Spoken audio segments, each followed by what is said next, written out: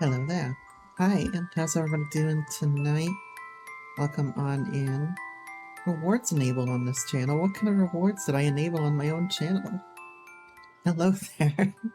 Hello. I hope everyone is doing well tonight, although I think there's only like one person in right now. It's okay.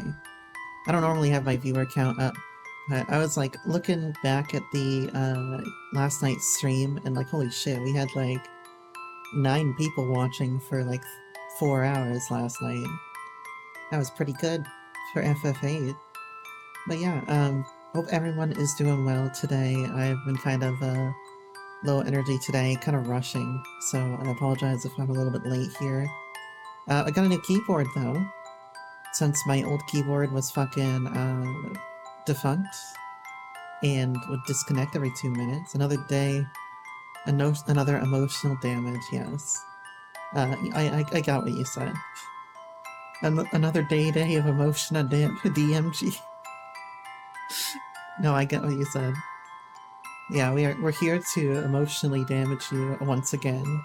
You're in the middle of a fight. Are you trying to like weave typing in the middle of a fight? I can do that on Black Mage. I can't really do that on other classes. I can yeah, I've done that plenty of times. I've even done that during Savage before. Like tab out and try writing a message during mechanics. But I promise I will not do that this tier of Savage, which I've been watching a little bit of, and at least the 4th fight, you have to be, like, on the fucking ball with, like, I wouldn't say your assignments, but understanding what the boss is doing at any given time. You gotta be really on the ball with it, more so than in other tiers, where I think they give you a little bit of, a little bit more leeway in terms of time. But yeah, I hope everybody is doing well tonight. We're here for another Studio Elon special, Heart of the Woods here. I think this is the 3rd Studio Elon game we're playing, out of 6, I want to say. But we have Please Be Happy, Highway Blossoms, Heart of the Woods, and then we have National Park Girls Twofold, The Girl in Red, Without a Voice. Okay, so there's 7. There's 7 Studio Elon games that I have to play. And then there are 3 Studio Elon games that are in development right now. You've got A Tithe in Blood, you've got the sequel to Twofold, and then something else, I think. So basically, we've got a lot to do still, and this is only the beginning, which is perfect. I've heard Twofold is wonderful, by the way, and Heart of the Woods is also quite good, so I'm excited for this one. It's extremely Christmassy so far, which is not what I expected. I've been going mental in the past like 20 minutes, because I usually get things started up like 20 minutes before stream start. I do a check on the sound to make sure the sound levels are kind of in the correct area on the bars and whatnot. I've been listening to these bells for like straight up 25 minutes, man. And I'm losing my mind. I can't wait to unlock some music for the music room, man.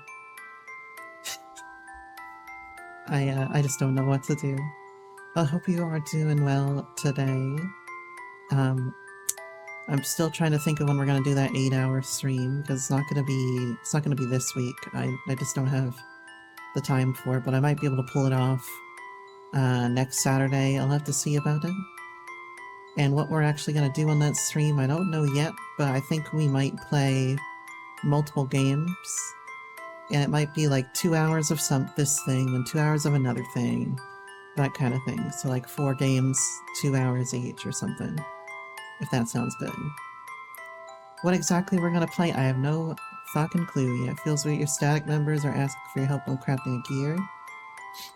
What, it feels weird to be needed? Or is it like, it feels weird for the shoe to be on the other foot kind of thing? Like, I can remember you 5 months ago specifically getting us the crafting materials so that we could make you the gear together. And then I fucked up. Well, I fucked up. And then I was like, Lana, you do this. I'm done. You do this, make sure that you don't fuck up. Because I'm awful. Yeah, I guess it can be kind of weird to have to show the... It's weird for me right now that I'm not crafting my own set. Because I've crafted my own set 3 tiers in a row. I've also pentamelded 2 tiers in a row, and I'm not planning on pentamelding this tier. Even though pentamelding would be a pretty big bonus to DPS. Watching the fights, it's not needed, you know. They're having like 2% wipes on Chunder with like 4 deaths. Like, DPS is not the issue in the fights ahead. It's just execution, right? So, I have no desire to right now, and I also don't have any desire to try to parse like I used to. And I used to really try to go for like 80 percentile parses or higher as soon as I could. And I'm not gonna be doing that this expansion, believe you me. Especially if I have to go in for another surgery at some point. Another hand surgery. That'll be real fucked up. But yeah. So, I'm just chilling out, man. I'm just gonna do Savage when I get there. And we're gonna see what happens. And I'm terribly worried about it. The only thing I'm worried about is the phase transition on the 4th fight. Maybe being like a pain in the ass on Black Mage. But you know, they don't give a shit about Black Mage this expansion. It's okay. Now you're gonna see me in 2 patches from now, maining Pictomancer. And changing my whole tone. But yeah. Wanna play some Heart of the Woods today? They did buff it, they buffed it by about 5.1%, which is still not enough. It's like 7.5% would have been the goal to make it competitive with Pictomancer, and it's still not. But it's still viable, I should say. It's viable, but it's not competitive with Pictomancer. Just the way it is. It's like 2%, 2.5% off or so. But it's okay. Because it's not gonna be me playing a Black Mage that's gonna stop us from clearing, it's gonna be the mechanics themselves. You know? So just don't really worry about it too much. Yeah, Heart of the Woods. I'm gonna be probably going for like 5-ish hours today. We'll see. I don't really have a whole lot of energy to go for like a 6.5 hour stream like last night. Last night was wild, man. That was the longest I've just continually talked like that in a long time. But it was good. Yeah. I better not kiss her feet, is what you're saying? There's no promises there, you know. If a girl tells me to kiss her feet, you kiss her feet, you know what I'm saying? You don't... you don't argue with these sorts of things. Alright, so, I assume sound is probably good. And text... I can make the text large. I'll keep it default for now, we'll see how it is. Open dyslexic. I'll go with the dyslexia font. How about that? And I've already got audio cues, and screen shake are on already, so... I can't wait to fill out this, like, music room right here, because if I have to listen to this, I'm gonna lose my mind. A little high for the in-game music. Well, I can turn that down right over here. I can turn that down like there. Well, it's also the bells. Bells are, like, striking, and they're gonna make me lose my mind because I've listened to them for 30 minutes straight now. Okay. Let's go. Chapter 1. I'm a nerd. A winter wonderland. That's how this place was pitched to us. Out in the middle of a forest with an unpronounceable name in a village that time forgot. In the email, it sounded like every other ghost hunter's paradise. that we get messaged about, isolated and antiquated, with a tourism board encouraging hotkey events and gaudy billboards. The vast majority of those emails go unanswered. If Tara weren't so capricious, this one probably would have too. But no, something about journeying to the middle of nowhere for a month struck her fancy. Like always, I let myself get dragged into it. So here I am, for the last time. The train beats out a slow, monotonous rhythm beneath us. It's an older machine, a sort that looks like it's supposed to take us to a wizarding school or that should be in a museum. Look at this, we're already getting some beautiful visuals. So, I assume Tara is whoever's over here, right? Is this too loud? Yeah, let me check this balance right here just before I keep going. Yeah, it seems a little bit loud. Let me crank it down a little bit like that. Is this good? Because it's gotten a little bit louder than the bells from earlier, and I can adjust that again. Like that. There we go. But yeah, like I was saying, Tara must be the other person. You think so? You think it's too loud? Or you think it's good? Tara must be the other person here. I don't know who this is yet. But they've already hit us with the great visuals.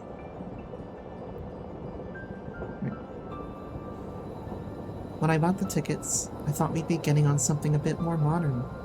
Oops. What do you miss? Nothing yet. Whoever these people are, Awesome Pie, basically we just started. They're going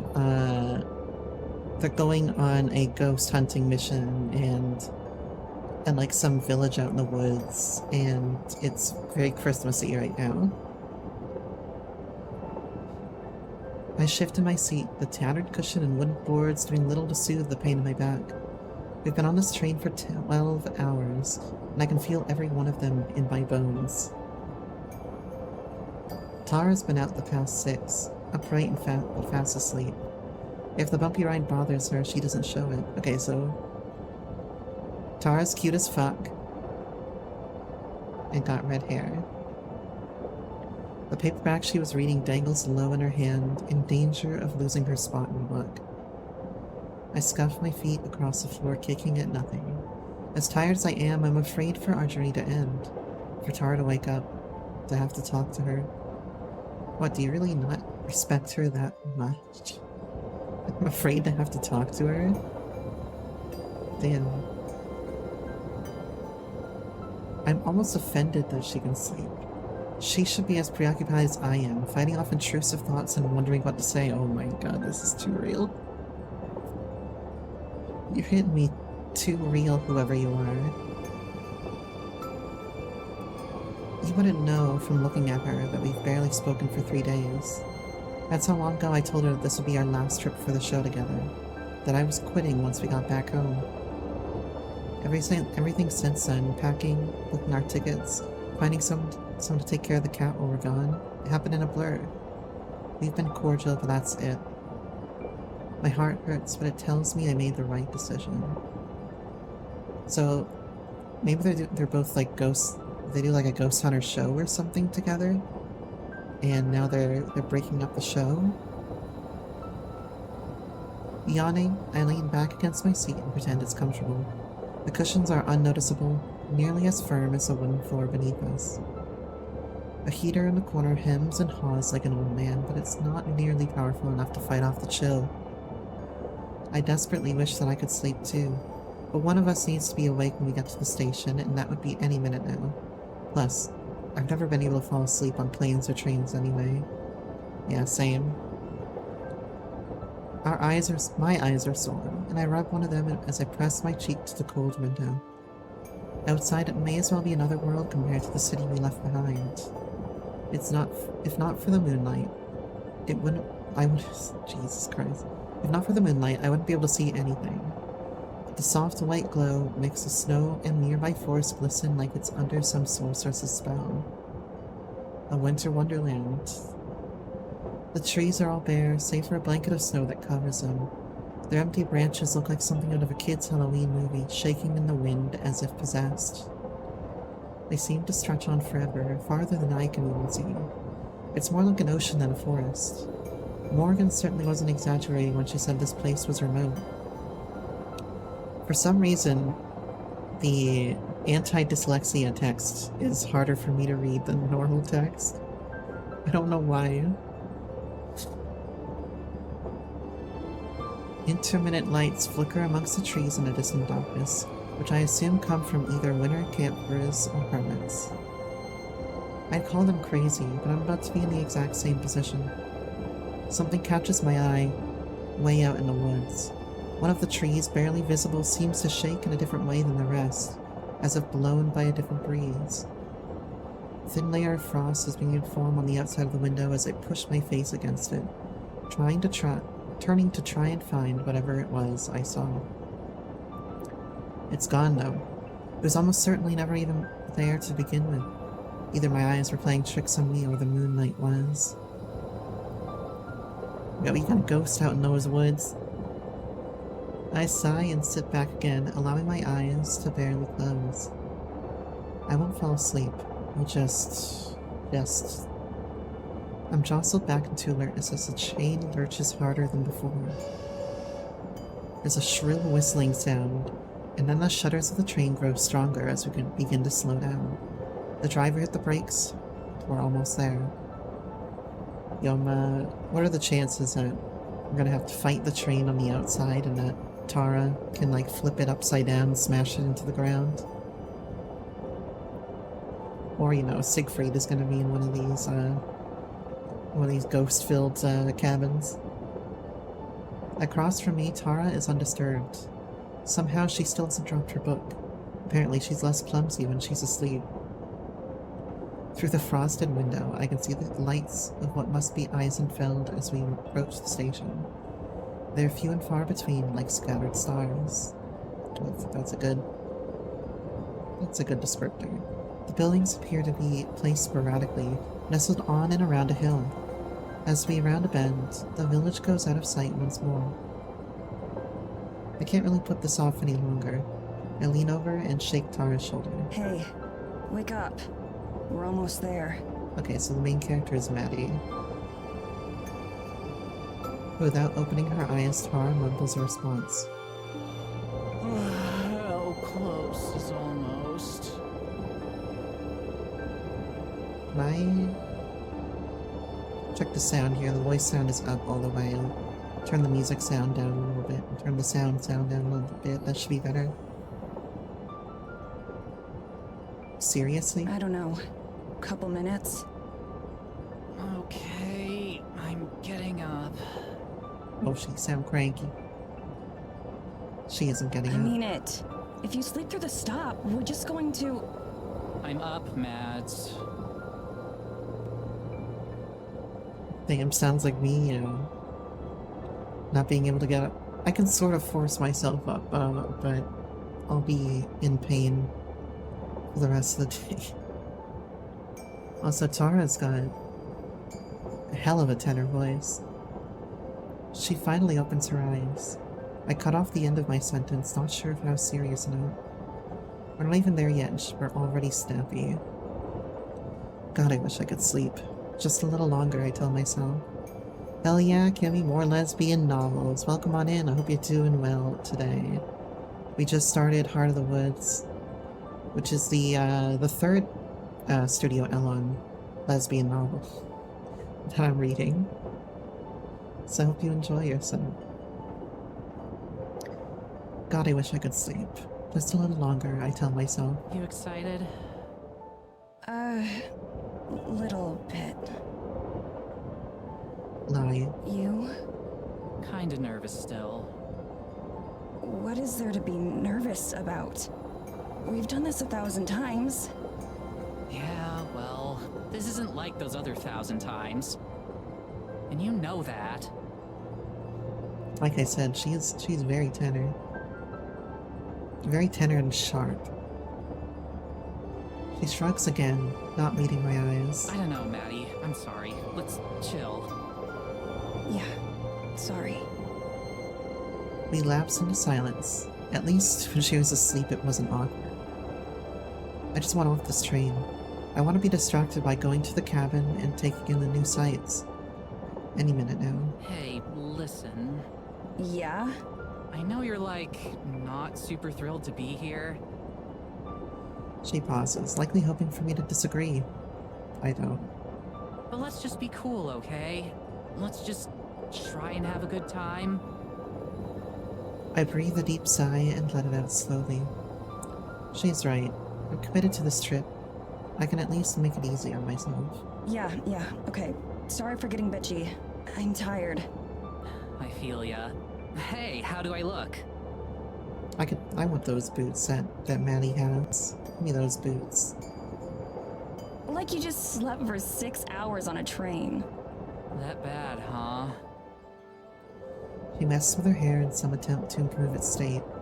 The results are unnoticeable at best. Hopefully it's good enough for Morgan... Fisher. Morgan Fisher. If she's meeting her online hero or Oh my whatever, God. then I doubt she'll care that your hair's a mess. Yeah, they do look like the Animos boots, don't they? So Tara is Morgan's online hero. Okay. God, I hope not. I don't want to end up on some fashion faux pas vid.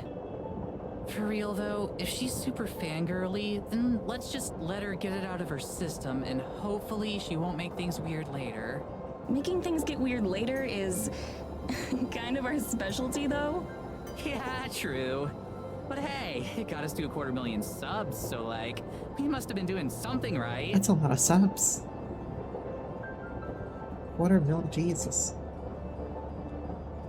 These are like good YouTubers. Imagine that, man. I just nod. I still can't help but fixate on how everything she says is past tense. It's over after this. I just realized I forgot to upload.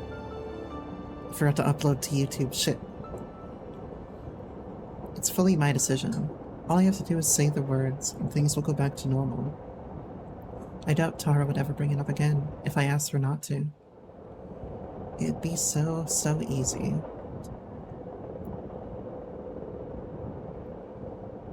Be easy for them to return to the way things were, but it sounds like Maddie wants her independence from it. She wants to she wants to get away from all that business. We step off the train and into another world. A frigid wind saps the heat from my body almost immediately, as if it had been waiting until we arrived to pelt us until our skin felt like it was burning. Oh my god, look at her. What is reflecting in her eyes right now? Unless she's just looking down to the left there. Oh, hi, Asian God, how you doing? How you doing, my bud?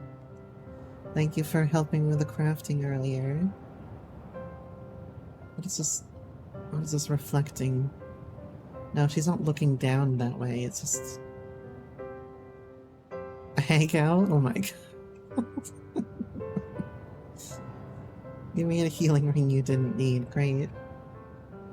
So welcome on in, we just started this, so far it just seems like, Maddie, the main character, and Tara, the secondary character, are YouTubers who do like ghost hunt shit. And this is gonna be their last one because Maddie wants to part from the project, but it seems like it's gonna have a lot of implications between the two of them and their friendship. And potentially ruining their friendship by doing this. I instinctively wrap my arms around myself and try to preserve what little body heat I have left, but it doesn't change a thing. I might as well not even be wearing a coat for all good mine does. As nice as it would have been, and as nice as it is to have the moon keeping things from being completely pitch black, I could really go for some cloud cover right now. Anything to keep some warmth around us. Yo, Tara's like... I mean, I see that it's just the style here, because you got this similar style right here. Tara's like... I was gonna say, it says down here immune to the cold. I was about to say the same thing, like... Jesus Christ. Also, what are those hairpins? Those are some very strange hairpins, Tara. What's going on there? Tara doesn't even notice the cold. Armed with nothing but her signature jacket, she seems immune to the chill. She oohs and ahs all over the rustic train platform like there might be a ghost hiding in the rafters. Just a minute later, the train rumbles off into the night, leaving us behind. Not a single passenger boarded. Tara watches it go, nodding in approval. Okay, this place is already killing it in terms of atmosphere. It's like she's completely forgotten the uncomfortable energy that had filled the train, back to her usual overly excited self. I'm calling it now that Tara is the trans icon of this game, just like Hermes. I should probably be bitter, but instead, I can't help feeling jealous of how she can just shake it off. She has a little pocket camera that she's been carrying with her, and she uses it to take a few pictures of the inky blackness surrounding us. I glance upward at the lights which hang from the ceiling. Okay, but you know, like, you definitely can't see me wearing shorts and a t-shirt out in the winter, okay? There's small candles lit with lit with a real flame as opposed to electric. One of them has blown out and swings uselessly in the breeze. You've seen some people. I have seen a lot of people. You know where I went to college. That shit is a horrific winter wasteland. And like I said, for some reason the dyslexia text has me like getting worse at reading. What do you mean? It's 5. How do you, with your thin little frame, survive that, Lana? How do you do that? You just trudge uphill 12 inches of snow both ways in April? No, not Wyoming. But, are you saying that you can do that? You're small but strong. Well, strength has nothing to do with your frost immunity. Vermont close. I feel like you're listing off things that are late in the alphabet. Forget cold. Forget about it. You don't like cold. That's what we're talking about, though. What did you think we're talking about? Yeah, we went to college in New York, but like in closer to the like upstate area, or like middle of New York. Yeah. Cold isn't as bad. Well, yeah, no. I'd rather be really cold than really hot. Yeah, when they tell you like, you know, don't linger for more than like 15 minutes outside or you get frostbite in your throat, that's when like, and you know it's kind of bad. Steamed hams area. Jesus Christ. Actually, I've been to Buffalo as well at some time during the winter, and it was kind of bad. The marching band at Cornell, we were playing in, at the Buffalo Bills game at one point during halftime. Your asthma tries to kill you. My asthma tries to kill me when the seasons are changing to cold or changing away from cold. That's when my asthma acts up. Personally. Poisonally. But yeah, we played the Buffalo Bills game once and it was pretty fucked. But it wasn't unbearable, at least, because we're marching around. They're about as ineffective at keeping away the darkness as my coat is at keeping me warm. The low light will surely ruin Tara's photos, but she's snapping away without a care. You know none of those are actually going to be visible, right? She ignores me. I should probably just let her enjoy the moment. This place really does feel super eerie. Listen. I do, and it soon becomes apparent that she's referring to the silence. What she's referring to, the silence. All around us, it's quiet. Even the sound of the train has faded, leaving us in total solitude. Oh, I need to crack open my water. Why aren't you guys hydrating me over here? It's been 34 minutes. I need some hydration over here.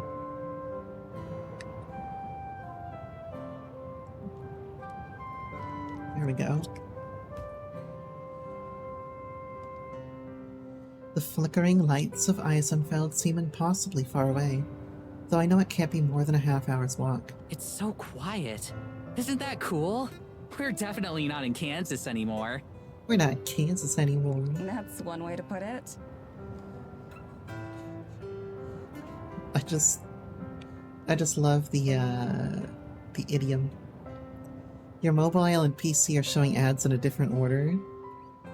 Interesting. You come back to that. The PC ads are longer. Interesting. I wonder why that is. Did I skip something? That's one way to put it. No, I didn't skip anything. I strained my eyes and ears, looking for any hint of Morgan, who's supposed to be picking us up. You think the sound of the car's engine would carry pretty far out here. For real though, I think this could be the place where we finally get some hard evidence. Something solid. Oh, I'll give you something hard. She says this every time, but she usually sounds like she means it more. Just look at it. Something's gotta be out there. I can feel it. We both look off towards the trees. In the train, it's difficult to see where they ended. Here on the platform, it's impossible. My expectations aren't any higher than usual, though, which is to say, non-existent. I wonder if Tara really believes what she's saying either. When she speaks again, her voice is quiet. That would be the perfect send-off, wouldn't it? Your barrage didn't show up? I heard the sound of it.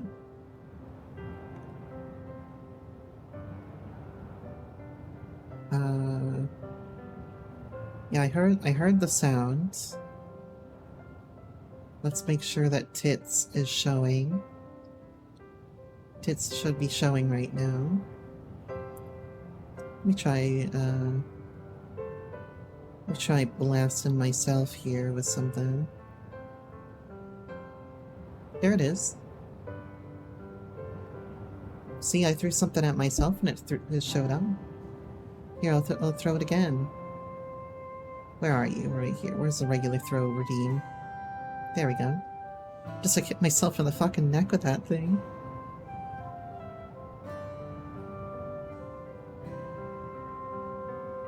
Her words sting. Damn it, not here. Not already. I want to try and deflect away from this somehow. To set her back on her path. Let her enjoy this moment without me spoiling it. Who knows? Maybe this will be the one that finally gets you a con panel so you don't have to crash someone else's. You're saving for ASMR. Oh, I think they just showed up. Awesome Pie. Did you just see that? That was one time, and their panel would have sucked without me. Her voice has an edge of her typical bravado again.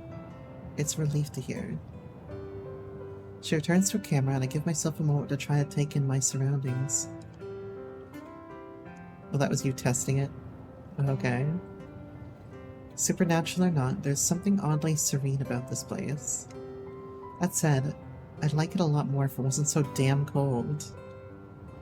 I shiver and cross my arms even tighter. Surely Morgan will be here soon. There's no noise, though. Let me check my tits real quick. Tit source is on, it looks like. Let me test it out real quick.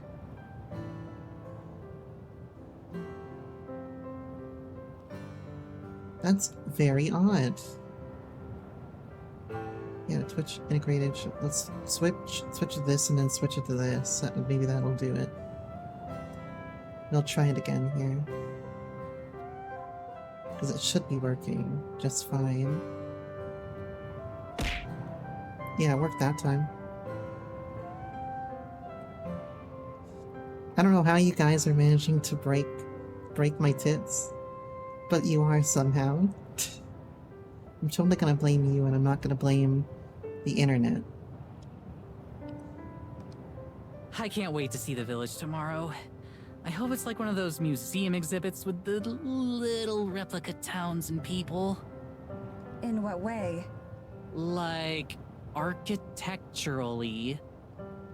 She sounds out the word slowly. All rustic and old-timey. I can't imagine that it'll be that different from home. They've got to be modern enough for Morgan to watch Paranormal after all. Paranormal? If you're expecting people to be walking around in monocles and waistcoats, you're gonna be disappointed. And here I thought I'd finally get a chance to show off how amazing I'd look in a top hat. I'm sure you'd be the teen my God. heartthrob of the Victorian era. They're all like suddenly showing up on my activity feed too. It's weird. Damn. Our trans icon really wants a top hat. I think we need to give it to her. I think everyone deserves everyone deserves the fashion that they want. It's our God-given right. Which means I should be able to walk around in fucking combat boots only. She gives me a brief snort of amusement. Combat boots and a bra. Her responses feel more muted than usual, but the fact that we're still able to banter is a good sign. I'm glad that I can cheer her up, even if I was the cause of her low mood in the first place. However, after one moment, she looks back at me. Her expression is serious for once. Okay, so about Morgan. Like I said before, let's give her a chance to get all the excitement out of the way first. We should be nice and friendly, but let's try to keep it professional. I never thought I'd hear you, of all people, say that. I find myself flashing back to all the unprofessional situations I've had to extricate Tara from, ranging from bad one-night stands to actual police custody. Okay, so Tara's a bad girl. There are a lot of ways I could describe Tara, but professional is definitely not one of them. Hey, I usually make a good first impression. It's just the second impression and beyond that you've got to watch out for. God, same. I laugh out loud at that, and I catch her smirking before she looks away. Tara looks a little bit like Amber right here. Or not Amber, Marina here. Do you remember the scene when Marina and Amber are in the dead drop thing in Las Vegas? That's what Marina looks very like that with the chubby cheek here. She could play cool all along if she wants, but I can tell from the way she's bouncing up and down that she's undeniably excited for this fangirling she mentioned. It's usually one of her favorite parts. I'm sure a little ego boost will go a long way right about now. I can feel myself hopping back and forth slightly as well. That's more out of a desire to keep my blood flowing. Thankfully, it isn't too long before I can see a silhouette of someone approaching through the storm. Oh, thank God. It's gotta be her, right? Given that we're the only people out here, I really hope so. As the girl gets closer, she gets easier to see. She's not exactly an imposing figure, but she moves with purpose. She's carrying a large thermos, which she raises in greeting as she approaches. You know, I learned recently that thermos is like one of those things like Kleenex where it just becomes the common thing to say the brand name and not the actual name of the thing. Which is like it's like a vacuum, whatever, like a vacuum canteen or whatever like that. We just say thermos, sort of like how we say Kleenex instead of tissue, even if it's not Kleenex. I wave back. One of the first things I notice about her is that for some ungodly reason, she's not wearing a coat. All she's got to protect her from the frigid weather is what looks like a hand-knit sweater, much like Tara. Once she reaches the platform, she greets us with nothing more than a tired smile and a small nod. Not exactly the geeking out Tara was expecting. Hey there, you two. Sorry I'm late. Her voice is friendly but flat. She sounds like she hasn't slept in days. Yeah, same. Yeah, it just appears to be the style. They all kind of have that swirliness in the eye there. Tara looks a bit taken aback by how subdued she is. Covering quickly, she puts on her big celebrity grin. Oh, no worries. Are you Morgan? That's right. It's really nice to meet you, Tara. Morgan smiled as Oh my god. Morgan's smile does seem to grow warmer as she greets her, but her face quickly regains a neutral expression a moment later. I can see Tara's smile faltering. Jesus, guys, I'm failing already. Hold on, let me take a drink, and maybe that'll reset my tongue.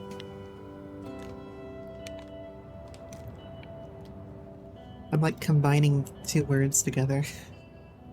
I can see Tara's smile faltering as she realizes that this is clearly the maximum amount of geeky nerd this girl is capable of. To her credit, she recovers well. Likewise. Charmed, I'm sure. Okay, maybe not that well. Tara extends her hand and Morgan gives her a brief handshake before turning to me. You're Madison, right? I think we spoke online already. Just Maddie is fine. Nice to meet you. She shakes my hand as well. It's a firm, friendly handshake that ends as quickly as it began. Before she continues, she takes another sip from her thermos. I find myself wishing for a cup of coffee, too. It really is nice to meet the two of you. I'm sure you receive a lot of invitations, so I'm glad you were interested in mine. Man, I could go for a fourth cup of coffee right now. Are you kidding? Remote village in the middle of a huge forest? There's no way I'd pass that up. I've heard all kinds of stories about the things you'll find in places like this. Hopefully not too many, or I won't have anything new for you. Oh, I'm sure you've got something I'll be interested in. Oh well? Real smooth, Tara. So much for being professional. I can see Morgan's mouth twitch slightly at the comment. I can only hope it was something closer to a smile than a grimace. Tomorrow I can show you around the village. There isn't too much out of the ordinary there, but I'm sure you can find a few things that interest you. Don't you peek at me from over the chat. Also, you missed me. I'm just rereading that. That would be wonderful. We can go sightseeing when Tara isn't off chasing spirits around in the woods. Morgan and I both smile. Tara flashes me a look of mock annoyance for the slight. But it's probably eating her up that I've gotten more of a reaction out of Morgan than she has. It's about a half-hour's carriage ride to the cabin if you guys want to head out. Do you need help with your bags at all? Are we competing? Tara lifts her bag, giving Morgan another shiny grin. I'm pretty sure I see her accidentally flex her arms, too. Don't even worry about it. I got this. Okay, cool. This way. As we follow her, I can see Tara pouting behind her. I've never seen the wind get taken out of her sails like that. At least that gives her another thing to think about besides my departure. Wait a second. She's a carriage? No way! We're standing in front of an honest-to-God horse-drawn carriage. If it weren't for the little white puffs of breath coming from the horse's noses, I'd be willing to believe that it was some sort of commemorative statue. This is so cool! Is it yours? It belongs to my family. Given that there aren't any roads through the woods, there isn't really a point to anyone out here owning a car. Tara's got a pair of lungs. Also, I want to go on a carriage. Damn, who wants to take me out on a romantic carriage ride? What's this music in the background? I move closer, examining the craftsmanship as best as I can in the moonlight. Design is fairly bare bones, but a few flourishes here and there and some semi-ornate painted finishes make it clear that this was something built with love and care. Somehow I'm the only one who seems intrigued by our ride. Tara, come take a look at this. As I speak, I look back and see her standing completely still, as if the cold has her rooted to the spot. Give me a sec. I'm just taking in the view a bit. From a distance. She's trying to act nonchalant, but her wide eyes keep flicking towards the horses. Her previously genuine grin has turned into a very nervous grimace. Is Tara afraid of horses? Slowly inching forward, she scoops further away from the horse as she approaches the carriage. I doubt she planned for part of her first impression of Morgan to be learning that she's absolutely terrified of horses.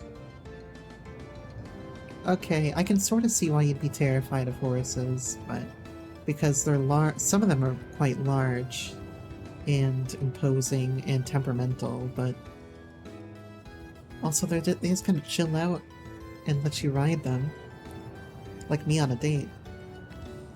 She had better at least learn to tolerate them, or this is going to be an even longer trip than I expected. Wait, if this is the only way through the woods, how are we going to get back and forth between the cabin and the village? Don't tell me we'll have our own carriage. Neither of us can drive one. Oh, I'm going to be driving you. I can take you back and forth and help you navigate the woods. You didn't expect me to just let you wander around a forest in the middle of nowhere without a guide, did you? So she's gonna have to be like our ride every single time, so I guess I can only imagine that would get very annoying if I start making lots of trips out to parts of the forest over and over. Tara is still slowly making her way towards the carriage, does her best to give me a look of excitement. If anything, it resembles the look of a panicked hostage. The fact that she's still trying to play it cool is almost admirable in its futility. You're sure that's not any trouble? I'd hate to inconvenience you any more than we already have. It's no trouble. I run my own shop, so my schedule is pretty flexible. I'm more than happy to help. Hell yeah, self-employment. She looks over at Tara, who has finally made it within a few feet of carriage. She shoots us both a thumbs up. I have a feeling she might need it. Trust me, you have no idea. Morgan turns and deftly swings up into her seat, taking hold of the reins. Tara finally manages to place her hands on the carriage and climb up to sit alongside her, shaking all the way. I let out a sigh of relief and follow suit, mounting up next to Tara. It's a little cramped up here, but I'd feel weird just sitting by myself. Besides, not keeping an eye on Tara is a pretty guaranteed way to make things even worse. Make an even worse first impression. Oh my god. Yo, Morgan, where's the radio on this thing? What do I jack into? So, can you do any tricks in this thing? Oh my god, doing donuts in a fucking carriage? The path of the cabin turns out to be a complicated one. We've been making twists and turns through the trees for a few minutes, but Morgan seems to know exactly where she's going. Not even the dark can stand in her way, and also probably that there's probably wagon ruts on the ground. Like, if you just retrace those, you'll probably get to the right place. You can navigate through all this with just that little lantern? How can you see landmarks? Don't worry, I know these woods better than just about anything. Besides, the moonlight is more than enough for me. I can't help but feel embarrassed as I think about all the times I had to use the flashlight on my phone to just find something I dropped on the car. I definitely wouldn't last out here. You know, my first thought when I saw Morgan walking up out of the shadows was that Morgan was the ghost. And for some reason that's only getting more and more, it's only feeling more and more like the case. She's so cringe, I love her. Which one's the cringe one? Who's the cringy one, Tara? Or, Madison? Or Morgan? Yeah, she's like... She's more and more supernatural as we talk. Morgan is. Which leads me to believe maybe I was right about something in some strange way. Looking over, I can see Tara bouncing on her leg, probably about to launch into a torrent of questions from Morgan. After that flubbed introduction, she's clearly a little less gung-ho than usual, but I know that won't stop her. As such, I should probably get my handling of the actual adult stuff out of the way quickly before she gets lost in the noise. Is there anything about the town or the people that we should know? Local customs, things to avoid saying, that sort of thing? Morgan thinks about it for a moment, silent. There's a curfew at midnight. Also, you're not supposed to go too far into the forest. I ignore both of those rules a lot. Yeah, that definitely sounds like there's some supernatural shit. Most of the villagers tend to be sticklers about them, though. You meant Tara? Yeah, so if your message is going out a lot later than you thought, it might be either your connection is making it slower for the packages to be received, or that because of your connection, the delay is increasing over time between when I talk and when you hear it. So if that starts to happen, pause and unpause the stream. And that usually catches you up faster to whatever's new. And Yeah, because even with my connection over time, the parity between what I'm seeing and what's being broadcasted will increase over time. Or sorry, that will decrease over time, so it'll get longer. So even I have to do that with decent connection. Most of the villagers tend to be sticklers about it. Great, so our host is a troublemaker. I guess that means Tara will be in a good company. So, while we're on our way, could you maybe tell us about some of the specific supernatural occurrences you've seen here so far? Here she goes. Morgan sits up at the question. She looks over towards us and her eyes seem to lose a bit of their constant drowsiness. She's been waiting for this. Well, we have a lot of freak weather events. Strange storms that appear and disappear, or are localized to certain parts of the forest in ways that shouldn't be possible. Tara nods solemnly, already totally enraptured in what Morgan is saying. Sometimes when I walk in the woods, I can see strange lights here and there. Like tiny little stars inside the forest. I've never been able to get close to them, though. Oh, so there's like will-o-wisps out there. I raise an eyebrow, but don't say anything. We've had countless cases of strange lights before, all of which have ended with a rational explanation. That doesn't seem to damper Tara's spirits, though. I start to drift off. This is more Tara's jurisdiction anyway, so I'm sure they can just wake me up when we get there. There's also my cat. Your cat is a supernatural occurrence? She can talk, so I'd say so. Her words snap me out of my trance. Looking over at her, I expect to see her holding in a laugh or sporting some kind of mischievous grin. But her face is as serious as it's been since we arrived. Your cat can talk? Like, talk the way a human does? What are you on, Morgan? Yes, she's very well spoken, in fact. I try to hide a sigh. Weird weather and lights in the woods are ambiguous enough that we can play along with them. But every so often we get these blatantly fake claims, too. Like a talking cat. Tara, however, instantly perks up once her words sink in. She can't actually believe her, right? So, could we talk to her? She won't mind if I ask her a few questions, right? I was hoping you'd ask. I think you'll be very interested in what she has to say. The whole thing is clearly some kind of joke, but Tara is absolutely taken in.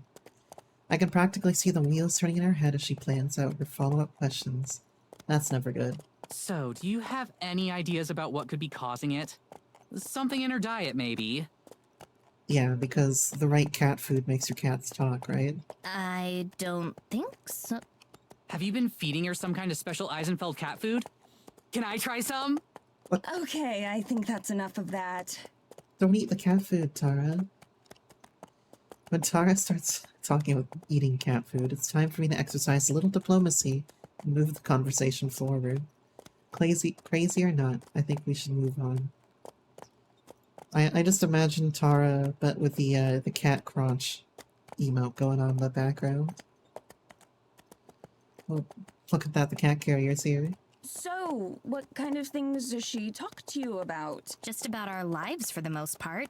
I figure you'd be better off hearing it from her rather than me. Quasi. Don't you make fun of me, Lana. Just because I can't speak today, and I'm like really stuffed up too, doesn't mean you can make fun of me. Look, I'm looking. Okay, I'll let you make your, you need to poke fun at you every once in a while. You need to poke fun at me. Yeah, somebody's got to. Otherwise, I'll have you under your boot. I don't need to, not be poked fun at for that to be the case already. So, okay, what were they saying before? It was, what did she talk about? Just about our lives? So, what kind of things does she talk to you about? Just about our lives for Yeah, the most okay. part. I figure you'd be better off hearing it from her rather than me. I'm sure that'll be illuminating. I'll say, if there's something that paranormal in the village itself, you must have seen way crazier stuff in these woods. When does the cat become a person and we get to date the cat? Date the cat girl. She starts a gesture as she talks, pointing back towards the village and swinging her arms as she mentions the woods. Well, there's one pretty major thing, but you probably won't believe me. I wouldn't have come out here if I didn't believe you. Anything you have to say, I want to hear. I can't detect a hint of cynicism in her voice. Either she really believed this girl she had just met has a talking cat, or she's giving a performance worthy of an Oscar. Are you sure? 110%. Lay it on me. She winks at her and flashes her finger guns back in celebrity mode. Tara's good at recovery with these things, but I've never seen her recover on this level with such speed. But as I watch her lean towards Morgan to make sure that she catches her next statement, I realize another possible reason for her passionate response. If there's one thing she loves more than hearing strange stories, it's trying to impress a cute girl.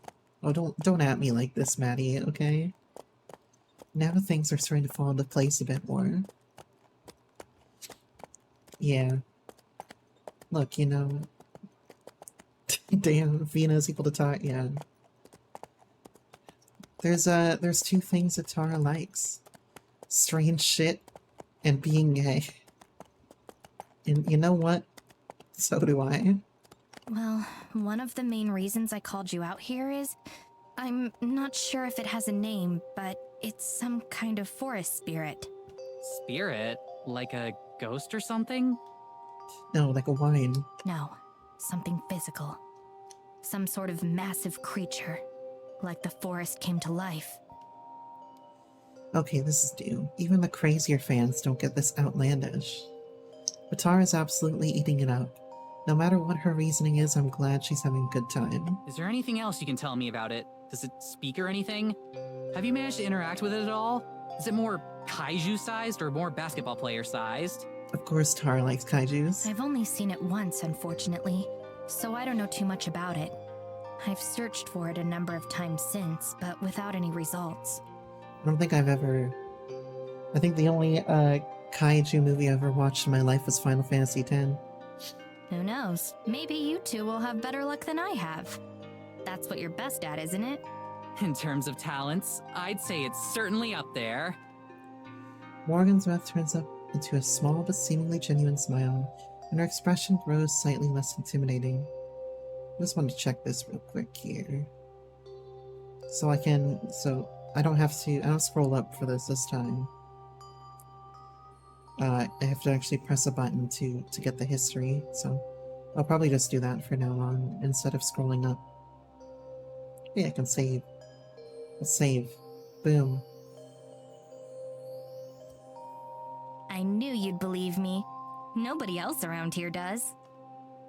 I can't imagine why. I feel a pang of guilt as that thought crossed my mind. As crazy as her story sounds, it can't possibly be easy feeling rejected in a community this isolated. No wonder she was so eager to bring us into the fold. So, how far away would you say we are from the cabin? We should be coming up on it any minute now. I'll help the two of you get situated and then head back. I'll be happy to tell you more about the spirit tomorrow. Thank God. Oh yeah, great. That's great. I'm exhausted. That much isn't a lie. All I want to do right now is pass out. We've passed the last of the house that I can see, but sparsely marked path continues on the forest. The last traces of civilization are behind us now. By any minute now? What exactly did you mean? I can't keep the biting tone entirely out of my voice. Just ahead. See? She points forward into the darkness. I strain my eyes to see anything other than murk. Finally, I spot the faint outline of a small cabin practically swallowed by forest. I started the heater before I left to get you, so it should be warm. That's what I like to hear. You're like Prometheus. Prometheus? What do you mean by that? I'm surprised you know who that is. Why? I love that movie. Tara liked Prometheus? Oh my god. Morgan suddenly jerks the reins and the horses come to a stop. Tara and I are rattled from our seats and nearly fall forward. Yeah, you heard Greek mythos, but Tara was taking it as Prometheus the alien, right? The movie in the Alien franchise. Damn it. What happened? Rather than answer, Morgan just glares into the darkness where the cabin is. I strain to see what she does, as my heart starts to race. You're disappointed? Yeah. Is it a wild animal? A bear? A wolf? There is a sound of footsteps as a shadow detaches itself from the cabin and moves towards us. A human shadow. An older woman comes into view, stopping just at the edge of the lantern's light. She's clearly related to Morgan. Her angular features and steely eyes, barely visible in the dark, make her look like she stepped out of a Baroque painting. Why are you here?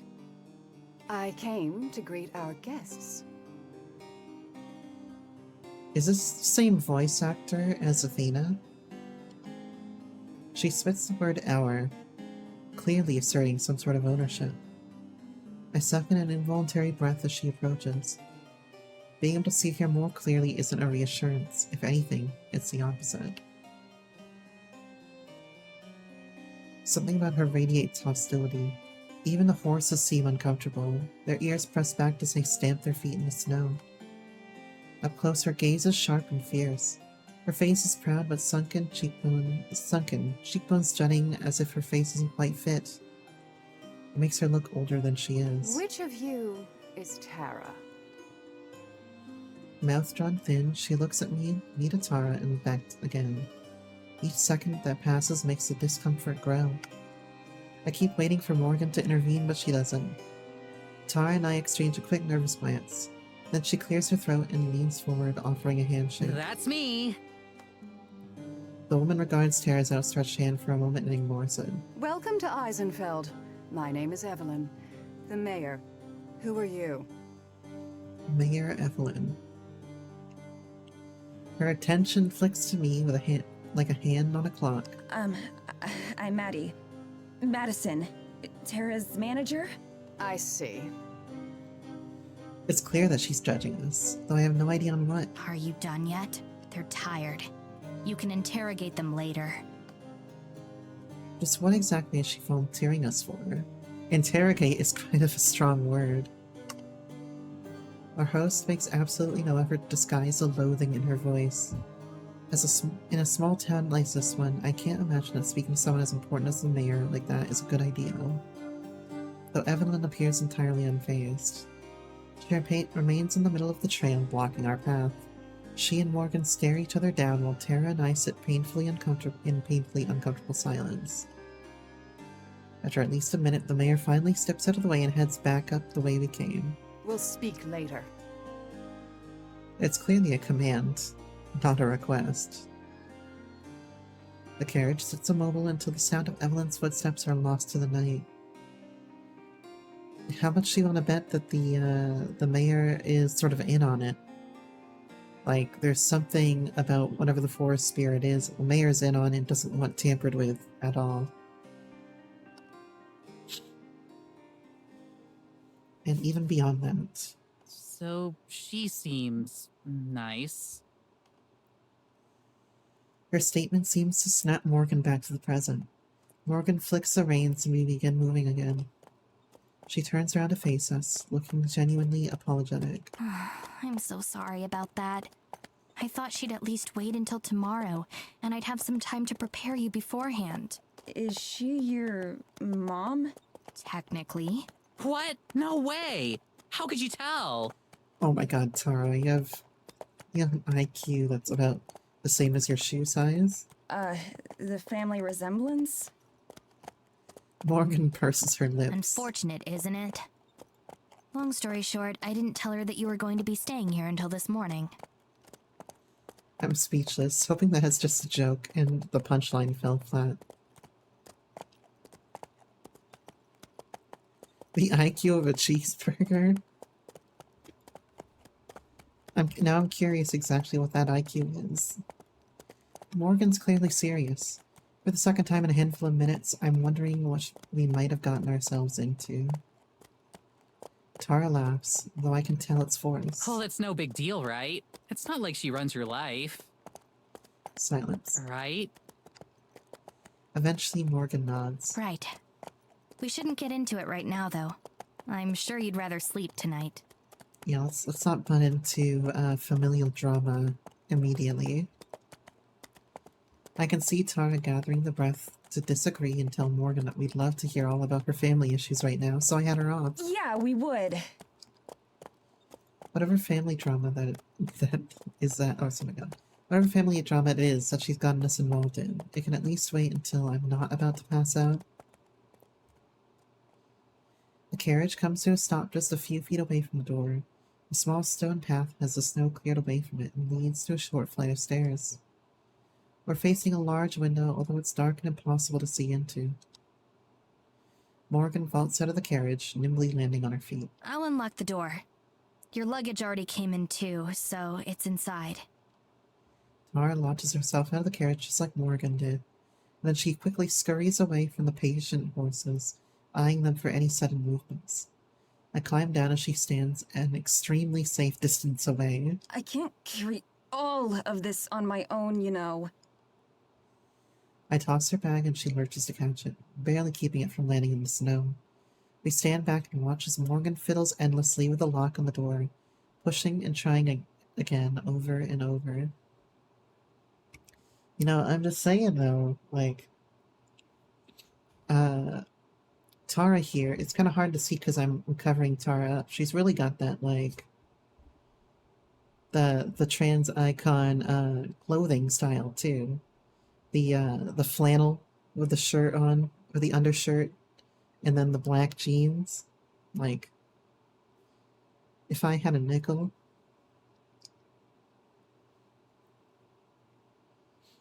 we need to protect Tara though. And Maddie is just like, with the glasses that she has, she looks like she could pass for like an accountant or a professor. Or you thought it was because she doesn't know how to dress up? Probably that too, I don't know. Now that we're so close to the end, I can feel the last of my reserves of energy rapidly draining. We're close to the end of the game already. The bags in my arms feel like they weigh 1,000,000 pounds. So, what do you think? She mutters as quietly as she can, though her timing couldn't be worse. I think I want to go to bed. Same as ever, then. You know me. Maddie's got cute-ass glasses, but she really do look like an accountant with like 2-inch long nails, you know, doing them at work while she's got a phone like buried in her shoulder, you know. Rubbing my arms, I peer into the forest. Just beyond the first few lines of trees, everything fades into an inky blackness, thick and impenetrable. Just like... I shiver, not entirely because of the cold. The cool breeze rattles the empty branches as they scrape against each other, mimicking the way I'm trying to stay warm. Finally, there's a banging sound as Morgan solves the mystery of the lock and nearly falls through the door. She pokes her head back through like nothing happened. I got it open. Hallelujah. I also like Morgan. She's sprightly and very interesting and nonchalant about everything. I haul my way inside and into the blessed warmth. It's been so long since we've been near a working heater. A small lamp on the side table casts a bit of light over the small room. Our luggage as promised is scattered haphazardly around the living room, just like home. Tara slips past me to bounce around and examine it all, her bags hurled as carelessly as I pulled them out of the carriage. Oh my god! Holy shit! This is so cool! There's nothing really out of the ordinary, so I just stand there and wait for her to get it all out of her system. Isn't this the coolest? It's like staying in a history museum. It's like staying in an Airbnb. That's the kind of thing you'd usually treat like a punishment. Is that how I'd react to going on a vacation? No. I'd get in here and I'd like drop on the couch, put my feet up somewhere, because that's just how I roll. And just like, you know, look around and be like, yeah, it's an Airbnb. I dig it. Now let's make me some coffee. Are you kidding me? I love history. We even did that whole series on the history of cryptids in the American Midwest. Hold on, I wanna know about the cryptids. And I spent like 3 months on that special about Bigfoot's impact on the Great Depression. Wait, what is Bigfoot's impact on the Great Depression? That's one of my favorite episodes. I had never heard of the theory that FDR was a cousin of Sasquatch. Yeah. And Biden's related to the Jersey Devil, too. To be fair, I don't think FDR did either. Morgan laughs and I just roll my eyes. I mean the kind of history that actually happened. History is doomed to repeat itself, Mads. I don't even respond. The whole episode felt like the plot of an awful low-budget B-movie. B-movie is not awful. B-movie is great. Although now I'm remembering Abraham Lincoln Vampire Slayer. Have you seen that one? Instead, I crossed the living area towards the tiny hallway with a pair of identical doors. These are the bedrooms? That's right. They're the same size, so there's not much of a difference. Guess I'll take this one then. I push open the door. Push open the closer door. Inside, it's just 4 walls with a bed, a shelf, and a small dresser. I drop my bag on the floor and roll my suitcases in. Yeah, why are the rooms so much emptier than, like, everything else? There ain't nothing here. Tara lingers in the living room, talking about the features of the cabin with Morgan. Suddenly I hear her yelp in pain or horror. I rush back out, knocking over my suitcase and nearly slamming into the door as I go. I half expect to see Morgan holding a bloody knife or something, but instead Tara's just holding her phone. What happened? A tragedy. Actually, worse, the apocalypse. Check out your phone. I do as she says, expecting to see a news article or alert or something, but there's nothing. Oh, what, you have 0 bars? What? I don't have anything. Exactly. No service out here. I check. Sure enough, she's right. There isn't the barest trace of a signal at all. What about Wi-Fi? I assume we have that, right? Technically. Oh no. I stocked up on books and downloaded a bunch of new films before we left, since I wasn't expecting to have much connection out here anyway. But I'm willing to bet that thought never even crossed Tara's mind. Good thing I packed a few books I think she'll like too. Do you think Tara can read? Tara glumly pockets her phone again as Morgan gives us a small smile. Let me give you the quick tour. Now playing Time of Smiling. What a cute little song. I don't think it's entirely necessary, since we can see everything ourselves, but I don't stop her. This is the kitchen. There's a stove and an oven. The stove is somewhat picky and doesn't always like to work. Actually, I guess it's the same for the oven. Don't worry, I don't know how to cook anyway. Look, she can't cook, she can't read, she can't dress herself, but she's really good at making a corkboard. Over here is the fireplace. I can show you how to chop firewood sometime if you'd like. Don't let Tara near I Max. think I might pass on that one. This is the couch. You can also sleep on it if you'd like. It doesn't unfold into a bed or anything, but I sometimes come here and sleep on it anyway. That doesn't even surprise me. The Wi-Fi password is on a note by the phone. So is my phone number, so you can reach me anytime. Do you have any questions? I SMH my head and look at Tara, who does the same. I think we're good. Thanks for all your help tonight, Morgan. It was my pleasure. Again, I can't thank you enough for coming all the way out here. I'll be sure to make it worth your time. I'm sure. Can't wait to get started. Me either. But I should probably be going for tonight. I've kept you up long enough as it is. Correction. She knows how to make a corkboard, and she knows how to inject herself with estradiol, which are really the 2 things that most people need in life, you know? A way to live and be happy with yourself, and a way to make money. Which, I don't know how corkboard makes you money, but apparently they have 250,000 subscribers and I don't, so I'm the one that's doing something wrong here. She heads out the front door, waving goodbye. Night, Morgan. Thanks again. Do you guys think I should make just a corkboard and make up some random conspiracy and try to push it as being real? Good night. Through the large window, we can see where she starts to make her way down the path. I'm gonna go to bed too. Yeah, same. We switch out the lamp as we head to our respective rooms. Tara grabs her bags from the floor where she tossed them. All right, see you in the morning then? Yeah, night.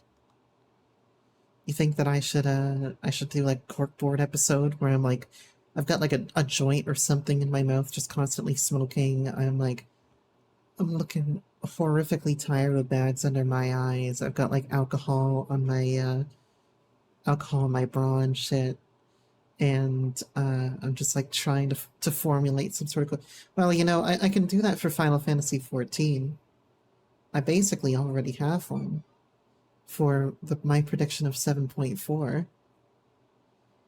Do you think that would push me over the edge? Give me the boost that I needed? I shut the door behind me and she does the same.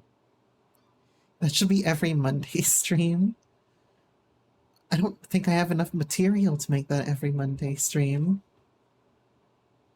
Like, do I just keep adding on to the board with my fan fiction of what Luna Calhai is going to be doing in 14? I mean, I can do that. Oh my god.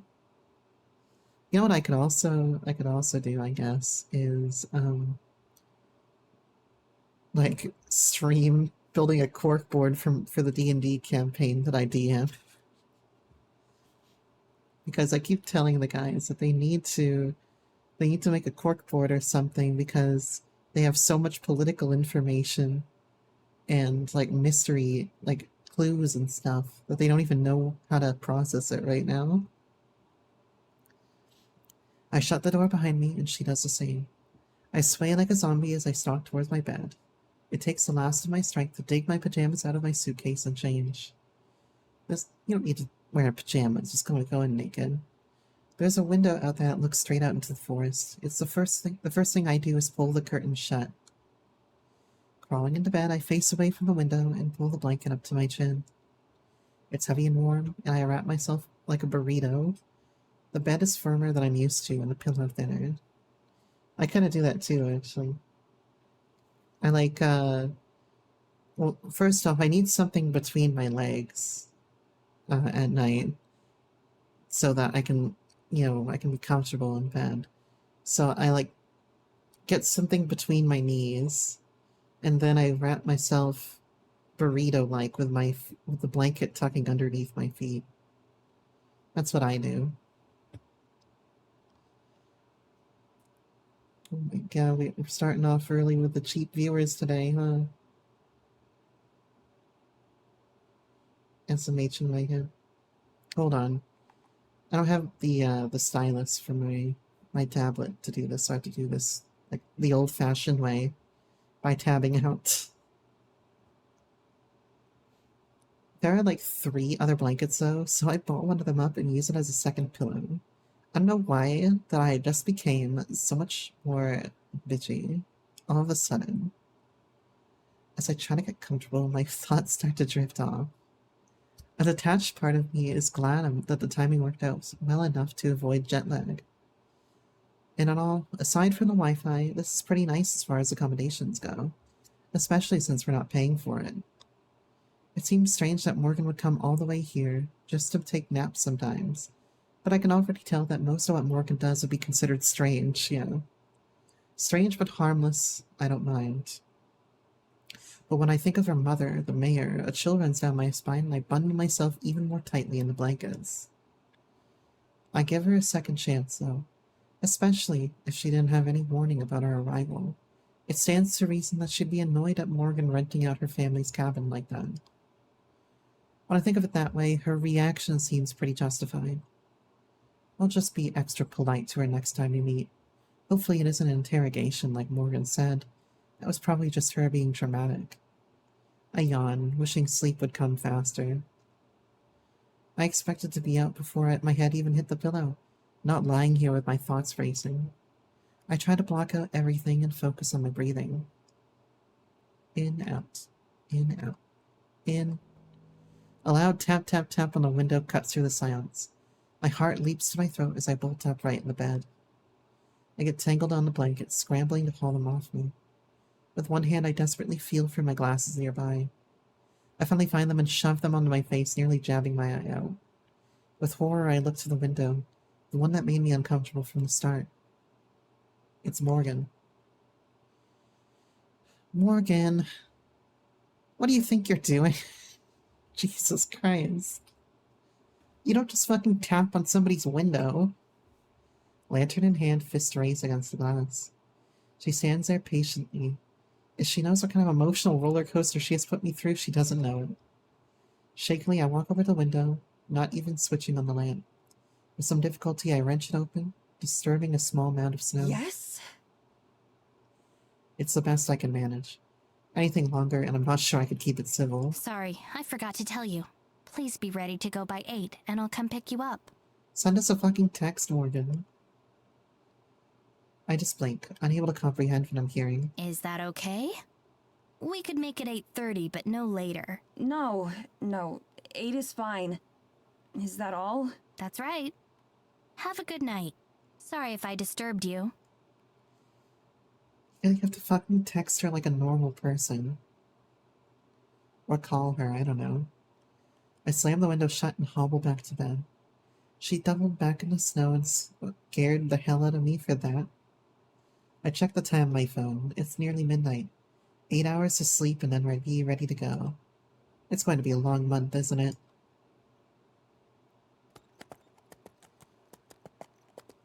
Sound effects rhythmic hoofbeat. Thank you very much.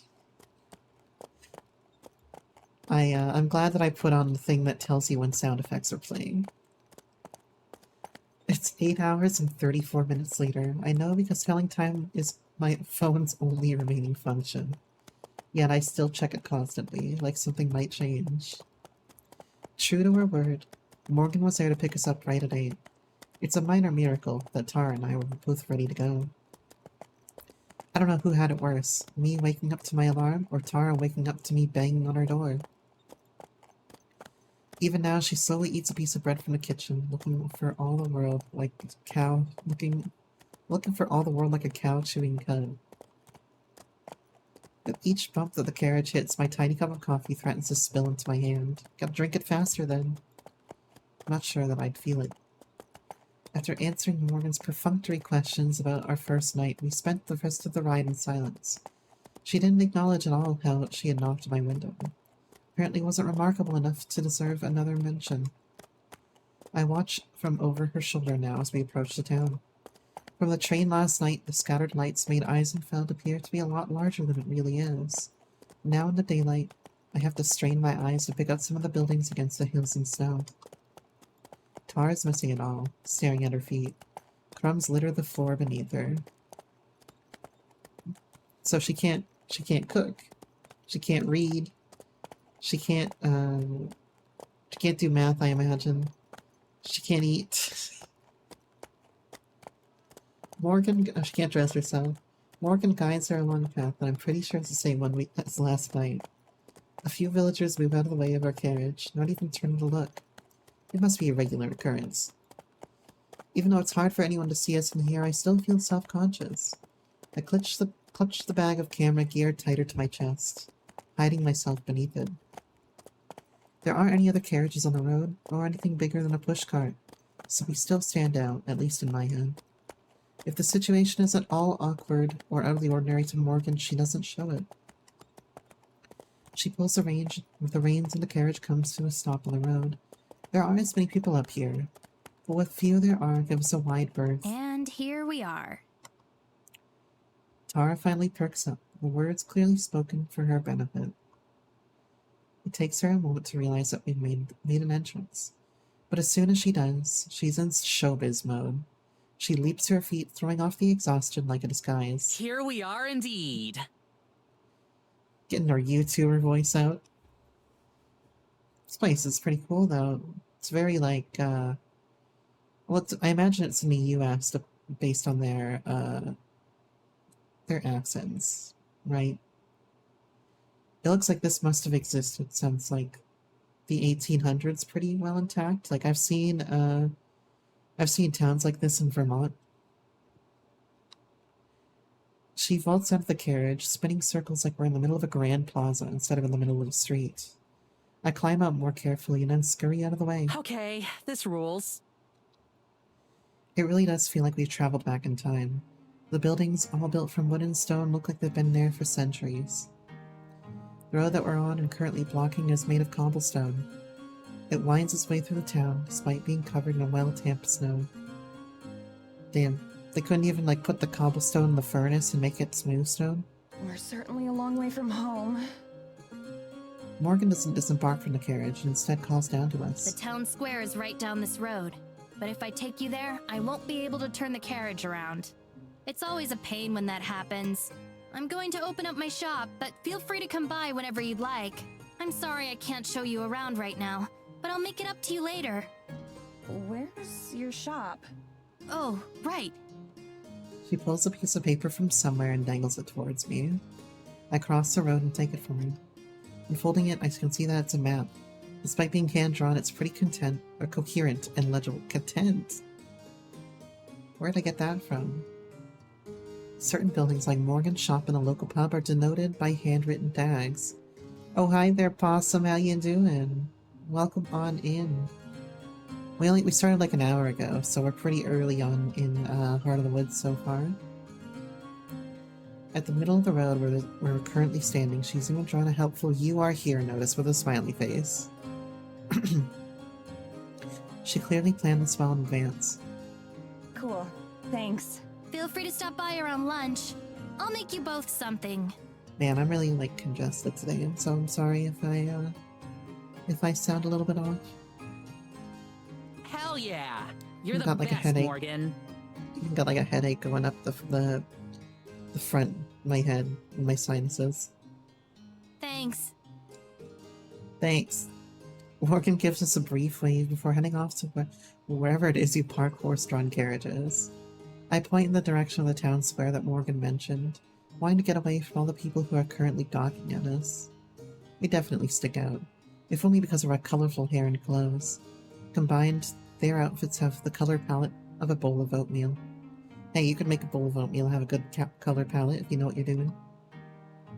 Although they stare, nobody really says anything, either too polite or too intimidated.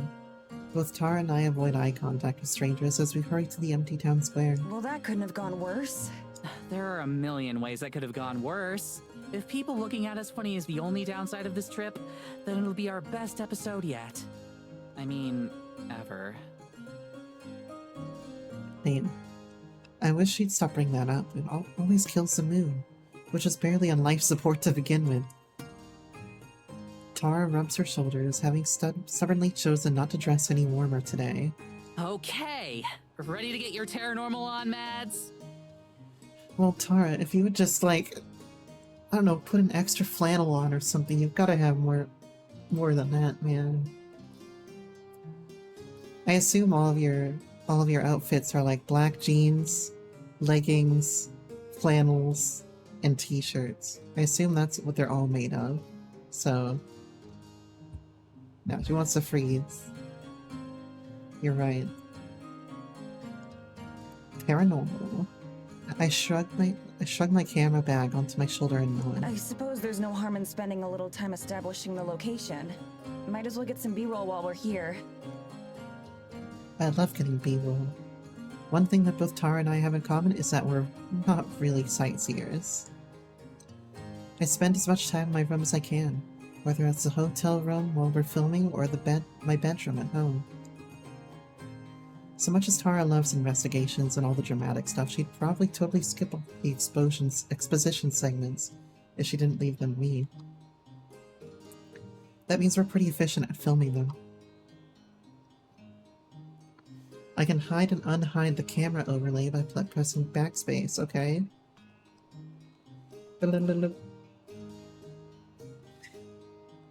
I turn on the camera and slowly turn a circle, capturing the ground, sky, and some nearby buildings for footage that we can splice together later. I do a slow pan across some of the houses and frame and hold a shot of the path further into the village. A young couple passes by holding hands, and they share a suspicious look at the camera as they go by. Yeah, we're not going to use that for the B-roll, I don't think. Guess I'm editing that part out later. Most of the time, making paranormal videos just has me finding ways to stretch 10 seconds of interesting footage into a 10-minute video. God, I know, I've seen the same exact thing, right, when you see, like, I don't know, the Elden Ring trailer get picked apart, for example, and it's like a minute and a half of footage, and they just repeat it over and over for like a 45-minute video. It's just too much, man. Gotta do better than that, you know? That's something else that we're both good at. The cold wind makes it hard to keep a steady grip, so I stow the camera and shove my hands in my pockets. Get anything cool? Unable to browse on her phone like she usually does while waiting, instead Tara watches from over my shoulder as I record. Not really. There's not much to see here. That last sentence was kind of awkward, but also because of the fact that it would have been a tangling participle otherwise, it had to read that way. Yeah, it's kinda less impressive up close. It's the kind of place that you'd expect a tumbleweed to blow through, like if the climate fit. Wow, you're turning into quite the poet. Jesus Christ, Tara. Oh, shut up. What? It was a compliment. Anyway, since filming the village is a dud right now, we should follow up one of the rumors Morgan was talking about the other night. I'm thinking giant tree spirit. Can't dress herself, she can't cook, she can't eat, she can't do math, and she can't compliment.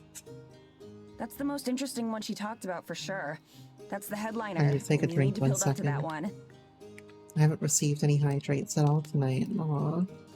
If you see me, I'm doing a poor, sad little pleading face IRL.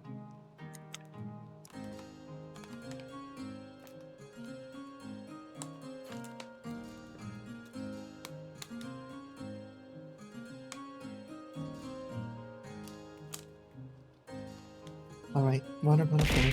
Oh god. Okay, but I just finished this, like, 2/3 of a water bottle right there. Now I have to hydrate again.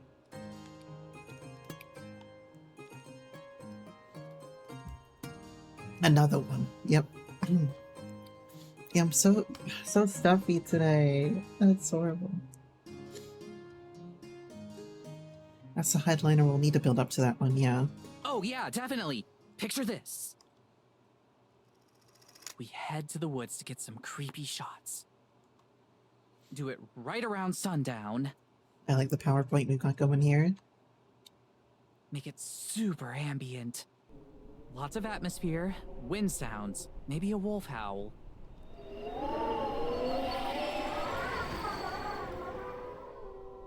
You've got a good wolf sound effect we could use, right? Yeah, of course. Anyway, I do a narration over all that, introducing where we are and what we're out here looking for. We're just gonna use like a stock wolf sound effect. It's gonna sound cheesy as fuck. Then we get a sound of a big branch snapping, and just cut the video right there. Tara looks pleased with herself and glances back to me for approval. It takes me a minute to react. So, end the video on a cliffhanger? Yeah, I think so. We can definitely stretch the Eisenfeld stuff into a mini-series or something. We should be able to get at least 3 episodes worth of stuff out here. Okay, the one thing that she is good at is clickbait. That sounds fine. A snapping branch is a pretty weak way to end it, though. Especially since, like, we uploaded the video. No one's going to wonder if we're okay or not. Oh, that's true. So you think maybe we just make one long vid? Or end it differently? Maybe a different ending. I'll think of something later. I like the music in the background here is like very, what would it be? A little bit Undertale-y, kind of. Cool. You're the best, Mads. I smile, but it hurts a little. I'm sure she's not trying to make me feel bad. She probably doesn't even know what I do. I just shrug, wanting to change the subject. We can also follow up on some of the smaller rumors. Like, in her email, she mentioned mysterious lights out in the forest. Like a will-o-wisp? Aren't those actually real? You're the expert. You should know that, not me. I mean, they can be explained by, like, combustion or chemical reactions. So I guess they're real in that sense. Tara stares at me expectantly. Yes, they're real, but it's just swamp gas. It doesn't matter though, because we need to wait for nighttime for that stuff. It's not very spooky during the daytime. In that case, we definitely want to talk to the locals. See what kind of rumors they've heard of, that kind of thing. Right, that's definitely the smart thing to do. We both faced back towards the street we came down, where Morgan dropped us off with all those nosy people, who just stared at us but wouldn't talk. Awkwardly. Or we could get some more establishing shots from other parts of the village. I like that idea. We pick a direction at random and start walking. As we head further into town, it starts to get more lively, and there are more people around. That must be the time of day, though. A couple folks shovel snow in front of their homes. A group of kids run up and down the street, accompanied by a sagging basset hound. A woman wearing what appears to be an entire bear for a coat shuffles past us. Wherever we go, the villagers watch us unabashedly. No one makes any attempt to talk to us, and conversations fall silent whenever we come near. I wonder if there was some sort of order given not to speak with us, or if it just happens naturally. I try to force myself to ignore it, but we're not doing anything wrong. We're just a curiosity. The only interesting thing about us is our out-of-townness. Morgan said that there are rarely ever visitors here. It's not hard to imagine why. There doesn't seem to be much worth visiting. Still, if they're going to keep this up, it's going to make those interviews even harder to do. Tara taps me on the shoulder, nodding in the direction of some of our observers. Is it just me, or is there kind of a creepy serial killer vibe going on here? Oh my god, can you not? Hey, I'm just kidding. Oh my fucking Just god. trying to lighten the mood a bit. My reaction having ruined any chance of that, neither of us speak again. I unpack the camera again and film a few of the storefronts as we go. As long as I'm surreptitious enough, most people don't notice and thus don't change their behavior. Inevitably, whenever somebody does see me filming, they tense up and just stare, ruining the take. It's like they've never seen a camera before. Maybe that's not far from the truth. One thing I have to give Eisenfeld credit is that there's more personality in its construction than I thought at first. Oh my god, my tablet! I knocked over my tablet when I was making sure that the screen doesn't go dark. I'm an absolute disaster today. Most of the buildings seem to be people's homes, but it doesn't take long to find a few stores here and there. The names are quite simple and plain, like you'd read in a tabletop RPG book. Don't at me here. Look, sometimes plain names can be good though, because it's realistic, you know? I remember in a previous campaign, there's part of a town that crosses over a river, and there's like a bridge that's sort of like a London bridge, where there's actually like, you know, buildings on that bridge front. And one of those is an inn, and it's just called the Bridge Inn. But that kind of thing is exactly what I would also see if I went to like fucking, I don't know, Waterbridge, Vermont? Or something like that? Bridgewater, Vermont? Yeah, Bridgewater, Vermont. If I went over to like Bridgewater, Vermont, I would find the exact same thing. There's also like the Shire Inn over there. I forget what town in Vermont that is. So it's actually kind of accurate.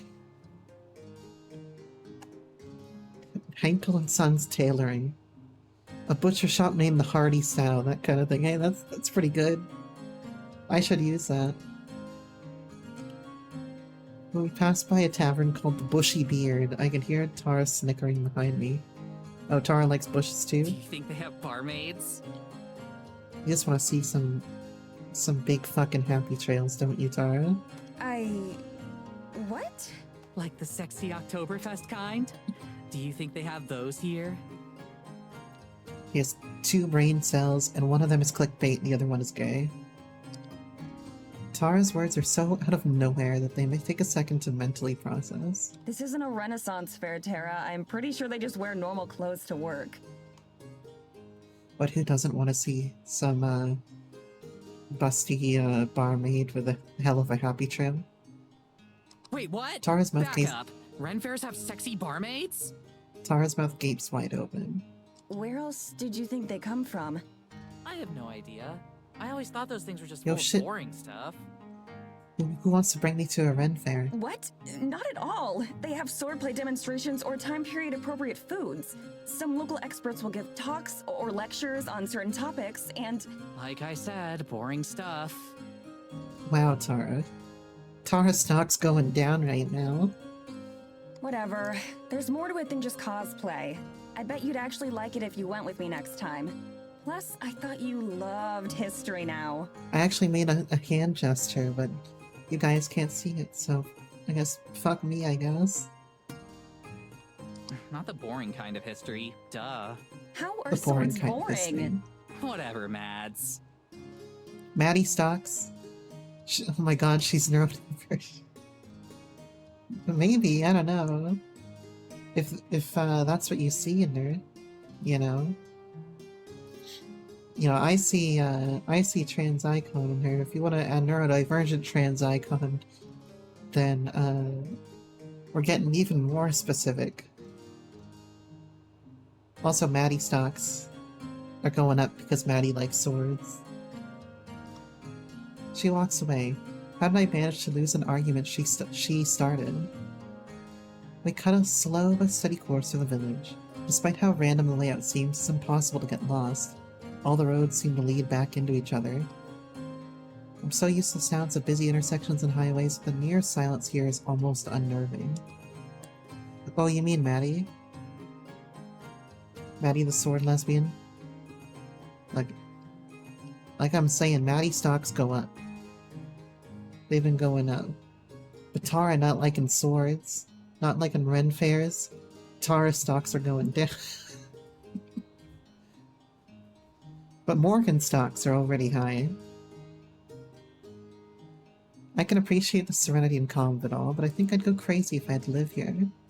For not even a full day, and I can't help but miss my cozy apartment and convenience of city life. Eventually, we take a path that brings us to a familiar sight, the town square that we visited right after Morgan dropped us off. According to my phone, it's been a little bit over an hour since then. Still too early to meet up with Morgan for lunch. I guess we can't keep putting this off any longer. I think I have enough of the town now. Do you want to start interrogating the villagers? Interviewing. Interrogating the villager. I didn't even notice myself misspeaking.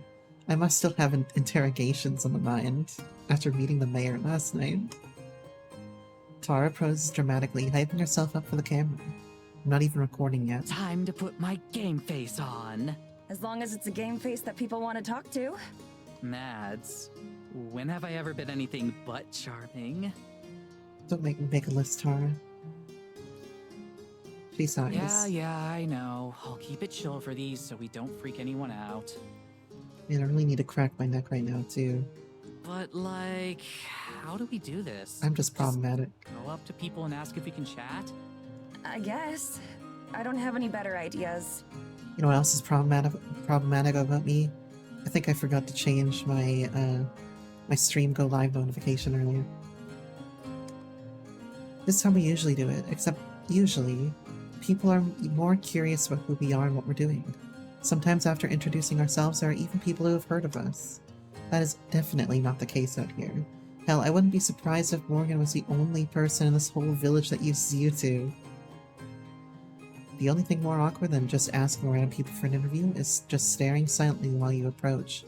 But we don't have any other options. I hand the mic to Tara. At least I'm not the one who has to do the talking. Tara stands there with mic in hand. And stands there. You good? Yeah, I am. Just give me a sec, okay? Okay. She psychs herself up by stretching and taking a few deep breaths. The whole time, she holds the mic pinched between two fingers like it's something she just peeled off her shoe. Once she's finally ready, she gives me the thumbs up and starts to walk again. I trail a couple meters behind, keeping her back framed in the middle of the shot. She moves with a determined stride, but I can see the microphone shaking in her hand. We pass by a few people walking around, but she doesn't stop any of them. Nor does she ask any of the folks outside the buildings, chatting or working, or just sitting there looking bored. Just up ahead, a middle-aged woman smokes a cigarette, looking at nothing, and no one in particular. It doesn't look like she's going anywhere, and she's not already in the middle of a conversation. She's the perfect candidate, and Tara must know it too. I wait for her to go up and introduce herself. I stand still and hit the record button, filming her approach. Except she doesn't. She walks right past the lady whose gaze follows as she goes. I pause the recording and hurry to catch up, hissing Tara's name. I have to say it twice before she hears me and stops. Sup? What are you waiting for? We've passed like a dozen people now. Right, but none of them are the right one. Which one is the right one? You know it's impossible to tell. I'll know when I see them. Fuck God. I roll my eyes, but I don't chastise her. She's trying her best. Oh, okay, here we go. Get ready. I follow her line of sight to figure out her prey. An older man resting on a bench nearby. Broad-shouldered with a long beard, he looks like a stereotype of a lumberjack. Like the previous one, he stares vapidly off in the distance. Vapidly? I think it's vapidly. Thoughts clearly elsewhere. Once again, I plant my feet and set up the shot. I make micro adjustments to the focus until I get it just right. The rest is up to Tara. Slowly, Tara approaches the man. Either he doesn't see her coming, or he ignores her. She glances at me for reassurance, which I give in the form of a smile and a nudging motion, telling her to get on with it. She clears her throat, grabbing the man's attention. He turns to her slowly and eyes her suspiciously. Then he notices me in the camera and he tenses up. Not off to a good start. Tara talks quickly, trying to explain the situation. Hi there, my name's Tara Brick. My friend Maddie and I are visiting from out of town doing a report on Eisenfeld. I was wondering if we could ask you a few questions. Brick. Because I'm not gonna say that she's like a brick in any way. Don't worry about it. Tara Brick. It feels like it's some sort of pun, like Tara Brick out of the wall or something. They're trying to make some sort of like anti-governmental reference here with it, but it might not. I'm just thinking of fucking like Pink Floyd, Just Another Brick in the Wall right now when I hear that. Report? What kind of report? He relaxes just a little bit. Man rubs his eyes warily, peering back and forth between me and Tara. I wish he stopped looking directly into the camera. I slowly start to move laterally, trying to frame the two of them better, but he keeps shifting on the bench to watch me. It's an investigation on the supernatural. Rumors, ghost stories, that sort of thing. We've heard a lot of legends about Eisenfeld, and we're looking into them, trying to figure out what's true and what isn't. Figure out the truth, huh? The man mutters darkly, his beetle-browed eyes still flipping between me and Tara. He chews his lip while he thinks about it. Something about his face strikes me as odd, but I can't figure out what it is. It's probably just a trick of the camera or the light. Well, alright. I suppose I've got the time. It takes Tara a beat to respond. We're both sure that she was going to tell us to bug off or otherwise. Great, thank you. So, can you tell me about Eisenfeld? Just what is life like here? On an average day? That sort of thing. Clearly she didn't expect to get this far, and now it's the first thing that comes to her mind. She offers the man the mic, but he just stares uncomfortable at me until she retracts it. Right, well, it's a good little town. Good and proper. Quiet. Real quiet. That's what I like about it. None of that city business. No noise and bustle. Out here, it's just Smokes you a pack and a day. nature. That suits me just fine. So you're from around here then? Spent your life in Eisenfeld? Born and raised, and God willing, I'll die out here too. Never thought about leaving. Never had a reason to. Great, great. So then I'd imagine you know all about any local legends, right? This voice actor is like trying to be grumbly. About as well as anyone. Any old village has got its stories. If you believe them all, there's goblins in the woods, trolls in the mountains, and who knows what else elsewhere. And I like that flipping through the scenes like this is kind of giving you a sense of like this is what it would look like in the finalized like video format. Of course, it's only children who believe in those. So you've never seen anything weird yourself? Whoops. Nothing unexplainable? Weird like what? By now, the man has abandoned looking at Tara entirely, instead focuses on the camera, his eyes looking strangely focused. One of our friends here mentioned something about a big forest spirit. Like a walking tree kind of thing. He sits up from his slouch, finally turning to face Tara. What friend of yours might that be? She's from around here. One of the locals. Even though we gave her a shout out on one of our videos, Tara's reluctant to name Morgan as her contact. It makes sense. Her neighbors surely feel different about this than our viewers do. I'll bet it was the Fisher child, wasn't it? If you know what's best for you, you'll steer clear of her. Nothing but trouble comes from that one. Nothing at all. Maybe. Morgan Fisher. She's a catfisher. And she's setting us up. Tara and I exchange a glance. It seems her thoughtfulness was irrelevant. At the same time, I'm suddenly a lot more interested in what this guy has to say. Why do you say that? It feels like a strange violation of privacy to be asking the stranger's opinion of our host. But if she's notorious enough that everyone on the street knows of her, then perhaps we're better off knowing why. Spitting into the snow, our subject stands and turns his back to us. There are some questions you ought not be asking, miss. I'll be going now. Enjoy yourselves.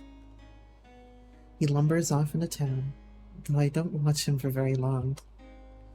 Questions we ought not to be asking, huh? I'm not sure if that's a threat or not. For the sake of my anxiety, I try to tell myself it's not.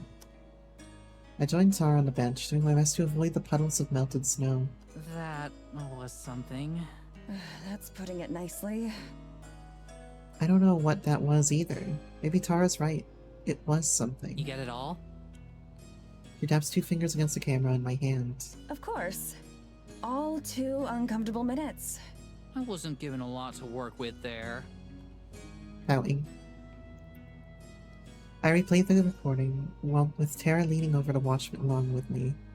It's not any less awkward the second time, though. Second time through. Well, we already knew we need to talk to a few different people. Just got unlucky on the first one. Know what I mean? Tara stands up, but I remain seated. Still need another minute? I don't say anything. I'm trying to think of what to say. Hello, Earth to Maddie. Please respond. I'm thinking. My voice is too harsh and snappy, and we both know it. I play through the clip again, this time without Tara watching. Something still seems off to me, and it's not just the gruff way he left. Look, we knew Morgan was a bit weird. All of our fans are weird. That's why they're our fans. In a tiny little town like this, of course anyone who's different is gonna have a reputation. Of course my fans are weird, that's why they're my fans, exactly. Tara knows how to YouTube. She knows what's up. That doesn't make Morgan a bad person. I'm not saying she's a bad person. I didn't say anything. But if you had to ask, I'm sitting here thinking that it's really freaking shady that a guy just guessed we were here with Morgan, and then that he up and left as soon as he found out. That's not normal. That's not something that's happened to us before. Great! That means we're on the right track. If they're hiding something, then that means there's something to hide. Oh my god. That's one way to look at it, I suppose. That's the silver lining of it. Have you completely lost your mind? This is ridiculous, even for Tara. I can understand her wanting to give Morgan a chance, but to actually buy into her nonsense? Tara nods and looks down at her feet, brushing some snow off her shoes. It's only been a couple hours, Mads. He's just one old cranky geezer. Please just try to have some patience on this one, okay? For me. It's gonna be me in 4 years, the old cranky geezer. Well, at least to anybody whose birth year starts at 2. I checked my watch. It hasn't even been 2 hours. That only makes her more right, as much as I hate to admit it. Sighing, I placed my head in my hands. Sorry, I'm still tired. It's okay. After a long moment, I stand. Wanna find somebody else? Guess we oughta. We traipse wordlessly the town a bit more. I keep this camera stowed. I'll set up when you find someone. Now that we've been burned once, I start to understand why Tara is so reluctant to speak to anyone. What once seemed like people tightening their clothes against the cold snow seems more like turning their shoulders towards us. A suspicious number of folks look away and must have cough. The amount of times we pass by the same places certainly doesn't help our appearance. By now there are a few especially chatty villagers that have seen us pass by at least 4 times. It takes another 15 minutes of looping around town before we find another candidate. A pair of girls about our age are waiting outside a shop. Inside, a third girl is talking to the shopkeeper. People our age are going to be the best bet. One of the waiting girls sips from a small mug of what I assume is coffee. She sees us and nods her head in greeting. That's the nicest reception we've gotten so far. What about them? Worth a try. This time I approach with Tara. I let her take the lead, but I follow close behind, forcing myself to smile in order to seem more approachable. Excuse me. The talking girl and shopkeeper turn towards us at the same time. Their conversation snaps off Excuse immediately. me. Hey there. Oops, I cut myself off there. Hello. Coffee girl, that me. It me. The girl next to her leans in to whisper something in her friend's ear, but doesn't talk to us. Hey, so my friend and I are here from out of town. We know. Don't give me that laugh. They both giggle to themselves. We're filming a documentary sort of thing about Eisenfeld, and I was wondering if I could ask you some questions. Eisenfeld? Why here? What about it? Well, we're doing a video about any sort of rumors or local legends that you might have out here. Ghost stories or that kind of thing. The 2 girls talk to each other in low voices that I can't pick up. The quieter girl is muttering something, and the girl with coffee is agreeing and nodding along. As one, they turn to faces again. I don't think there's anything like that out here. This isn't that kind of place. Not a single one. When you were kids, your parents didn't tell you stories about things that lived in the forest? You've never been out late at night and seen something you can't explain? It's the fucking government cover-up right now. Just like the birds. We're not allowed out late at night. Right. There's a curfew. The girls go quiet, nodding to themselves. Sensing a dead end, Tara changes her tactics. Do either of you know a girl named Morgan? She's the mayor's daughter.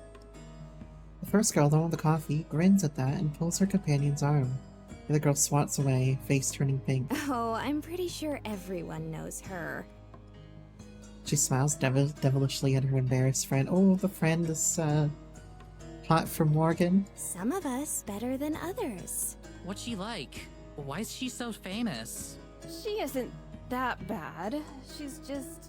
She's trouble and you know it. Staying out after hours, sneaking around town.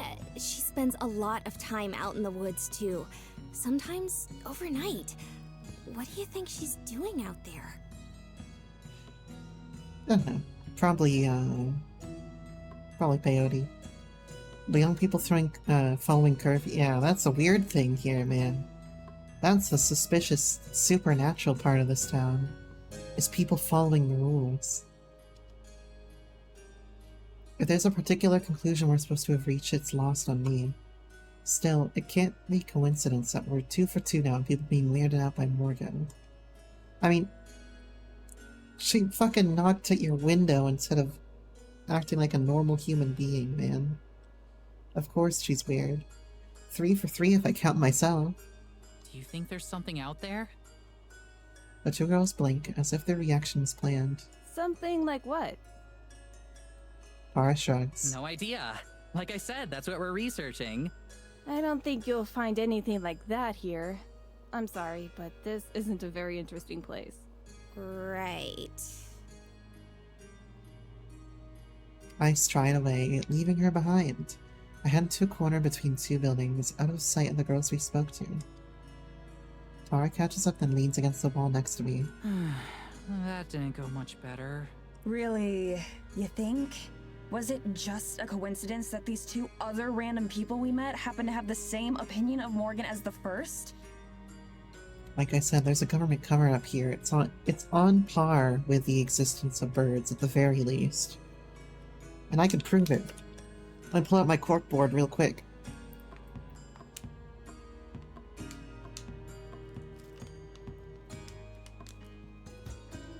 I was hydrating a little bit. I'm so stuffy today, I'm sorry. I'm sorry that I can't be a perfect health human being. She didn't tell her mom, the mayor of the whole town, that we're going to be staying in a cabin that her mother probably owns. For a month.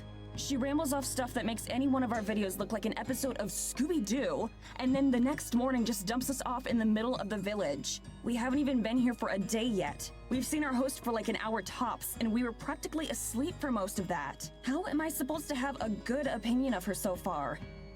Well, yeah, she's gotta work. Come on, Mads, have a little faith.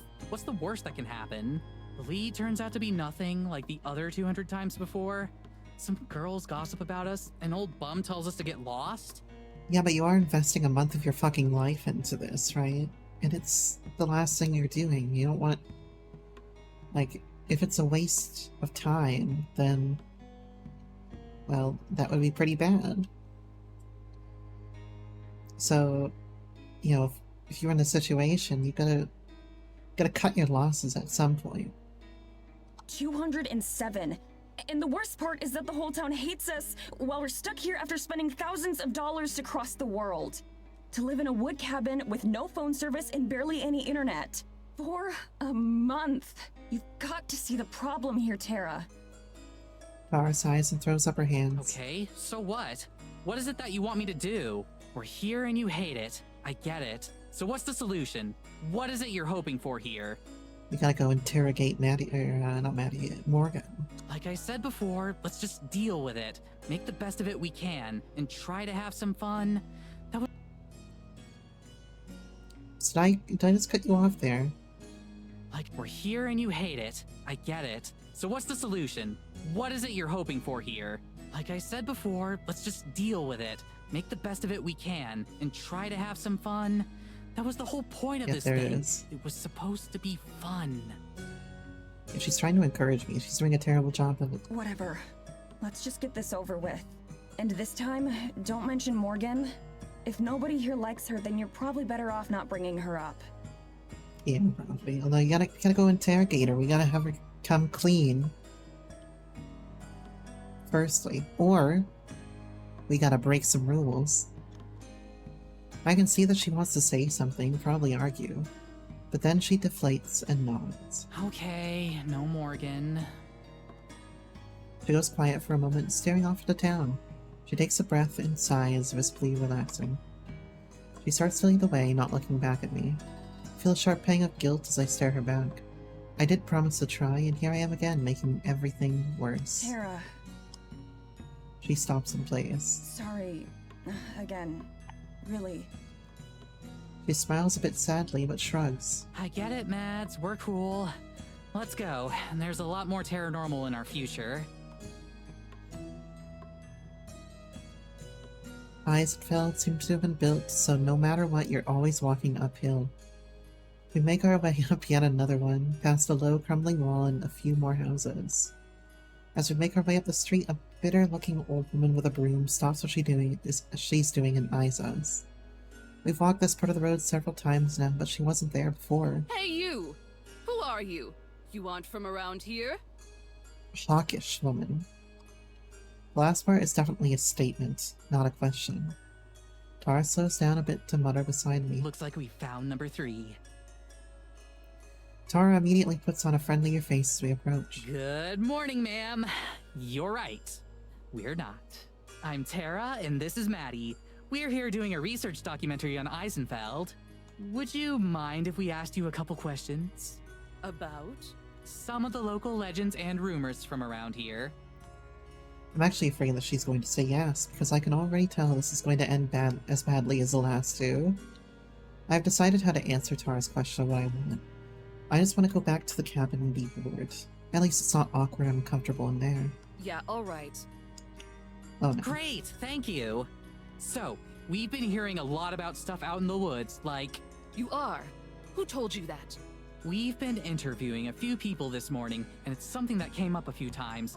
Stuff like lights, strange noises, that kind of thing. Have you ever witnessed anything like that? Never. Yep, totally a government cover-up. She looks around again, and then steps just a little bit closer to us. Look, I'm going to tell you this now for your own good. No one around here wants any trouble. We all just want to live our lives in peace. That's what Eisenfeld's all about. Mayor Fisher does a damn good job keeping things nice and orderly around here. We keep to ourselves, and I expect the two of you to do the same. She nods solemnly, the interview clearly over. Just as useless as the other two. Well, she's not useless. The fact that there's such aggression with the way that she's calling it off is telling that there is something that needs to be kept safe from, most likely. Or at least that's my idea here. Something about this makes me want to play Life is Strange. Is anyone else getting that feeling? Like, it's kind of like Alan Wake-y, Life is Strange-y so far. Very, yeah, getting that kind of vibe from this kind of stuff here. Maybe more so Alan Wake than Life is Strange, but I'm kind of thinking more to Life is Strange True Colors, which I haven't played yet. I've seen a little bit of it on Starshooting's channel, but I've been trying to keep myself blind to the more emotional parts of it. Because I'm going to be playing it on stream eventually, but yeah, I'm getting that feeling here. As we go, Tara waves over her shoulder. Thanks for your time! And then, so only I can hear her. Bitch. Bitch. As we walk away, I can tell it's not necessary to say anything to Tara. She trudges along beside me. Annoyed as I am, I still feel bad about seeing her so bummed out. Maybe it's finally starting to sink in. So now what? She asked me that earlier, after the second interview, too. Now... I don't know. Let's go to Morgan's shop and eat lunch. Wait, for real? You want to go see Morgan? Mostly I want to go see what Morgan makes for lunch. I'll take it. But hey, can you I'll be cool. Don't worry. Maddie is so cuddly in that outfit. She smiles, relieved. Yeah, I know. Sorry. I know you will. I can take out the map that Morgan gave us this morning. By now I've been through the village enough times that I can mostly navigate there by memory. What kind of shop does Morgan run? Do you remember? I think she said it's an antique shop. Antique shops don't serve you lunch. What's going on here? What do those places even sell? What's an antique lunch? Antiques. Lots of furniture that's been around for decades, or random stuff like books and glassware. That's oddly specific. My mom's into antiquing. She always says, you never know what you'll find. We should do an antique episode of Terranormal someday. We can have your mom on as a guest star. They need to do is they need to change their marketing, change their branding. What they need to do is they need to get into picking, like the American Pickers, right? And then restart up their YouTube channel. And they'd just blast right off. You know, my dad was excited and he would come and tell me every single time the American Pickers were in our state. I don't know what, but he's like, "Yo, come in here. Come in here. They're down in Nashua or something like that." And I'm like, okay. Now you have to go. Yeah, with a side bit of haunted artifacts too. I mean, there's all sorts of stuff like that. You go and you pick some of these places, right? And they'll be like, so this is the dollhouse that had my grandmother murdered 30 years ago, and her mother died when a doll from this dollhouse tripped her and you know, her head went flying into the sink and got impaled by a knife. So we're gonna sell you this for $150. Then they're like, we'll take it. We know exactly who's gonna buy it. A haunted dollhouse like this. You know, that shit actually sells for some reason. You see that all the time. Or like, this is the car that they used in the filming of Carrie. And for some reason, this car has a tendency of getting its driver killed in suspicious carbon monoxide accidents. There's a market for... Yeah, exactly. Exactly. Actually, I was thinking about Christine, but then Carrie came out of my mouth, so... Close enough, I guess. Same movie, basically. But yeah.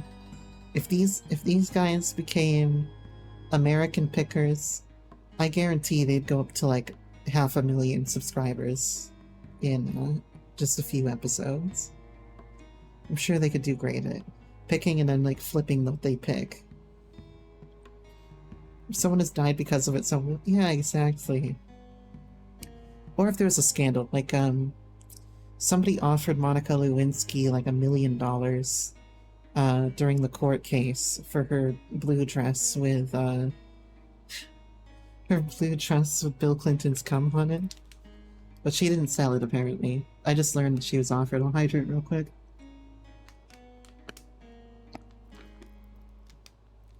And I think that now the blue dress is in a museum somewhere.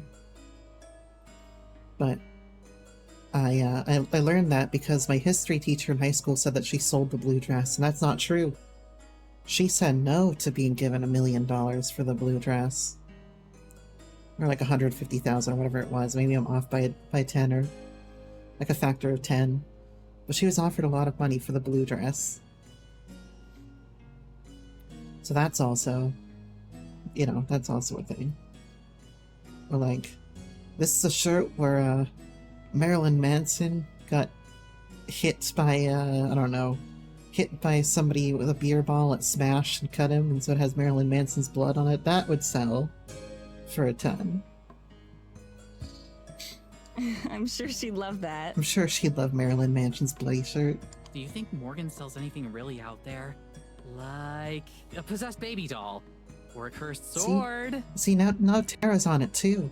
See? Genius. Who would want to buy those kinds of things? The same people who go to Ren fairs. Not quite. She got me. I can't help but laugh.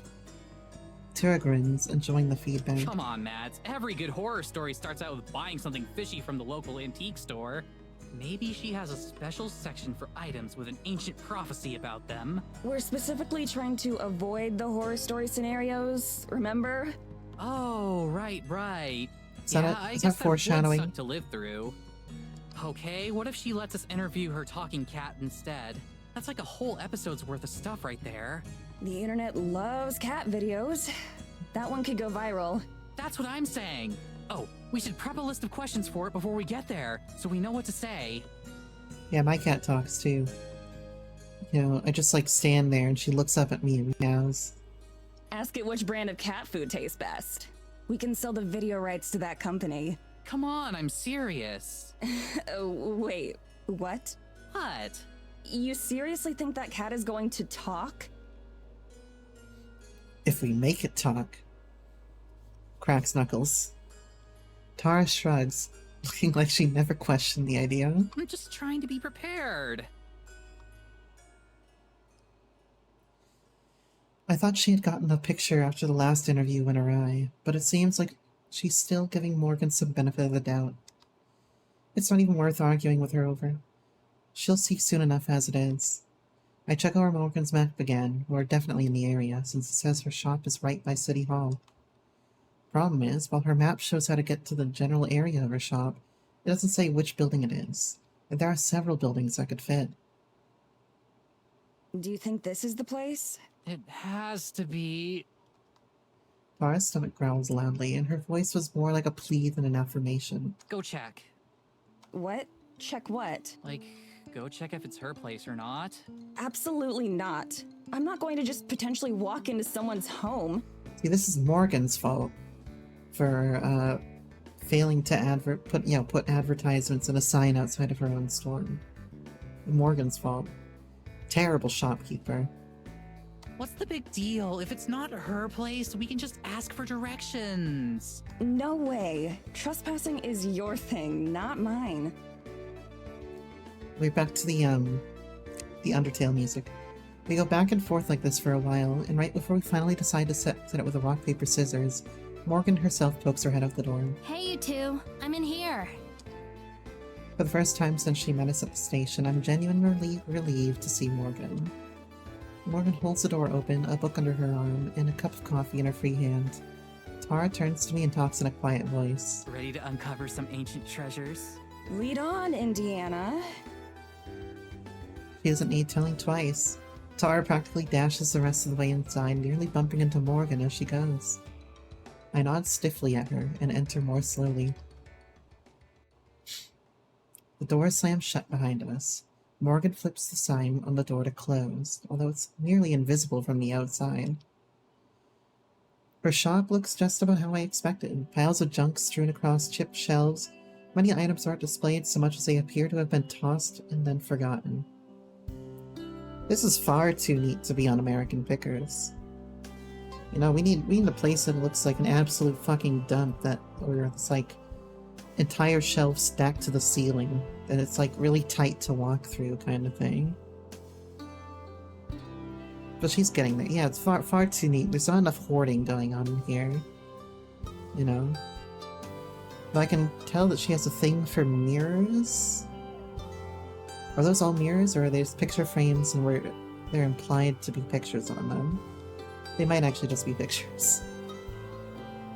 I was gonna say the mirror thing is like remind me of Hotel California. Mirrors on the ceiling, that kind of thing.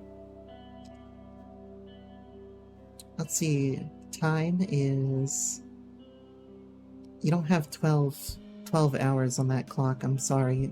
Why do you go on an 8-hour clock cycle, Morgan? A thick layer of dust covers everything. Tara is already bobbing around the store, examining some worryingly fragile ceramics. Morgan passes by her and back to the front counter, where she sets down the book she was carrying. Its title catches my eye. Complete collection of classic fairy tales. The book looks extremely old. I wonder if it's an item for sale here. So, are you done looking around town? I want to know if Morgan's for sale here. If she has any guess what kind of response we got today, she doesn't show it. She's still impossible to read. I've seen enough for today. Can we still take you up on that lunch offer? Sure thing. I've got something on the stove already. I figured you'd be coming over soon. Stove? Your store has a kitchen? Yeah. I have a living space set up in the back since I sleep here most of the time. Feel free to look around. I'll be back. He disappears behind a curtain and leading to another room, leaving us surrounded by treasures. When the whole town feels like an antique, a rocking chair and a few pieces of farming equipment probably aren't the biggest draws. I'm surprised she's even able to keep the place open. Tara's enthusiasm doesn't seem to have dimmed a bit, however. She takes time to examine each piece, turning it over in her hands like she's appraising fine art. At least one of these is probably cursed. It's Americana. Oh yeah, definitely. Like it's my probably coffee. the grandfather clock over there. No way, that's too easy. And even if it is cursed, it's probably something lame like making your toe hair grow twice as fast. But this, well... That's a very creative curse. Tara takes an item off the counter, holding it close to her chest. This is the big leagues. You want a curse that's gonna last for generations? You use this bad boy. This lamp with like the stacked pigs on it? These little piggies? That's something my dom has in her house. Hey, you think Morgan would mind if I brought my Ouija board in here? Oh hell yeah, Luigi board? Luigi board? Get your Luigi board in here. As she says that, she puts the pig lamp back in its rightful place, where it can't hurt anyone. I wonder how that works, actually. What's the let's if go you bring for? 2 cursed objects to the same place, do the evil spirits get into a turf war? Is it let's go for let's have a Ouija board episode? Do the spirits get a turf war? Or do they team up to defeat humanity? Did you seriously bring the Ouija board again? That Ouija board has been on every single trip with us. Besides, it fits in my suitcase. I pick up a small ornament from the shelf nearby. It's a snake made out of crystal. That's some Indiana Jones shit right there. There's no price tag attached if you have to ask. Morgan pulls back the curtain she went through. Okay, food's ready. She comes out carrying an enormous tray that's probably also an item for sale here. On the tray are steaming bowls of a kind of soup, as well as a pitcher of water and a loaf of bread. Jesus, are we fucking prisoners here? Actually, if it's minestrone, I'll take it. She sets the tray down the counter, doling out portions to each of us. Hesitantly, I try a spoonful of the soup. It's delicious. It has a rich and meaty flavor, but isn't too heavy. And it's hot, but not too hot to gulp down. I like a good meaty flavor in my mouth every... Let me check my watch. 35 minutes. I dip some of the bread into the broth. That's delicious too. Everything here is definitely homemade. This is really, really good. Ah! This is amazing! Thanks. Let me know if you want more. You know what I might want it? Morgan stolidly keeps eating. Do they mean stoically? Stolidly. Hold on. Let me look this up right here. Stolidly. Okay, stolid is a word. It's just a word that I never used before. It is like stoic, I think. Having or expressing little or no sensibility. Of course, it comes from the same root word as stoic, I imagine. Well, you learn something new every day. Stolidly. Calm, dependable, and showing little emotion or animation.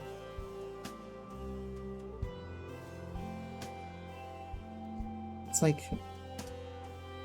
It's an interesting one. If I've never heard it before, you know it's a rare word. It's a shame. That's probably one nice thing I'll have to say. That's probably the one nice thing I'll have to say to her all trip. Once she's finished, Morgan picks up her book and starts to read again, while Tara and I are in the middle of eating. I glance over at Tara, who is very intently staring at her spoon. Is she in the Matrix or something? She finishes her bowl and rattles the spoon around a bit. Can I take you up on that refill?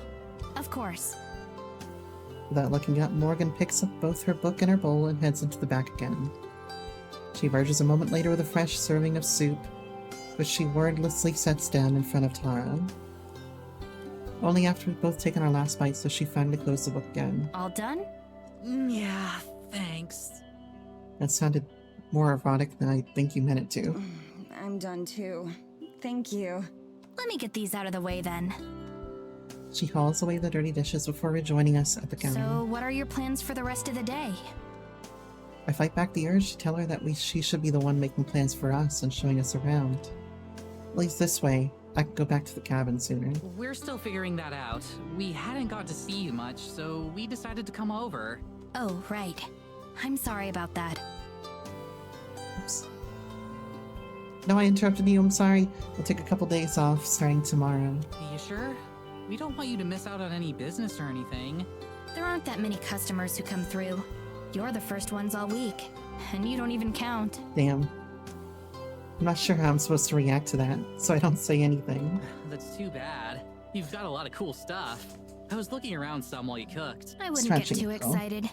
I just make up interesting stories for the items so they sound more entertaining. It helps pass the time. You're really selling us, Morgan, by telling us that you use fake stories for your Americano. Right. Morgan says it so casually that there's no way she knows how relieved I am to hear that.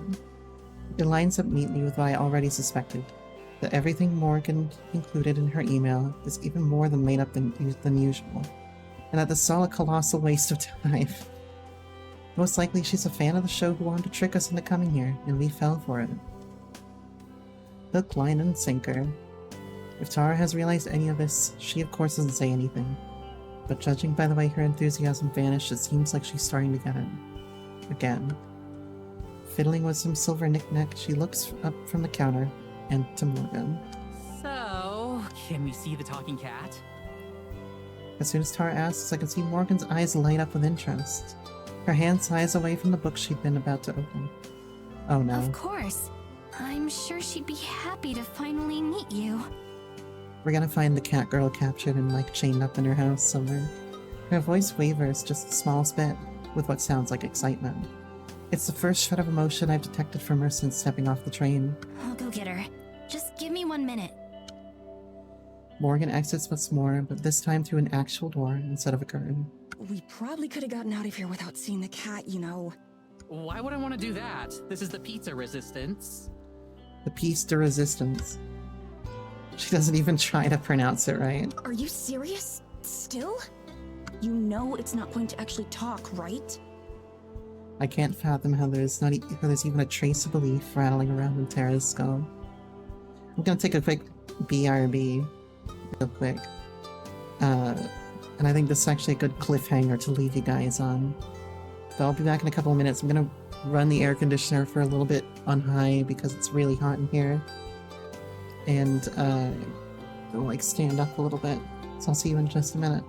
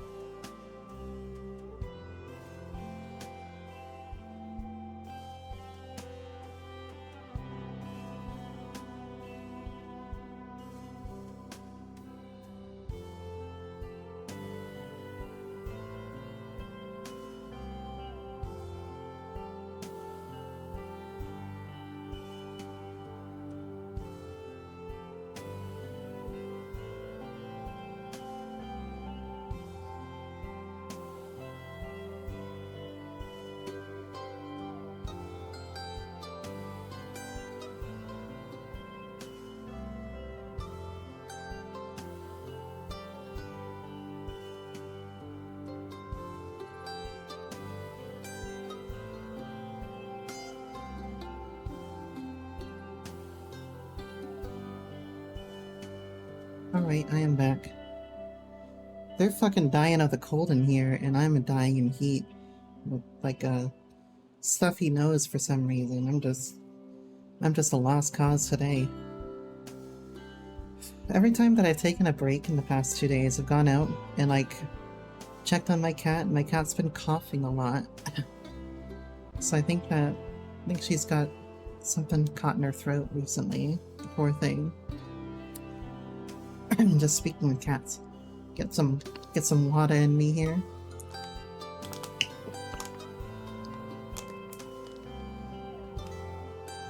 Yeah, yesterday I went out like halfway through our FF8 stream, and she was coughing up a storm. And today I come up and she's coughing a little bit, but not for too long.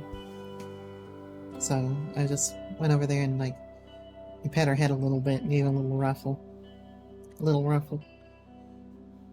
are you at? I can't fathom how there's even a trace of disbelief rattling around in Terra's skull.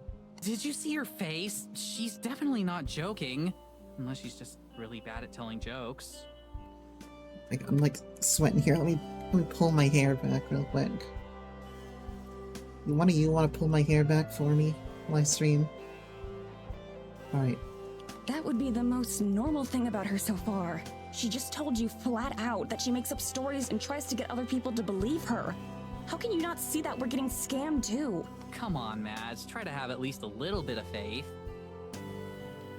Where's Lana? He's the one that would talk up if I offered for somebody to pull my hair. The door opens once more and out strides Morgan. There's also a soft sound of little kitty feet on the hard wooden floor. Talking or not, the cat staring up at me is undeniably beautiful. Its white fur seemingly glistens like snow and its eyes are piercing azure blue. Just like my cat.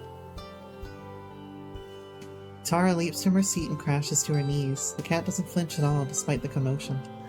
Oh my god! I love her! I love her so much! Right? No, he's not raining right now, is he? We raid on Thursday. She looks up at Morgan, eyes as wide as dinner plates and fingers wriggling. Fucking kitey. I know, right? Who does this cat's eyeliner, man? It's way better than mine. Can I pet her? Please tell me I can pet her. Jailadora, can she pet you? Jailadora? What? That's a hell of a name. The cat doesn't say anything, of course. It does rub against Tara's waiting hand, though, causing her to laugh some sort of mix between a coo and a sob. I can tell Tara's has got her money's worth the trip. Go on, say something. These are the two I've been telling you about. Tara, Maddie. Jailadora is probably some sort of ancient arcane entity. Morgan gestures as if introducing us to her. She looks between the cat and us expectantly. Seeing its master's attention, the cat goes from nuzzling Tara's hand to nuzzling Morgan's leg close by. She meows happily. The cat, not Morgan. Come on! You're going to make me look like an idiot if you don't say something. Because I needed clarification that Morgan was the one that was meowing. Morgan used her foot to nudge the cat towards Tara, who's still crumpled on the floor. The cat indignantly tries to escape, her claws scraping uselessly against the wood. Finally, Jailadora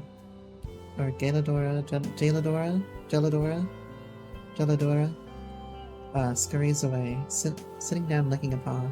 Her tail swishes rapidly as she and Morgan stare at each other. And then, absolutely nothing. What a surprise.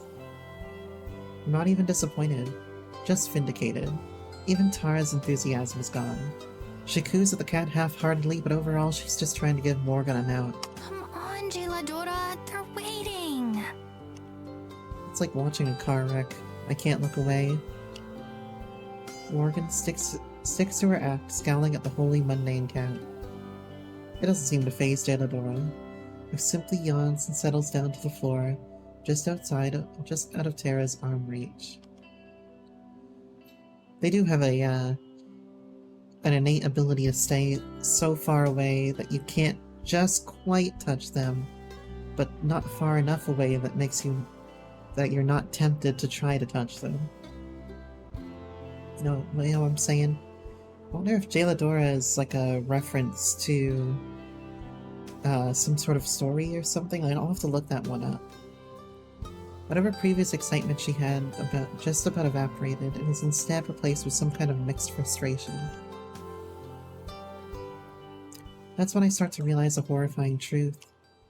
She finally looks away from us, twisting her fingers together and gritting her teeth. It seems like she's decided on what to say. She turns back to us. I'm sorry. I don't know why she's being so stubborn. Well, you know how cats are. Yeah, this be racist against the cat to its face. Tara manages an extremely fake laugh as she gets up and steps closer to me. Tara was right about one thing after all. Morgan wasn't lying to us. But now now Tara's realizing there was where she was wrong. Morgan's also crazy. It doesn't seem like she's acting. It seems like Morgan's genuinely shocked that her cat didn't greet us by name. She talks to me all the time. I told her you two are trustworthy. That should be enough. It's fine. I'm sure she's just shy. Don't worry about it. Yeah, she We're all a little just crazy. met us. We've got plenty of time for her to warm up to us, right? Like something locked in a white room with rats. Oh, yeah, exactly. We should probably just give her some space for now and try again later. Maybe in a few days. At this point, I don't care. It's a good thing I played along with everything so far because it allows us to make a diplomatic exit. I guess you're right. Still, I'm sorry for the inconvenience. She'll get over herself soon enough. She glowers at the cat, who's still napping peacefully. Yeah, I'm sure. Tara steps back away from the counter and into the display area again. Anyway, thanks for lunch, Morgan. We really appreciate it. We, have a couple more places we want to check out today, so we'll probably head out again. Okay. Come back here when you want to ride back to the cabin. Her expression is back to unreadable. Right, sure. Thanks so much. Good to meet you, Gelato. Gelato. Tara waves at Jaeladora, whose ear twitches but otherwise can't be bothered to acknowledge us. The heavy door slams shut as we step out into the cold. I wonder if Morgan will remember to switch the sign back the other way. Outside, the wind has picked up a bit and there are clouds starting to close in. The nice day that had been shaping up seems like it might not happen. Alright, so I'll admit that was kind of awkward. For everyone involved. Great, I'm glad you can admit it. That doesn't help us any. Next time we see her, we just won't bring up the cat. Hopefully she won't either. We can just pretend it didn't happen. We all got our little issues, don't worry about it. Next time? What do you think is going to happen next time? That she was saving the good cryptids for the second time we hang out? Good cryptids. We can ask her about the spirit or the lights, that kind of thing. We get some spooky shots of the woods and we're golden. We are pros at making that kind of content interesting. Usually we have at least something to work with. She made it up. There is no dark side to this sleepy, boring mountain town.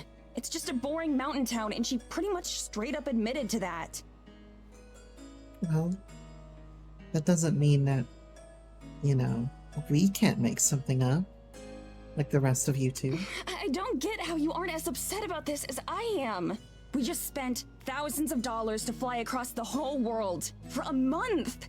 And the person who invited us out here is either a liar or a lunatic. Could be both, even. It's only been a It day, cancels itself Mads. out. We've only seen a fraction of what there is to see around here. Just give it some time, all right? As we all know, 2 wrongs make a right. It's been a day, and look where that got us already. Literally every single person we talked to told us to stay away from Morgan, and then we saw it for ourselves. How are you not pissed off about this? Tara shrugs. Don't you think you're being a bit harsh on Morgan? She's been super cool with us. Like, okay, yeah, the cat thing was weird, but it's not like she tried to hurt us or anything. It's not a murderer, Maddie, you know? That's a pretty good bar. I start to SMH my head, forcing myself to cool off. I keep getting too worked up over this.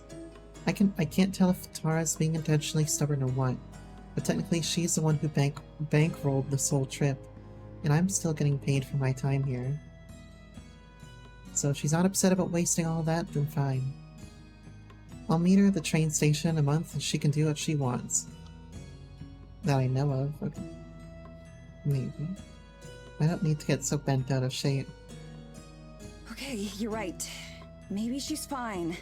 Anyway, I'm gonna go back to the cabin. Are you coming with me? Hey, it'll make number one, a great Twitter post.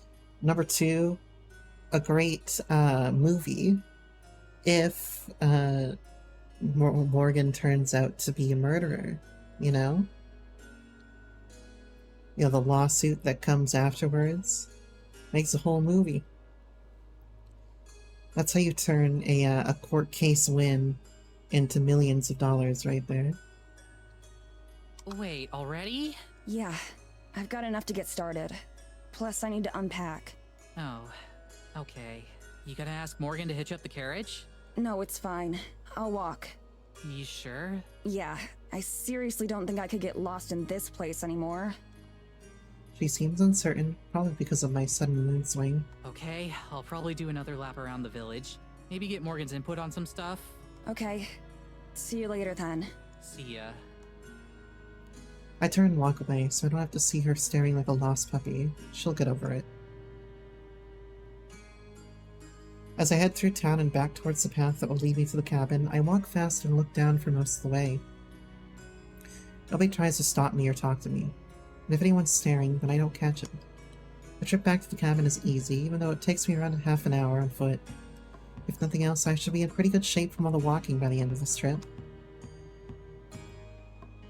I spend the whole walk fantasizing about home, my comfy bed, my film collection, our cat BT. Well, technically he's Tara's cat, but I take care of him most of the time. Speaking of cats, I wonder how Tara will explain to Morgan why she's on her own. Well, that's her problem, not mine.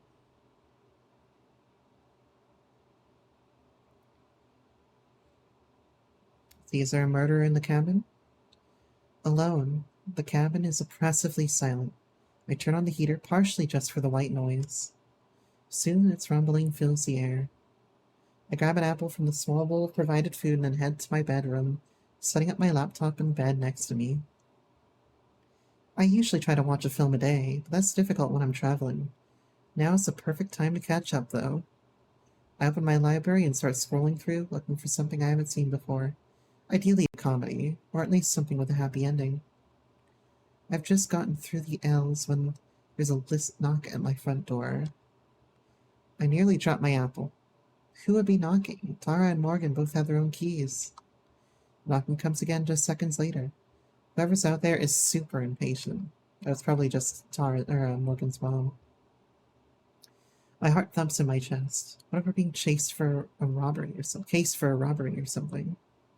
I had my laptop under my blankets as I hurry into the living room. There's a third knock right as I reach the door, and I peek outside to see a shock of orange hair. This isn't Morgan, but instead her mother. I open the door right as she prepares her fourth knock. Just how fast does she think I can walk? Good afternoon. Good afternoon. Madison, wasn't it? The name of the song is Dagger Smile, apparently. Yeah, that doesn't make me confident about the murderer thing. That's right. I'm coming in. She pushes past me, not even giving time to fully realize it wasn't a question. Well, I guess she does technically own the place. Inside, Evelyn surveys the area slowly and impassively, as if judging our taste in luggage and belongings. How can I help you? I wanted to make good on our promise from last night to talk. Please, have a seat. And what's wrong with Evelyn here? She moves some of the stuff on the couch, gesturing for me to sit. I obey, too taken aback to do anything else. How has your first day in Eisenfeld been? I trust you found everyone very accommodating and everything to your liking? It was fine. Everyone's been very kind to us. I wonder if she'd be surprised at how the villagers treated us. It seems better just to pretend everything went well, for the sake of not offending our host. Good, good. Where's the other one? The other one. The other. What? The other one with you, Tara. Oh, she's still at Morgan's shop, I think. Evelyn raised an eyebrow, though her eyes betray no curiosity. It looks like a purely symbolic motion. Is she now? I assume then that you found something not to your liking there. Gaze is piercing, and I absent-mindedly tug at my scarf. I can't get a read on her. Neither her intentions nor her feelings. It was fine. I just wanted to come back early so I could take a nap and get started editing the footage we took. I hope my lie is convincing. I don't want to tell her that I think her daughter's crazy. She doesn't seem to question it. I see, I see. Did she show you that awful cat? Geladora? Yes, so she did. I hate that creature. Jesus Christ. Always underfoot, getting in the way. She turned about as quickly as, the fucking cop in Class of '09. You know, you remind me of my wife. I want to kill my wife. She turned about that quickly. Jesus. Please don't kill Geladora. I just sit quietly, not sure how to respond. Anyway, Madison, please tell me about yourself. I didn't have much forewarning about your arrival, so I'm rather in the dark. Her tone is suddenly friendly, but not warm. She smiles, but it doesn't seem to fit her mouth. Her lips seem to stretch a bit too wide. I'm probably just imagining it. As concisely as I can, I tell her about Terranormal and the kinds of things we investigate. Through it all, she doesn't express any opinion one way or another. She just nods occasionally. And what brought you to Eisenfeld? I hesitate. How much has Morgan told her? Anything? Morgan told us that there are a lot of ghost stories and legends around here. Lights in the forest at night and whatnot. Tara really liked the sound of a vacation out here. Evelyn sighs deeply. It's jarringly melodramatic after the total apathy during my explanation. That daughter of mine. Always lying and making up ridiculous tales. It's been the same her entire life. Hysterically dragging people into her fantasies. That's something I've never been able to knock out of her. She SMHs her head sadly, standing up from the chair she'd been occupying. I'm sorry to say that, well, you're simply the most recent victims of her lies. It's a pity, but you won't be finding anything like that out here. Besides, it's dangerous to go into the forest, especially at night. And we wouldn't want anything to happen to you after all. Don't you threaten me, Evelyn. After all, that's why we have the rules that we do. For the safety of everyone. Yeah. I hope you'll enjoy the rest of your time here in Eisenfeld, though. As disappointing as it might be. It's nearly the exact same thing the people we interviewed in the village itself said. It's almost like they rehearsed the answer in advance. With long, deliberate strides, Evelyn crossed the living room to the front door. I'm sure I'll see you again. She doesn't wait for me to respond. She just leaves, the door slamming shut behind her. I sit in silence for a while, unsure of what to make of it all. So Morgan's own mom thinks she's as ridiculous as I suspected the whole time. That's pretty damning. Though I doubt it will change Tara's mind about anything. I'll have to wait to let her know when she comes home. I stand up and head for my bedroom, passing by the chair that Evelyn had been sitting in. As I go, for a moment, I swear that I feel a breeze, frigid and cold. But the thought crosses my mind. The sensation is gone, like it was never there. Shivering, I return to my warm bed and laptop, and to a long overdue break.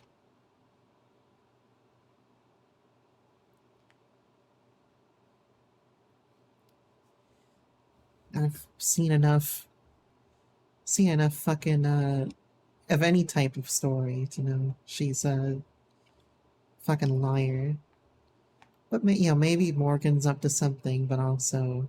Or maybe they're both liars in some way, but... That woman's a fucking liar. Hours later, I hear the sound of the front door opening and closing. I peek out of my bedroom, worried that it might be the mayor letting herself in again. It's just Tara, though, alone. You can't trust mayors in any story. You can't trust leadership in general. It's been a few hours since we parted ways, and I'm not as annoyed with her anymore. So even though I'm kind of tempted to just put my headphones and ignore her, I get up and head to the living room. She stands at the sink, flipping through the notebook. I knock on the edge of my door frame as I enter, so that she can hear me coming. Hey. Hey. Rather than looking at me, she keeps reading her notebook. Well, pretending to. There's no way she could actually be reading as fast as she's turning the pages. I decide not to call her on it. No point in starting another fight. How'd it go? About the same. Is that good or bad? Really need to crack my neck, but I can't. She doesn't respond. She must really be upset about this morning. It's not like she's being unreasonable. Now that I've had some time to rest and recuperate, I kind of feel bad about being so harsh towards her and Morgan. Morgan's mom came by earlier. That gets her attention. She shuts the book and turns around. Gotcha. Really? What for? Oops. Just wanted to introduce herself. I told her a bit about who we are and what the show's about. I don't know if it'll be that. I feel like it's gonna be more the fucking Sweeney Todd treatment. What did she think? I don't know. She didn't really say much. She was really weird. Look at Tara's, like, painted nails over there. You know, my nails are just way too short to do anything with, unfortunately. I bite them too short. But I wish I could, I wish I could stop. And then, oh my fucking god, we're getting best viewers already. Boom. See ya. I wish I could stop so I could, like, claw people with them. Like in a different way than Morgan. She seemed really intense, I guess. What I mostly remember is how she was glaring the whole time. It never seemed like she was anything other than angry about something. Smugly, Tara holds up the notebook she was just perusing. I know you're gonna call BS, but Morgan was telling me a lot of stuff about her mom. Like, some seriously crazy stuff. You wanna read it? She offers me the notebook. It hangs limply, a giant frown in the air. She's used that thing for so long it's lost all its originalness. I SMH my head. I'll take your word for it. Hey, I wanna hear about the mom business. Like, how many people has she, like, killed and skinned to make coats out of or something? Like, I wanna know. Does she, like, have people start running and then pulls out, like, a crossbow? Like, I wanna hear what fucked up shit her mom does. I've heard enough crazy stuff from Morgan for one day. I don't need to hear theories on how her mom is actually the spawn of Satan or something. Figured. Make any progress with the new vid? Not really. We're gonna need more footage before there's enough to really get started. That mean you're coming with us from now on, or what? Yeah, I will. Sorry for being bitchy earlier. Again, Don't sweat it. she strikes a pose. Just make sure to bring your A game. An A game for B-roll? That doesn't seem to match up to me. I roll my eyes, but I'm smiling. Even though we bicker a lot, I'm truly grateful that it's always easily patched up. Yeah. I can't promise that I'll buy into a word of what Morgan says, but the least I can do is try to be polite about it. Tension resolved, Tara yawns and flaps her notebook at me again. Alright, well, I'm gonna hit the hay soon. What about you? I'll probably watch a film first. I'm not that tired yet. How many times can you watch 2001 without getting sick of it? I don't know, but I intend to find out.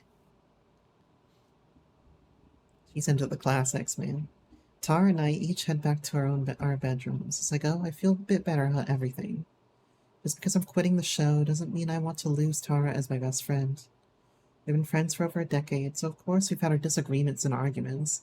I think this is the longest we've gone without talking. It's like the longest we've gone without talking is a month. Still, over the last few days, it felt like it's been coming dangerously close to saying something that goes too far. Either one of us. And thinking back on today, I can't really pretend that I'm not the one who is mostly at fault. Even when I'm aware I'm losing my cool, sometimes it feels like it's hard to stop. Tara totally has it coming, though, at least some of the time.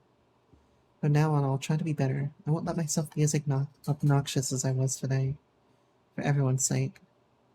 She's got a little bit of the Amber and Marina thing going on here, where Marina's very head empty, and Amber is like broody and criticizing of things.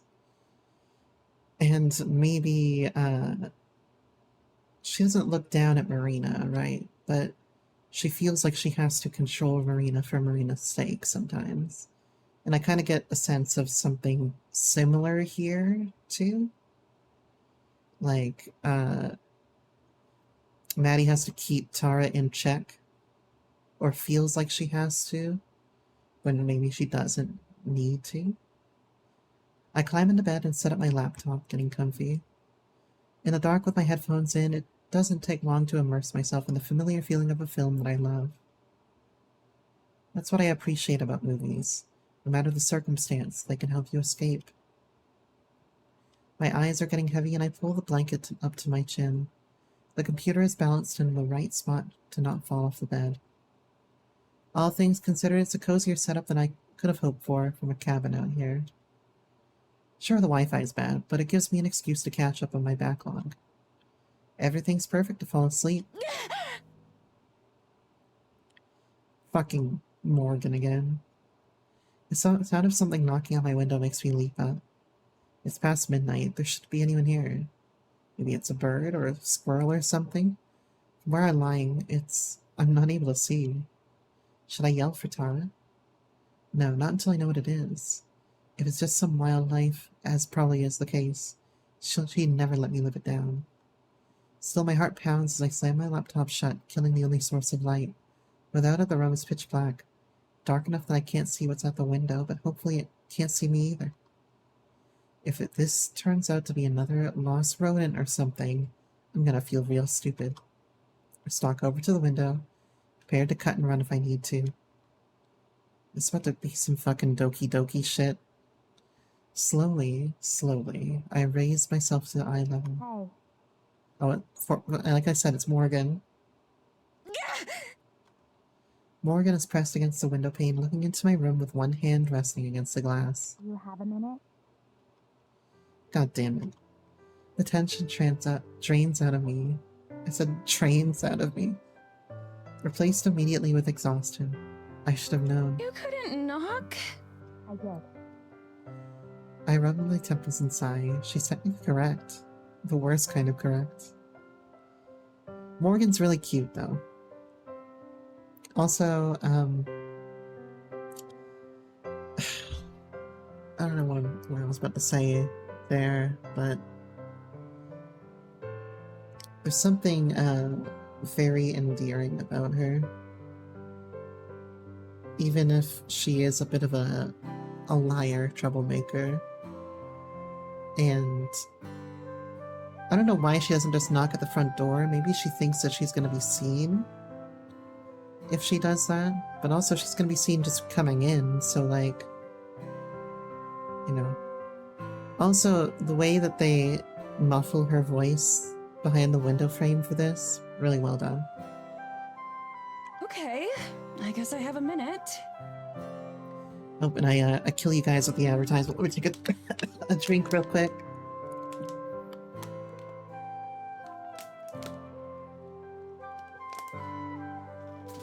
I'll take a drink just to stall a little bit for the advertisement.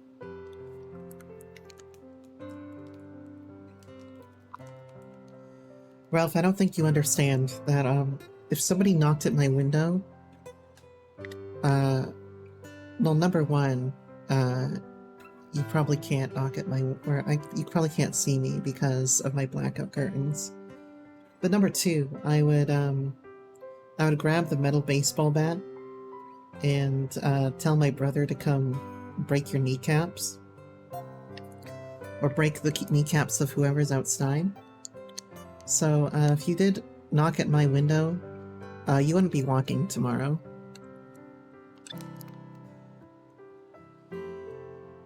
So, you know. If somebody knocked at my window, I would be furious. And when I was in college, my room was right to the left. There was your plan to surprise you. No, I'll make sure that you don't walk, but you're gonna already be inside first. When I was in college, there's the door to the dorms right there, and I was on the ground floor immediately next to the door to the dorms, okay? And I always had my curtains drawn closed because I didn't want anyone to see me. But I've had people knock at my window in college to try to scare me. And they pissed me off. But also I could hear every single time the door to the dorms opened, and so I had to kind of sleep. I had to not be a light sleeper. I like how I can pick out Sergio from your bottom speak right there. That was a friend of mine. But if you're going to come in and talk, please use the door. Of course. I'm not going to climb through the window. Color me shocked. I head into the living room and hesitate in front of Tara's door. Should I knock? Knowing her, she's probably already asleep. I've always been jealous of her ability to pass out instantly. I decided to leave it up to Morgan. There must be a reason she knocked on my window, not Tara's. I unlock the front door and let Morgan in. She's waiting with a thermos of coffee in her hands like usual. At midnight? Oh, I like her even more. I like a girl who drinks coffee at night. That means she's probably as unhinged as me. Sorry to bother you. I know it's late. It's fine. I was still awake. Not for much longer, ideally, but I keep that to myself. Were you working on the video? Nah, just watching a film before bed. Can't do much until we have more footage. And even then, I left most of my setup back in the US. Wait, where are we if we're not in the US? We sit down on the couches, just like her mother and I did earlier. For all her faults, at least Morgan isn't as terrifying as her mom is. Now maybe they're in Canada. Yeah, that's what I'm thinking of. They're probably in Canada. Does Tara help with the video work at all? They probably went from like, I don't know, the eastern seaboard of the US to like, I don't know, up by Vancouver or something, if I had to guess. Maybe like north of Vancouver. Not really. I've tried to teach her stuff once or twice, but she's not interested in learning. That sounds like her. Yeah. I'm a little put off by Morgan already feeling like she knows Tara and what she's like. I guess that's a result of watching someone online for so long. Morgan and her fucking parasocial relationship. Or, I mean, it could be Europe too, but I'm just going off the accent.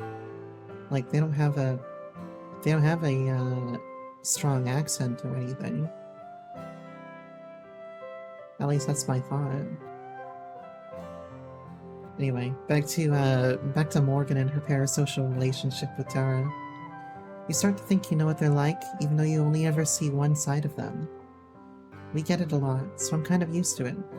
Sometimes it can become a bigger problem, though. People think that they're entitled to us acting a certain way because they've seen it online. Yeah, no, I already get that, okay? I've been streaming for 2.5 months and I already get that. Fortunately, Morgan hasn't been that way at all. Yet. I do wish that she would get to the point of why she's here, though. But instead, she gets up and heads to the kitchen area, retrieving a coffee mug from a cabinet without ever turning on the lights. I twist around to watch as she pours some of the coffee from a thermos into the mug, and then loads that into the microwave. Must not be a very effective thermos. Microwave coffee that, you're killing me, Smalls. At least she's polite enough to make sure the microwave door doesn't slam. She leans against the counter, barely visible to me. Tara told me that you're leaving the show after this trip is over. Of course she did. I must have made a face because Morgan clears her throat loudly. Sorry, was it supposed to be a secret? Nah, it's fine. But yeah, that's the idea. I'll go back and finish school. I see. That's a shame. I know you hate when it happens, but I've always enjoyed the moments where you're on camera. Thanks. Ooh. I'm just camera shy. Ironic, I know. She's yanked me on screen enough times that I'm a bit used to it by now, though. Well, now Maddie has a parasocial relationship with, or Morgan has a parasocial relationship with Maddie, too. Morgan hits the stop button on the microwave a second before it dings. Same. She retrieves her coffee and returns to the couch. But I guess that's why things seemed a bit tense between the two of you, right? Before I can answer, she SMHs her head. Actually, sorry. That's none of my business. You're fine. It's that obvious, huh? A bit. You seem tense whenever I see you. That's actually the main reason I came by. I promise it wasn't just to be nosy. I was starting to wonder. I came by to say that I'm sorry. I know that you're also uncomfortable around me. She says it as nonchalantly as if she was telling me about the weather. I bite my lip. I mean, she's not wrong. But I don't want to just say that. It's okay. You don't have to spare my feelings. I guarantee I've been called worse than whatever it is you're thinking. It's just that I'd sleep better tonight if I cleared the air between us first. Yeah, she is kind of the red-headed stepchild of the town, quite literally. She takes a long sip of coffee that should be hot enough to scald her mouth. I can't fathom how she could sleep at all. Or if she even needs to anymore. I mean, it's nothing like that. Nothing personal, really. I'm just a cynic, I guess. If it makes you feel any better, I'm the same way for pretty much every episode. You just get the behind-the-scenes experience this time. Lana, when are you gonna get the behind-the-scenes experience of this show? Morgan I shrugs. can't blame you for thinking I'm crazy or full of shit. But I can promise you that I'm not stupid. It takes me a beat to realize that was a joke. It's fine. I'm always the skeptical one out of the two of us, after all. There's just a lot going on, like you heard. So I'm sort of a mess all around right now. God, Satan. It's not your fault. I'm just a mess all around, every moment of every day. I half laugh. At least not entirely. She smiles thinly, seeming to appreciate my bluntness. To be perfectly honest, you weren't really what we were expecting either. She sets the coffee down, looking interested. Really? Yeah, we were prepared for someone super fangirly and like all over Terra. Like annoyingly so. Not me. Right. Even in your email, you seemed a bit more... I don't know how to not say this rudely. Interesting, engaging, not monotone. More energetic. Phew, she saves me again. Yeah, pretty much. Emails that we had exchanged back at home had lots of smiley faces, exclamation points, and other cheery touches. In person, however, seeing Morgan smile at all is a rarity on its own. Yeah, that's how I dress up my messages too. And then look at me now. That makes sense. I wasn't trying to trick the two of you or anything. It's just easier to be open like that online, I guess. I understand. That much, at least, I really can empathize with. I know that you don't know me, and that so far, I haven't given you any real reason to trust me or believe me. But I hope that you'll at least give it a chance. Paranormal is really important to me. I've been a fan for years. But I'm not the type of person who would invite you to the middle of nowhere just to meet Tara. I invited you out here for a reason. And I'm confident in that reason. But I understand that you'll need more proof than that. I wait to see if she has more to say, but that seems to be it. Thank you for telling me all this, though. I really do appreciate it. And I'm sorry for being so dismissive. For some reason I read that as submissive. Yeah, she's very fangirly, it's cute, but like not in the annoying way. Like you can tell it means a lot to her, SMH. Oh, so that's what gets your attention? It'd be nice to be wrong for once. So, I hope that we do find all that stuff you talked about. I really do. Tomorrow night, I was going to show Tara around the woods a bit. Would you like to come along? Yeah, I'll be there. I always have your attention. Not just when I start talking about submissives. I don't especially like the idea of wandering at the forest at night, but I can't exactly say no after I just promised to be more agreeable. She nods and takes a careful swig of her coffee, then she stands. Cool. Anyway, that's all I had to say. I'll get out of your hair now so you can get some rest. She heads for the door and throws it open without waiting for a response. The temperature plummets right away and she turns back. Thank you for listening. I appreciate it too. But just so you know, I'll prove you wrong. She closes the door and disappears into the night. Oh, I'm counting on it. Counting on being proved wrong. Okay, this must be like the next day then. We head to the appointed meeting spot, right at the turn of the hour. Even during the day, the forest felt hostile and foreign, but now at night it's downright scary.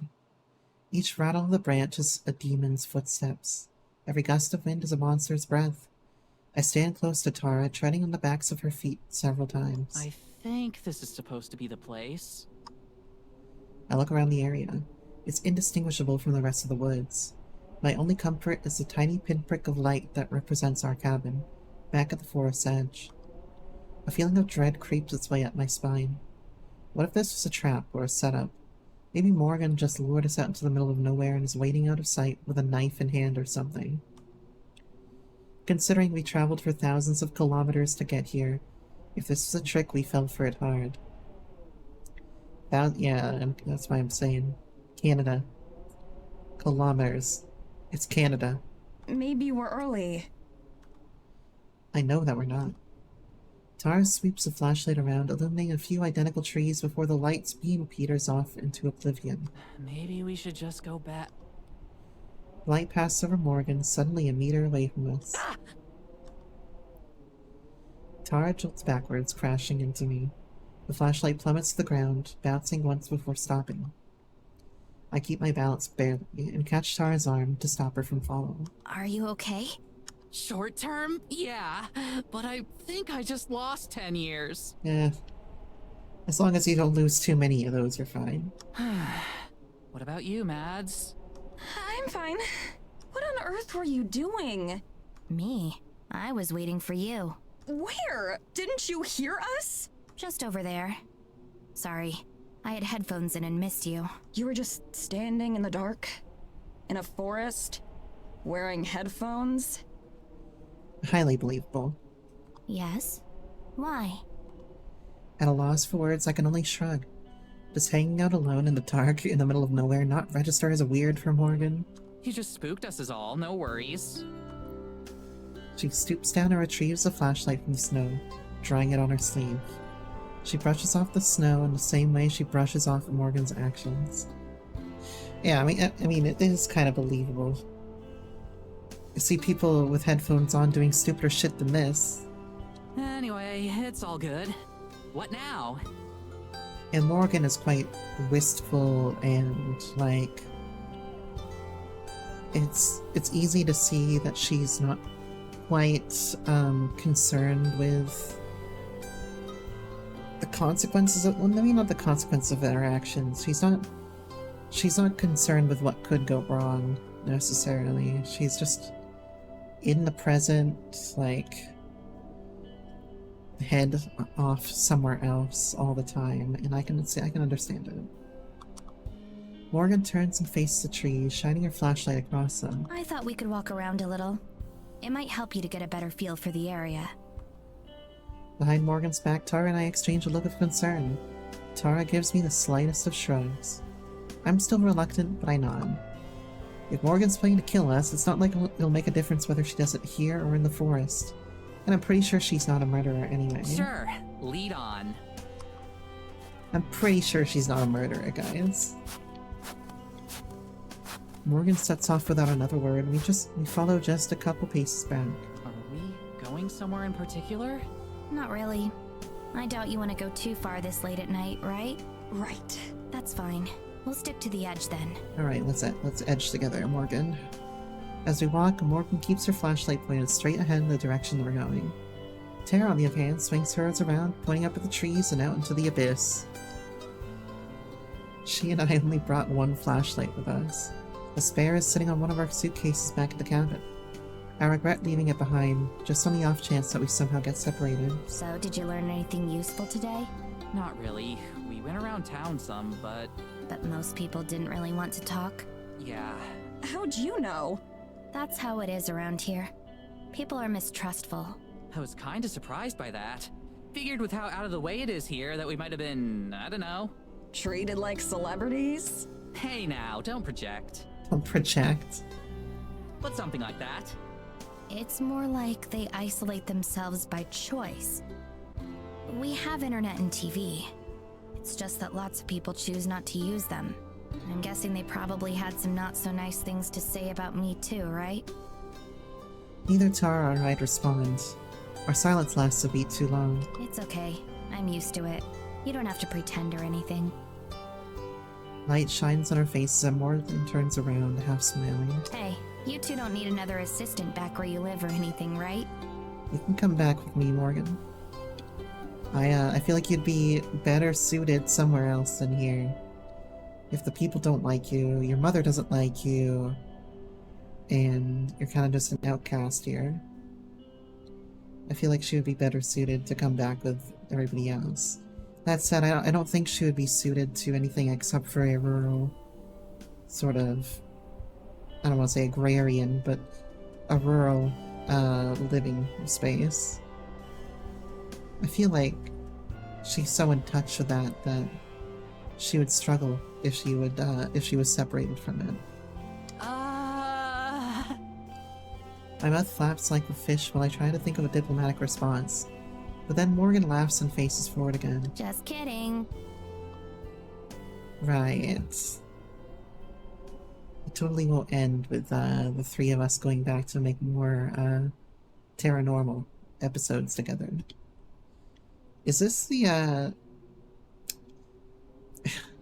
is this game like the prelude to Content Warning? Have you seen that game? It's the prequel to Content Warning. We trek on in awkward silence. I'm not even sure what we're supposed to be doing or looking for. We're just wandering in the dark, trusting that Morgan knows how to get back to the cabin. It's cold and my feet are sore, and I'm once again regretting coming to Eisenfeld. I gently tug Tara's sleeve right by her elbow. When she looks at me, I silently gesture back towards where we came from and shrug, hoping she'll get the message. Now? She mouths back. I nod. She gives a worried look over towards Morgan, who's now slightly farther away. Tara holds up 5 fingers. 5 more minutes. Sighing, I nod again. We hurry to catch up with Morgan. Something wrong? Oh no, Maddie, had something in her shoe. Oh. It's hard to tell if she buys it. I wouldn't. Mentally, I'm counting backwards from 5 minutes, already imagining the comfort of my bed and blanket back at the cabin. How am I going to survive a whole month of this? An issue for future me to worry about. I got lost out in this part of the forest once. 3 minutes and 32 seconds. 3 minutes and 31 seconds. Don't worry, though. I know my way around now. Yeah, they mentioned something about that. I step on Tara's foot again, this time totally on purpose. I thought they might. Her tone is still completely nonchalant. At least Morgan seems impossible to offend. It's too bad it looks like it's going to snow tonight. We probably shouldn't stay out too late. I wouldn't say impossible to offend, she just is taking it well. Thank God. Yeah, that's too bad. I'm sorry this was so disappointing. I'd hoped that there would be more to see. What exactly were you expecting? It's the middle of the night. Come on, Mads, it's about the atmosphere. It's way spookier out here when it's dark. I know, that's half the problem. We can turn back now if you'd like. Before I can agree, Tara shakes her head. Nah, let's give it a couple more minutes. You came out all this way for us after all. I glare at Tara, but I think she misses it. I've lost track of my countdown, too. Whatever. The small, apologetic smile that I barely noticed does manage to assuage my discomfort. We traipse aimlessly through the snow for a while longer. I stare at my feet, more than at the path ahead, and simply follow in the footprints left by the other two. So I nearly slam into Tara, who has come to a complete halt yet again. What now? I saw something. You did? Tara, stop messing around. Let's... No, I mean it. I saw something. I shut up. I can tell by her tone that she's serious. She saw something, or at least she thinks she did. The three of us turn and face the way she is. It's even deeper into the forest, barely lit by the moon. There was a light. Someone else walking around? There shouldn't be anyone out at this time of night. It's dangerous to be in the woods once it gets late. It's starting to sound like what they used to say about Minecraft when they were like trying to sell the game originally. I ought to not point out the obvious hypocrisy. It was probably moonlight or something. It wasn't the moon, Maddie. There's something out there. Oh, we got more drawn things. I love drawn things. Both of them point their flashlights in the direction Tara's looking. Aside from more trees, there's nothing to be seen. Tara? Maddie, She grins. this is what we're here for. Come on. Tara breaks into a run, leaving Morgan and I behind in surprise. We exchange a look before Morgan runs after her. I have no choice but to go too. The regret is almost instant. Cold knives pierce my lungs with each heavy breath. I'm not in best shape to begin with, and the snow and boots don't make things any easier. The only consolation is that we're running in a straight line, so it won't be hard to follow our path back. Every so often we pause to catch our breath. The pace is catching up to Tara too, who has to fight to keep her smile on. Morgan seems unfazed by it all. I'm about 3 seconds away from demanding that we give up when I see it. Way off in the distance, too far to identify the source, is a light. This is, it's very, Highway Blossomsy art style that we have going here. It's a little bit more, I don't know how to say it, a little bit more, straight colory than like the stuff in Please Be Happy. I don't know how to describe it because I'm not an artist. I'm not technically an artist. Not yet. Anyway. Not until I find a way to hook my tablet up with OBS. It sparkles and glimmers like a star that fell to earth. I fall silent, the words stolen from my mouth. Then Tara points, stating what we already know. There it is! Buoyed by her second wind, Tara runs off again. This time Morgan and I are close behind. We follow the light, which sometimes blinks out but soon reappears. I'm too focused on not slipping and falling to give much thought as to the source. There's no telling how long or how far we've been going. Somehow the light never seems to get any closer or further away. Is this not art? This...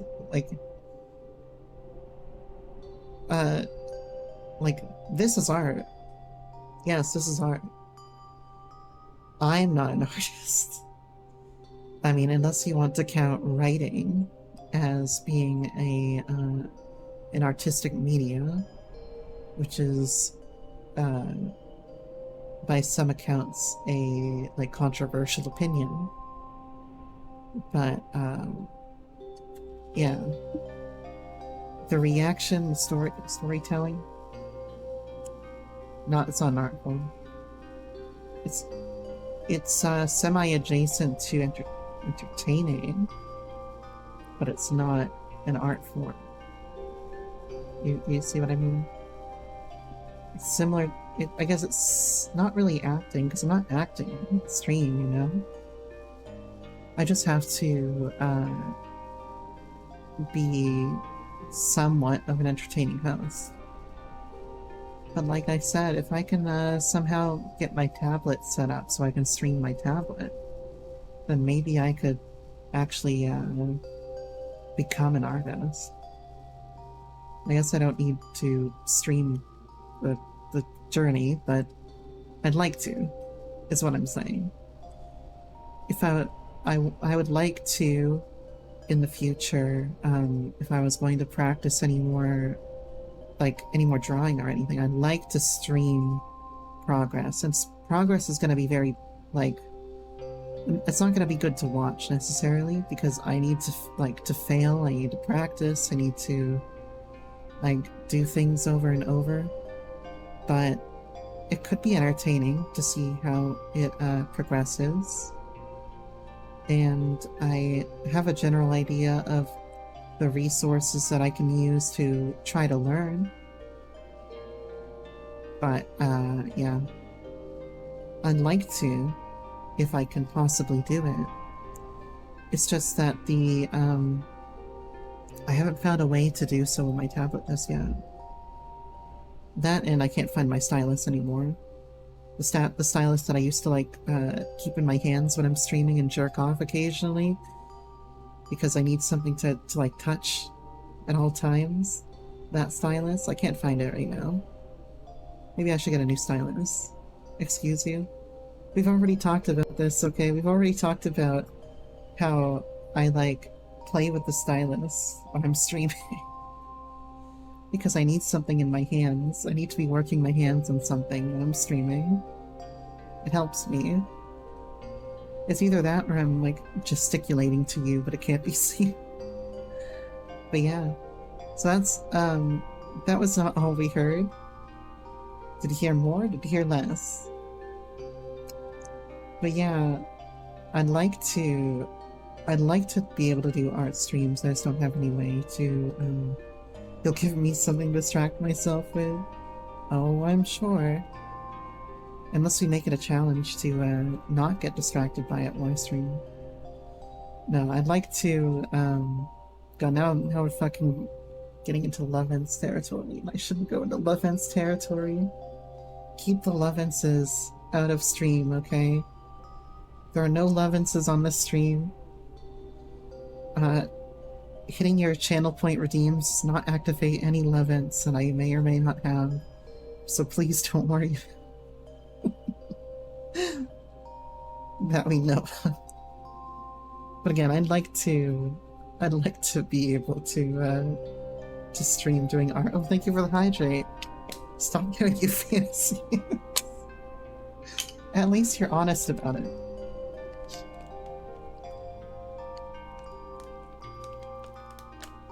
Called out. Oh, now you hit me on the head with the block. That's great. That was good aim. Good job there. I'm just taking a hydrate real quick. Because I'm a thirsty bitch. But you're the one over here who's outing yourself on your own, your own fantasies, man. That ain't me. Anyway. We're chasing ghosts over here, guys. Okay. We're ghost hunters. We're not cam girls, we're ghost hunters, okay? So let's get back to the ghost hunting. There's no telling how long or far we've been going. Somehow the light never seems to get any closer or farther away. It's like it's running from us. Hey, wait up! That sounded very Jeffrey for a second. Tara yells out into the darkness. If whatever it is can understand her, it ignores her. Running is quickly becoming difficult.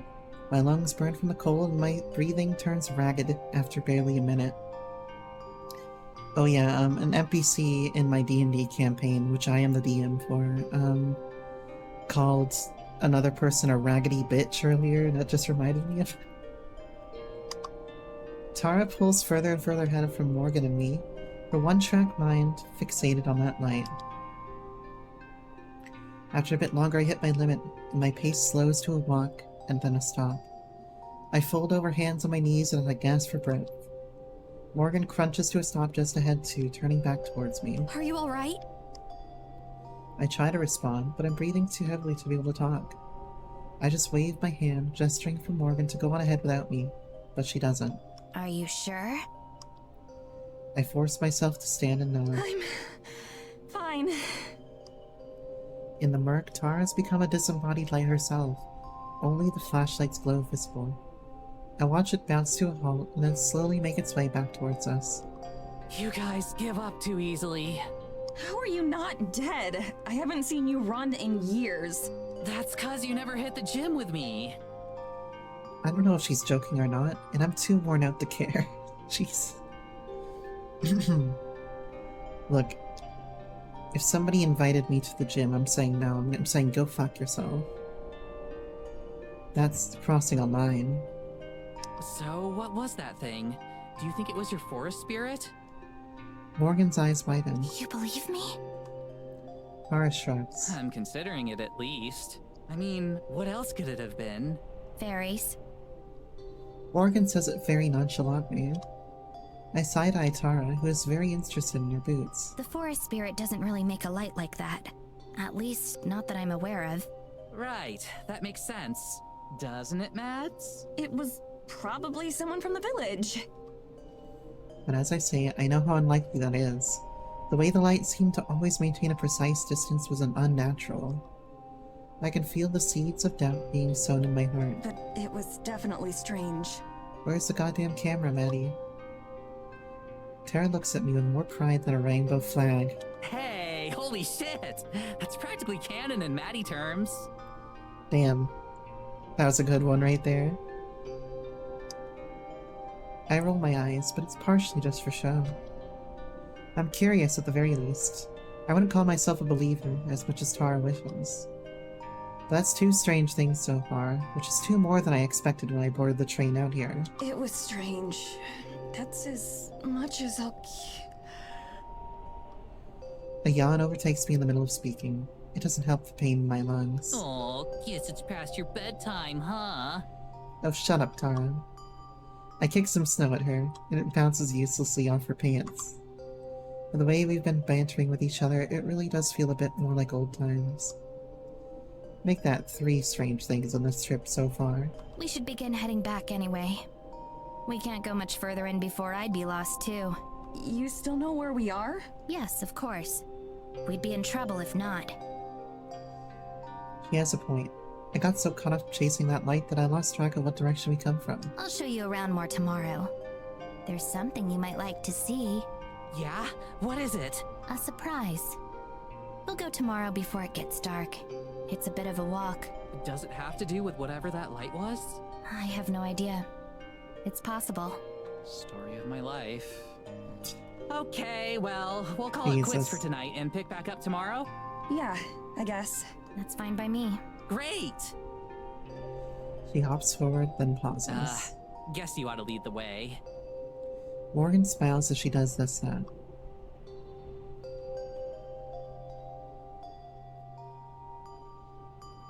It takes us only 15 minutes or so to reach the cabin. We must have added a lot of time to our trip with all the wandering we did. Morgan bids us farewell at the door, which I barely return before stumbling inside. I'm halfway out with my boots by the time Tara's inside. Guess you're not staying up late then. I'm out like a light the second I hit the bed. Tara grins, just briefly. Right. My hand is on the doorknob when Tara clears her throat. Hey, thanks for, you know, chasing after that thing. I appreciate you playing along. My hand lingers on the door, poised to turn. Yeah, of course. Right. Yeah. Alright. Oh, Good sorry. night. I skipped part of her sentence there. Let's see what we find tomorrow is what she said, basically. Okay. There's a fairy on this. I just noticed. And she's talking about fairies. I knew that there was a fairy down, or this didn't really look like a fairy because it didn't have any wings, but now I can imagine that this is probably a fairy here too. Night. I quickly step in and shut my bedroom door before Tara can say anything else. As I switch off the lights and crawl into bed, I remember the end of the train ride here. I felt just the same now, standing there not knowing what to say. It would be so easy. I banish those thoughts from my mind and wrench my eyes shut. There'll be time to worry about it tomorrow. I have time to think. We have a month. As I slowly drift off to sleep, the exhaustion that I feel winning out over the stress. The last thoughts I have are of dancing lights in the snow.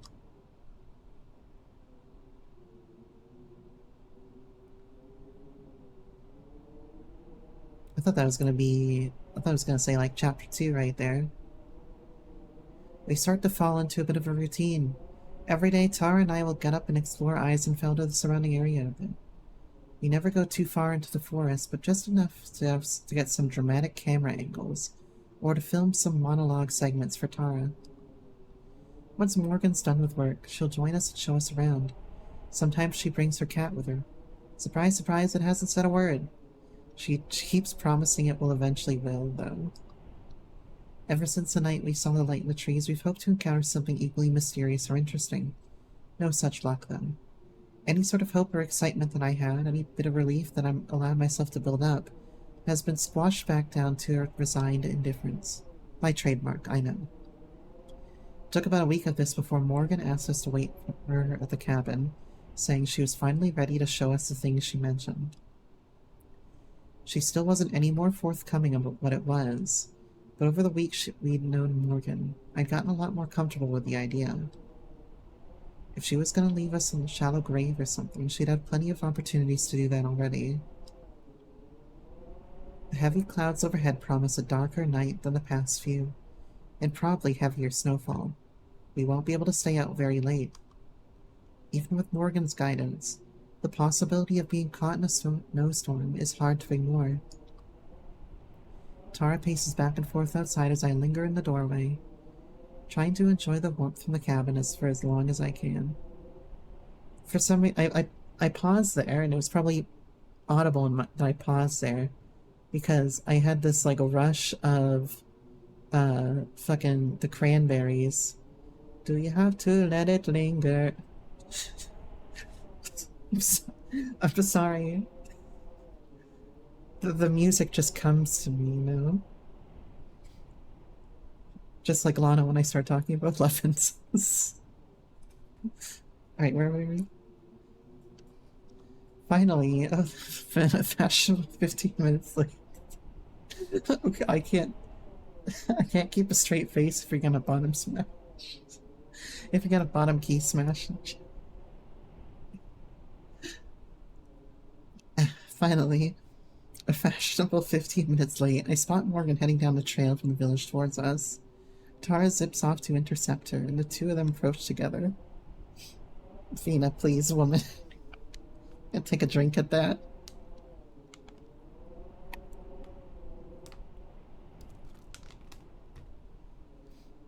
At this rate, I'm gonna have to unlock the cooldown on the horny as fuck sticky note that you can put on me. Hey, sorry I'm late. Work was a little busy tonight.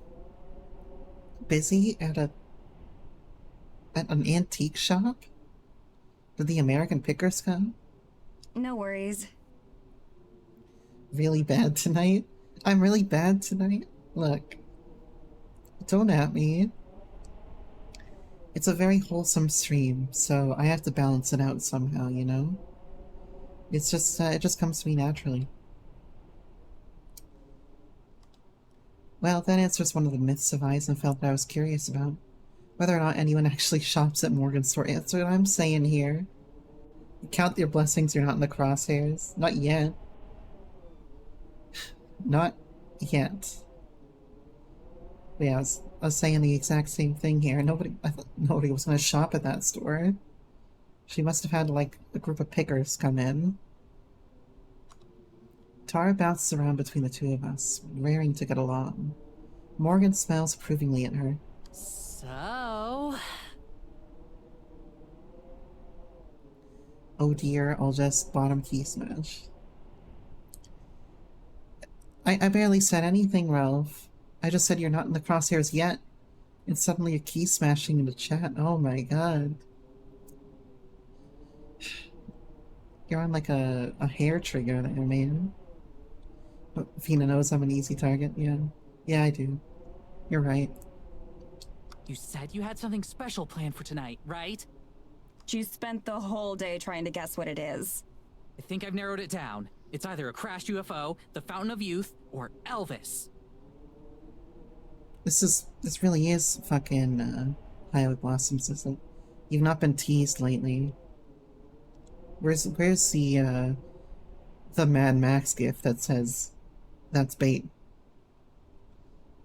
This really is just Highway Blossoms, isn't it? Fucking UFO and Elvis. Yeah, Elvis really being alive. What did they say in was it Class of 09? Wasn't there something about Elvis? Like he's actually hanging out in Peru or whatever? Or Argentina? You remember that, right? Where they're in the diner and Jeffrey's saying something about how Elvis is, or no, Crispin is saying something about where Elvis is. I mean, I've never had a peanut butter and banana sandwich with bacon in it, but I can tell you where that's gonna send me after a few years. Those are the ones you narrowed it down to? Someday, Mads, it's gonna be Elvis, and you're going to wish you'd believe me. And everybody knows Elvis is still alive somewhere hanging out in South America. I face Morgan, pointedly turning my back to Tara. Anyway, we're ready to go if you are. Do you both have flashlights? We're going to be heading a bit deeper into the woods this time. Yeah, it's probably a good idea to get your fucking flashlight out, Maddie. Because no doubt you're gonna get separated, or one of the flashlights is gonna get destroyed somehow. We both hold up our lights in unison. After our first venture into the forest together, there's no way I'm ever going out there without us each having a flashlight. Just having one makes me feel more self-reliant. It helps suppress my anxiety a little bit. Just a little. You got a tan just chilling somewhere? Yeah. It's like the people that say, like, Hitler's in Argentina, too. Maybe they're hanging out together, I don't know. But it really is a hell of a theory, isn't it? But on the one hand, what if it was true? Great. Follow me. We circle back around the cabin and head into the woods. I've been waiting to show you two this since you got here. You're going to love it. Tara starts to vibrate again, clearly soaking up the suspense. Oh, so Tara can have a Lovense on her channel, but I can't? I see how it is. SMHing night, then. As soon as I hit to a minute, she's got me pretty curious, too. I'm not sure what she could be keeping secret out here for so long. This isn't going to be dangerous or anything, right? Don't make you get in your DMs later. Do I need to do anything to, like, to make you come in my DMs? Wait, that came out wrong. Wait, that came out wrong. No, wait, hold on.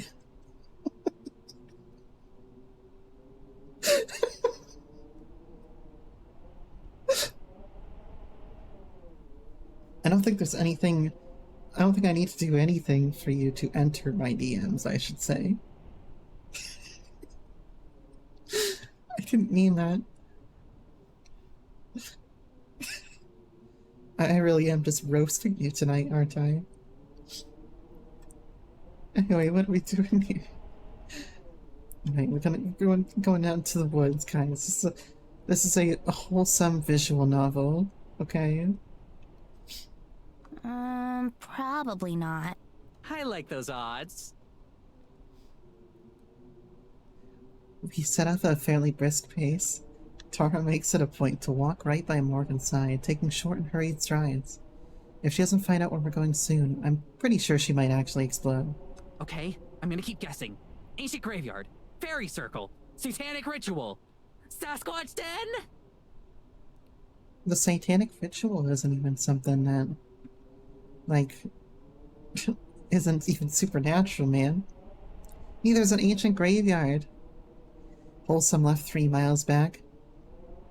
Look, you know, shit happens sometimes. You can't plan for the worst. Close. It's a church. car stops dead in her tracks. Wait, a church? The worst thing that it could be. A church. Was Maddie right when she said you were gonna try to get us to join a cult? I never said that. I might have said that. It's okay, I'll join a cult with Morgan. I think that'd be fun. Don't you? Despite our antics, Morgan never stops or slows down. Nothing like that, I promise. It's really old. Older than any of the buildings you've seen in Eisenfeld. The people who built it are ancestors of the residents today. I guess they were what you'd consider pagans. They worshipped a god of the forest. Whoa. Now it's sounding a bit like, that movie, that, like, Viking movie, you know what I'm talking about? And, like, at the end you have, like, the burning building scene and, like, the silhouette of the creature, and it's got, like, the, like, human arm kind of things hanging from its mouth. But it looked kind of like a deer. You know that movie I'm talking about? I'm not crazy. I'm not crazy, I promise. I expect more to the story. That seems to be Morgan's stopping point for now.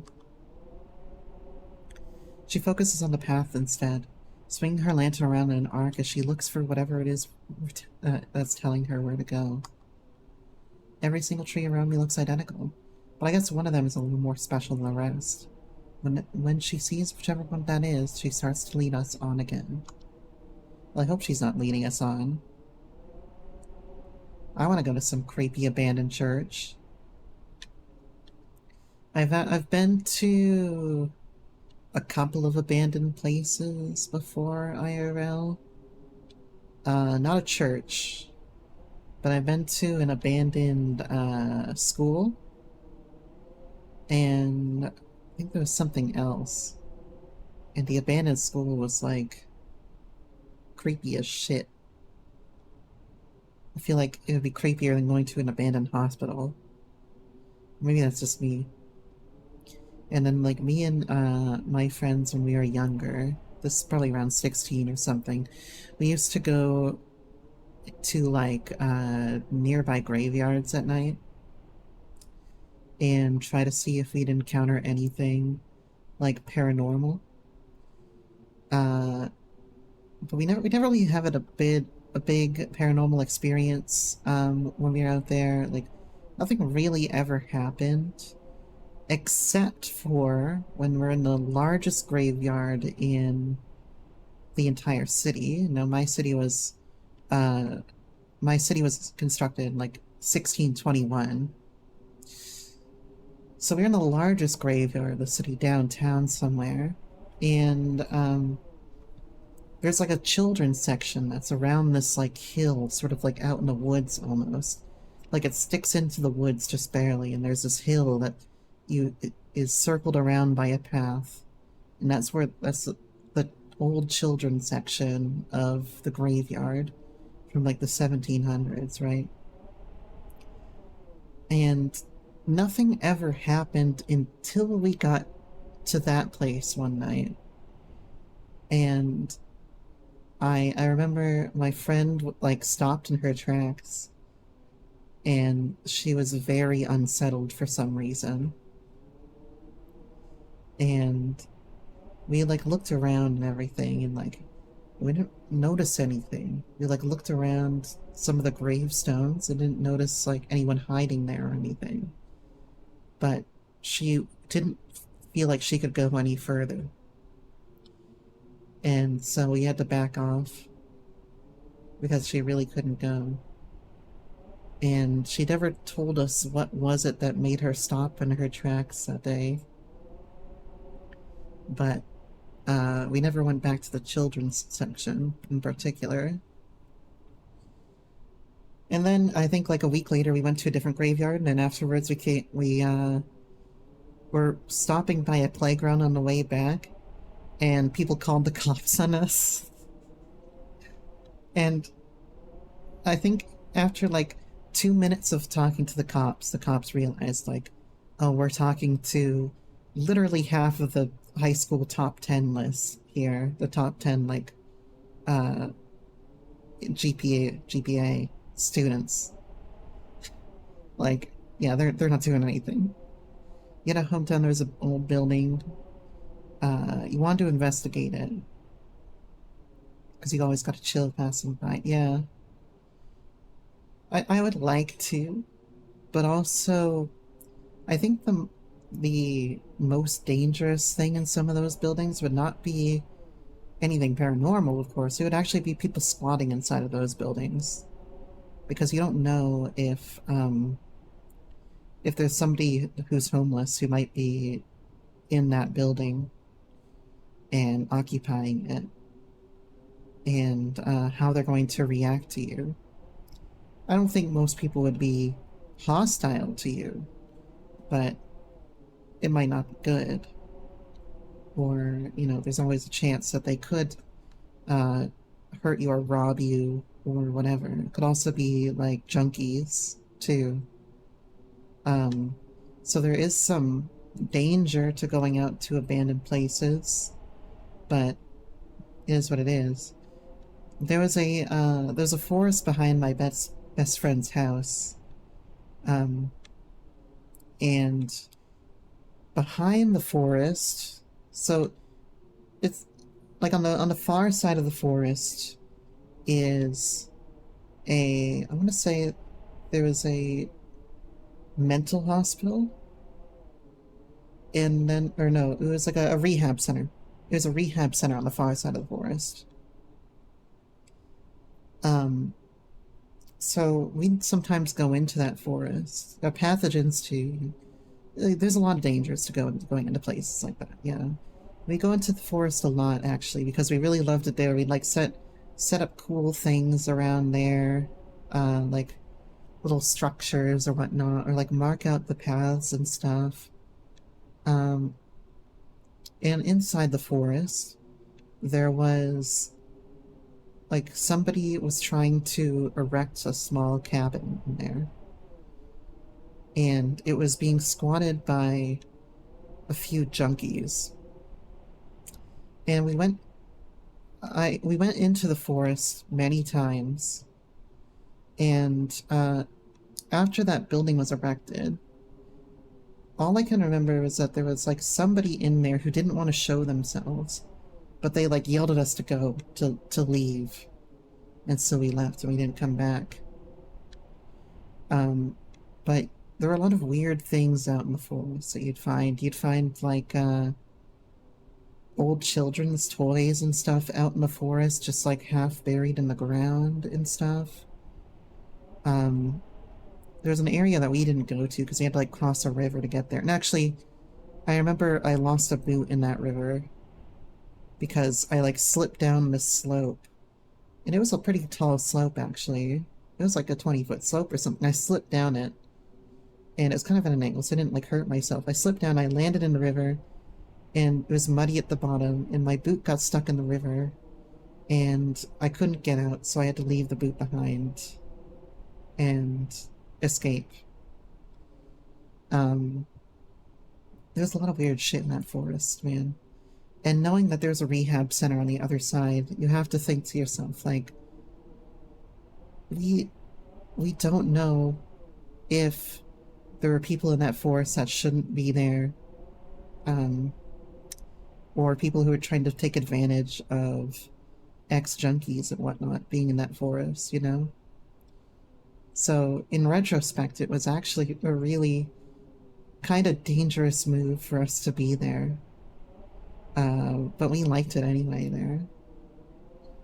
So, those are a couple stories for you on that subject. Holy shit, it's hot in here tonight. Oh my god. I'm sweating all over the place. But yeah, those are the only two things I have. I guess three things, because I have the graveyard stuff, and abandoned school, and then the forest. I didn't really do a whole lot of, like, exploring when I was younger. But now that I, like, think about it, there was a lot of very dangerous exploring I did without knowing that it was dangerous. You know what I mean? My glasses start fogging up a bit the more as we walk. I should have insisted that Tara layer up a bit more. I'd be a pretty crappy friend if I let her freeze to death out here. Yeah, fogging up like my glasses right now because it's hot as fuck in here. So, to summarize, your great whatevers and the rest of the villagers built an old church out in the forest to worship a giant forest spirit, and that's what we're going to see right now? Right. Have I mentioned that this is going to be the best episode of the show ever? Morgan's got Tara hanging onto her every word, hook, line, and sinker. I'm glad she's having a good time at least. No thanks to me. You said it's older than the rest of the village. Do you know how old? Centuries, at least. I don't know how many. I've done some research on the history of Eisenfeld, but none of the books really mention it. How'd you learn about it then? A lot of it comes from old journals, or other documents left behind by the people who used to live here. Parts of it are passed down as family legends, too. Yeah, well, they probably should be filming this. The image of Evelyn and Morgan sitting cozily by a fire while Evelyn tells stories is one that I can't imagine actually happened. I'm not going to pry into the details of that, though. You think we could take a look at those journals sometime? Maybe we could show them off on the show. Authentic first-hand accounts, or something like that. For some reason, now Morgan stops, looking ponderous. I also realize that it's starting to snow. Just barely, but enough to make me bite my lip and watch the sky. I'd be happy to show you. Score! You're seriously the best. Like, thanks for doing all this. It's nothing, really. Don't all your hosts do the same? A lot of them only stick around for the first day or two. Then once they realize there's a lot of filming and setting up behind the scenes, they get bored. For all her issues, I can't deny that Morgan's been much more gracious and helpful with hosts than we're used to. We walk in silence for a bit. All the while, the snow continues to fall, getting heavier and heavier. At first I try to ignore it, but it's hard. Like always, it seems it'll fall to me to be the responsible one. Hey, Morgan? Are you sure it's safe to keep going? It's starting to snow pretty hard. Oh, this is just a dusting. It's fine. Both of them look up, as if they haven't noticed. Oh, you're right. Now it's Morgan who turns around and looks back the way she came. I can practically hear the gears turning in her head. Tara watches, looking anxious. You know, I never saw this until I went to college. But a lot of people at the college I went to bring out their umbrellas when it starts to snow. And where I live, nobody brings out umbrellas when it's snowing. You just live through it. So I have a feeling it's like, it's something that is like maybe more common in other, I was gonna say international students. Yeah, it's something that's more common like with foreign students. Because I've never seen anybody well, where I live, no one in New England pulling out their umbrellas when it snows. But I see people doing it all the time, like at college. And specifically, I think international students. You're right about them. So I don't know what that is. But for some reason I was thinking, oh, they could bring an umbrella here. I've never brought an umbrella out when it snowed, though. I also, probably shouldn't have been walking out as much at night when it was snowing at 4 a.m., but, you know, it is what it is. We had a Calculus 3 test at one point, and I was, like, walking home, and there was a bunch of us walking back to North Campus, and it just suddenly had, like, gotten really cold, just that night, and started to snow, and the sidewalk was, like, super icy, and so, like, first I slipped, and, like, slid, like, 6 feet down the sidewalk on the way back to North, and somebody else started to slip, and, like, a bunch of us just kept slipping on the ice as we made our way back to North Campus. But I was the one to break the ice. Now it's Morgan who turns around and looks back the way we came. I can practically hear the gears turning in her head. Tara watches, looking anxious. Oh, so she only worries if Morgan starts to look uncomfortable. It's going to get bad pretty soon. She says it so matter-of-factly that the severity of her words don't register. Then every single alarm bell in my head starts ringing. What? How soon is pretty soon? And how bad? I'd say within the next Oh, half no. hour. Those clouds don't look good. They brought out the cellos, that means we know it's not going to be good. That's an understatement. They seem to be moving almost impossibly fast. Just like that, the weather has gone from a light snow to the start of a blizzard. Look at Maddie's cute eyes. Why is she so cute? Tell me why Maddie is so cute. This is a Maddie simp only stream. Just like last stream was a Renoa simp only stream and I failed that run. We need to turn back then. Back to the cabin. I take a couple steps, but the fresh snow has made it harder to walk. Even the trail that we just left has been partially obscured. We're closer to the church than the cabin. I think we should go there and wait it out. Wait it out? What if it doesn't just pass by? What if we're stuck there for days? It's better than being dead, you know. I turn to her in disbelief. No shit it is! Morgan wrings her hands, looking genuinely distressed. Jesus, the string distortion right now. I don't know what's going on. I don't think it was... Once again, she looks back in the direction we came from, lost in thought. We're just wasting time standing here arguing, you know. Morgan said we should go to the church, and she's the expert. I'm loath to call her an expert at this point, but Tara's right that we don't have time to spare. We're definitely in dire straits if she's the one being the voice of reason. Fine, let's get going then.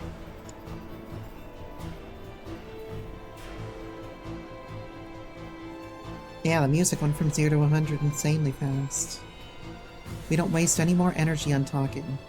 We just follow Morgan as closely as we can. The light from her bounces in the wind, reminiscent of the light we followed just a few short days ago. I focus on it, using it as a beacon since it's easier to keep track of than Morgan herself. I bury my face into my scarf as much as I can, feeling the wind push against me and making it harder to walk.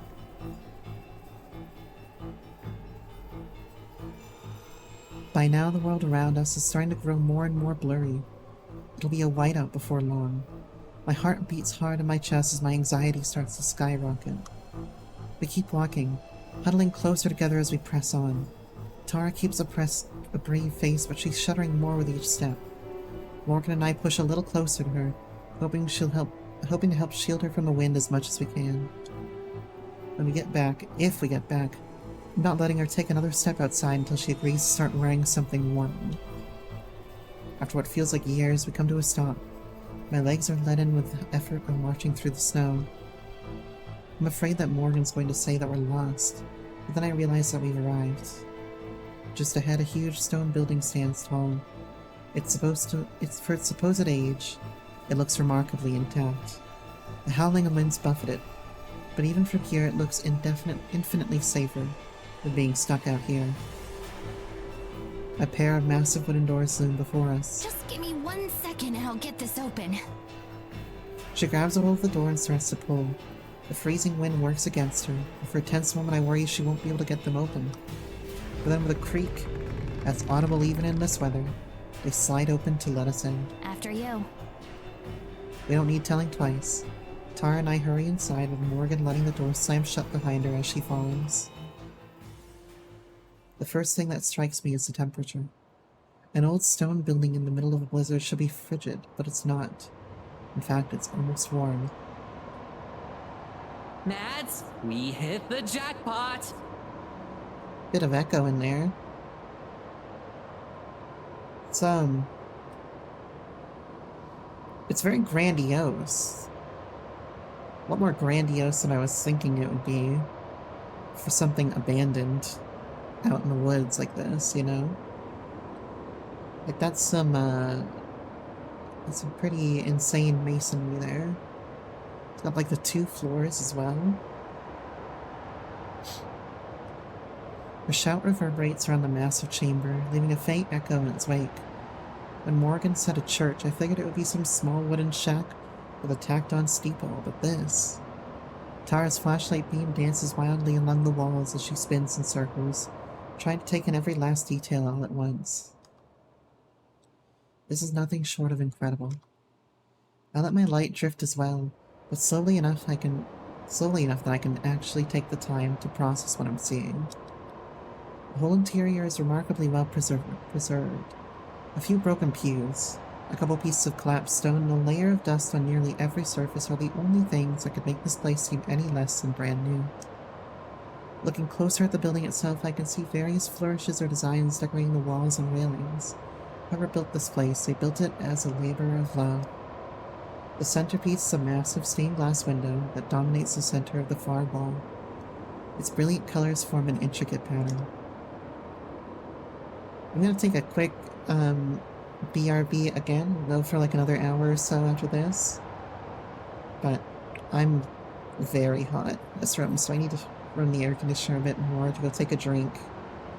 See how my cat's doing. So I'll see you in just a few minutes.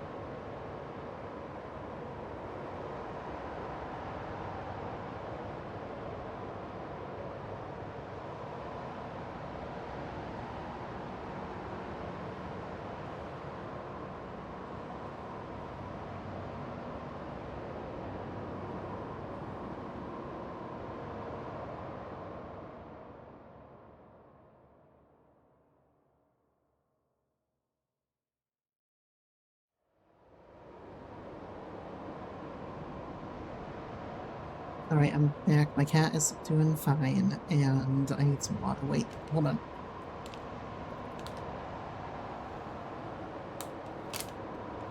Water obtained. We're good. Alright. Yeah, I'll go for another hour or so. See how that does.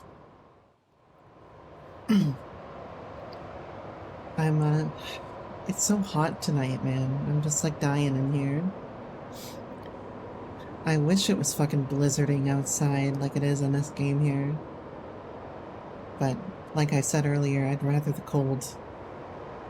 Far, far more than I'd rather the heat. Where were we? I make my way over to Morgan, who's currently watching Tara dart around the building with a small, satisfied smile. It dissipates as I approach. Nice hiccup. Oh my god, I hiccup. Alright. I'm okay. I can control myself against the hiccups. We are fine. Even though I'm relieved to be out of the storm, I can't believe we ended up in this situation in the first place. Before I can say anything, though, she beats me to it. I'm really sorry about this. I truly am. If I'd thought the weather would turn so foul, I'd have never suggested we come out here. The last thing I want to do is place you and Tara in any danger. I just wanted to show the two of you something tangible. Something different. This place is, it's got like 4, symbols beneath the 4 people. And I wonder what that means exactly. I think it might be seasonal based, if I had to guess. I swallow my harsh words. Chastising her won't do us any good. Plus, she's right that the weather changed way faster than I would have expected, or even thought possible. So I just rub my shoulders, pretending to massage some warmth back into them. Don't apologize yet. There's still plenty of time for us to die of starvation or something like that. I think it's more likely that we die of exposure first. Get it? Because they're always on camera. Well, that's reassuring. Suddenly, a beam of light swipes across my face. It comes from Tara on the other side of the building. Hey, come check out these books! Morgan and I both start to head over. By the way, how do you keep it so warm in here? I was looking for a heater or something, but couldn't find one. It's magic, I think. You know what? I'm not even gonna argue. Yeah, I think she's starting to get it. Tara's waiting excitedly next to a stack of books. That's probably a first. That being said, stone buildings are a lot better than wooden buildings at insulation, whether from heat or cold, so I would expect the inside of a stone building to be less extreme than what the environment just changed to around it, you know? Tara's waiting excitedly next to a stack of books. That's probably a first. Check it out! The wooden shelves are warped and damaged beyond repair, but have still retained their shape pretty well. The books that line them are in similar condition. When I remove one, its once soft cover is cold and rigid, and the text has faded into illegibility. But flipping through the pages, a few of them are still readable. Or at least, would be, if I could understand the language. Tell me these aren't filled with ancient incantations or something. These aren't filled with ancient incantations. Jesus Christ. She holds up a book to her face and blows a puff of air towards me, filling my face with dust. I wrinkle my nose, coughing and sputtering. Hey, what the hell? You don't know what's floating around in here? Literally the only person alive who could be in a haunted church and not care at all. She never said it was haunted, you know? And I'm sorry that I'm still a bit too shaken up over, you know, almost dying in a snowstorm. We weren't ever in any real danger, I'm sure. Isn't that right, Morgan? Tara. You probably are, like, 2 seconds away from getting frostbite right now. Actually, I wasn't sure we were going to make it here. Tara's eyes widen, the reality of the situation hitting her at last. Then she grins. That makes this an even more badass story for the vlog. Of course. Like I said, 2 brain cells, right? Her 2 brain cells are clickbait and hot girls.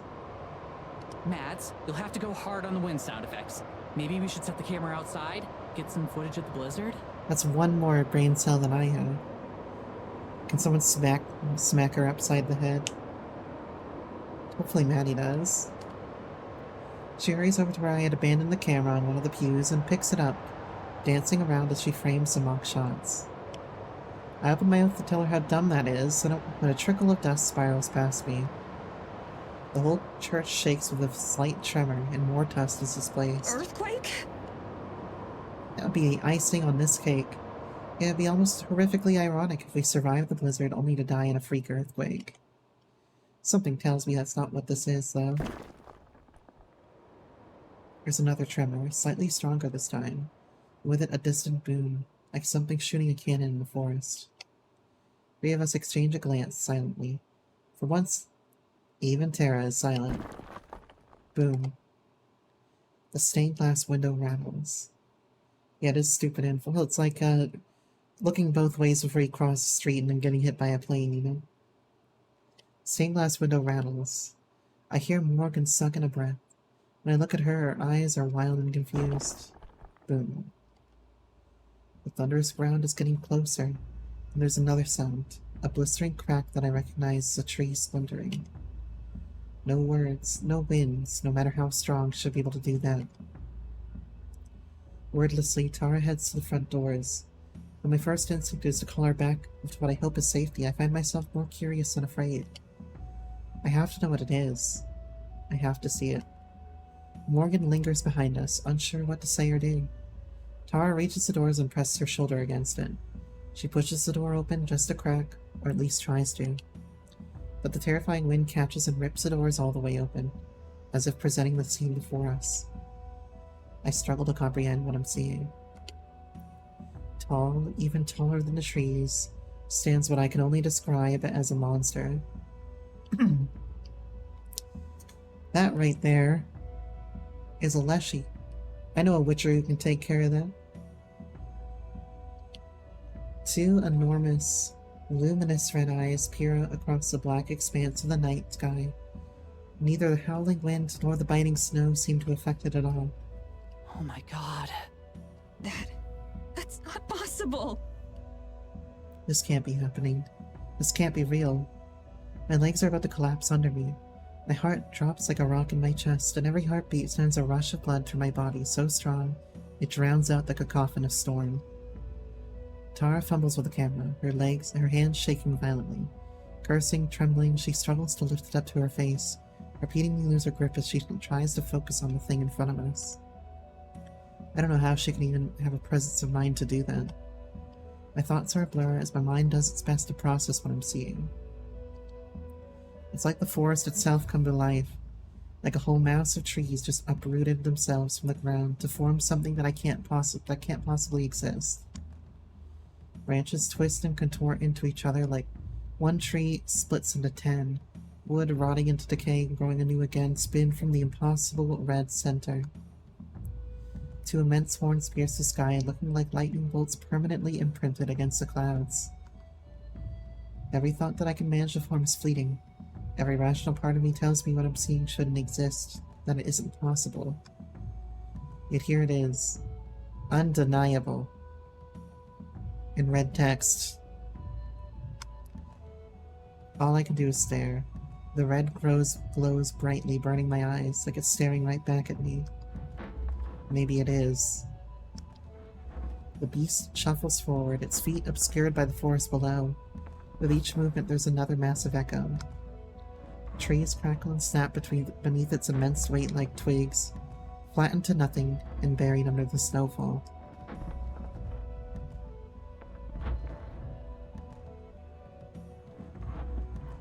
And if that light sees you, you get a madness build-up debuff.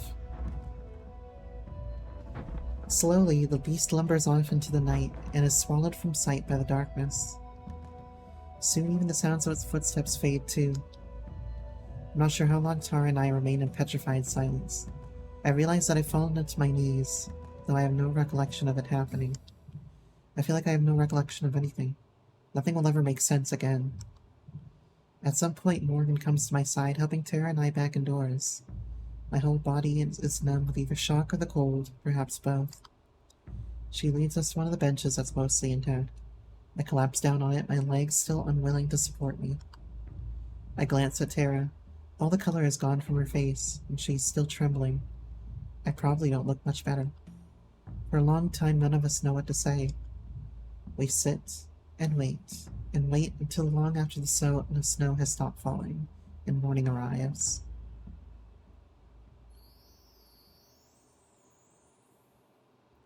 Chapter 2, baby! Well, the name of that is Isolation, the achievement for that in Steam. I don't say a word on the way back to the cabin. How can I? How do you vocalize the knowledge that your core understanding of the world just turned out to be wrong? It feels like the ground beneath my feet dropped out from under me. My steps are unsteady and I feel nausea come up like waves. My head pounds hard. I've always prided myself on my healthy skepticism, but I can't deny what's right in front of me. My thoughts scramble to find some way to explain it, some way that I can piece it together in a way I can understand. but it's hopeless. Tara is still struck. I'd expect her to be bouncing off the walls, to be unable to calm down. After all, this is what she's been after for years. Ever since we started the show, ever since she first had the idea for the show. Now that we've finally actually found something, neither of us know how to react.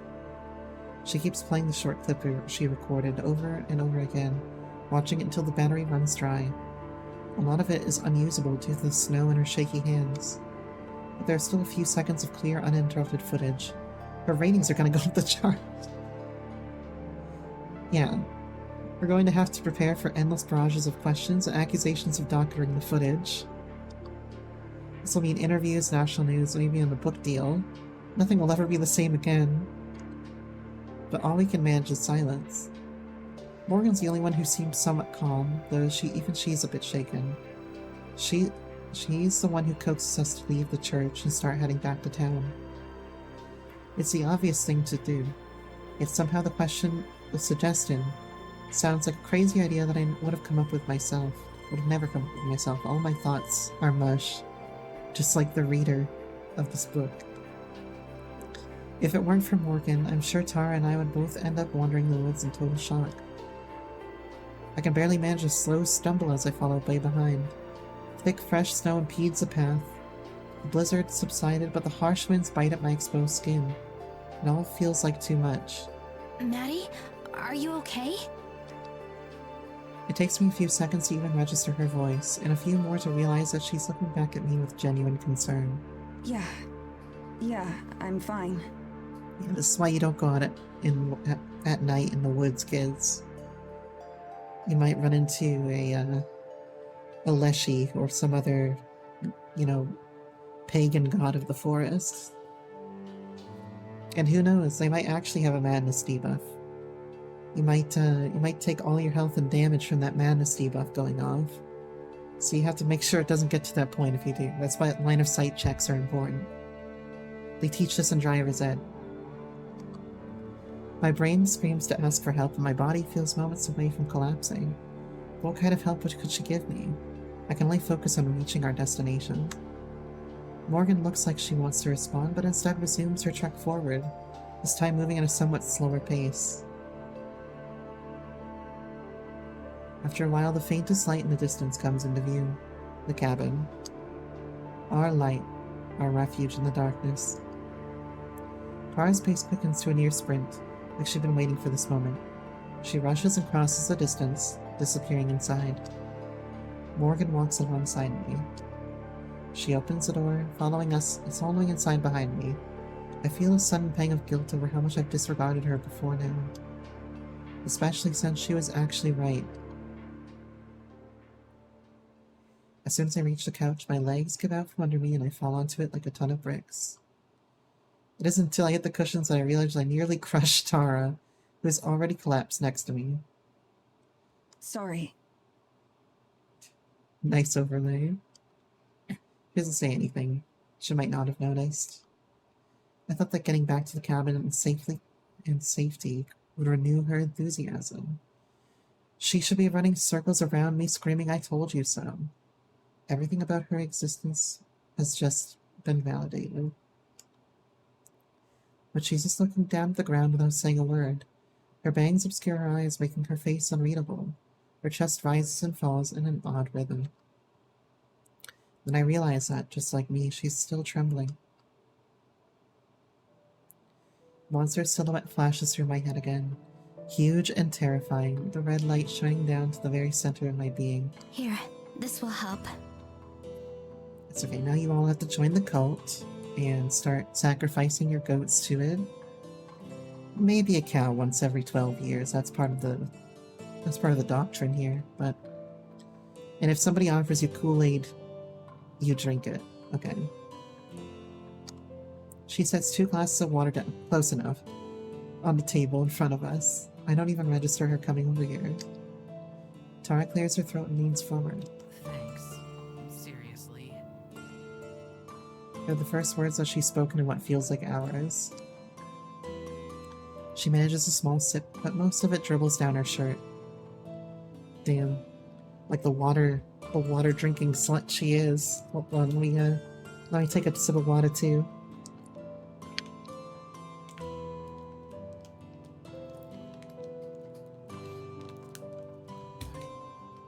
Water sipped.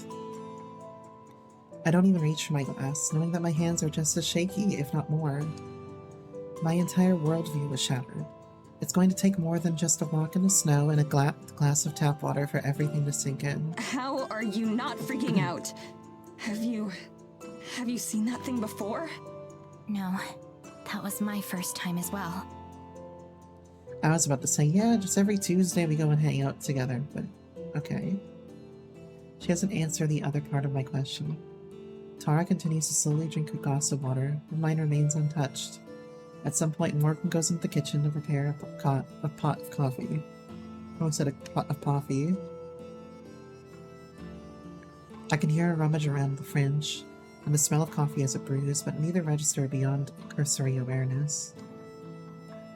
What does get my attention is when she sets 2 steaming mugs down in front of us, hot coffee sloshing over onto her hands. Drink this. It'll help. I do as I'm told, lapping at the brew since it's too hot to sip. I'm just imagining her like doing the cat like tongue spoon thing. Tara does the same. Morgan sits beside her on the couch, draining her own mug much faster than we do, as she gazes out the window.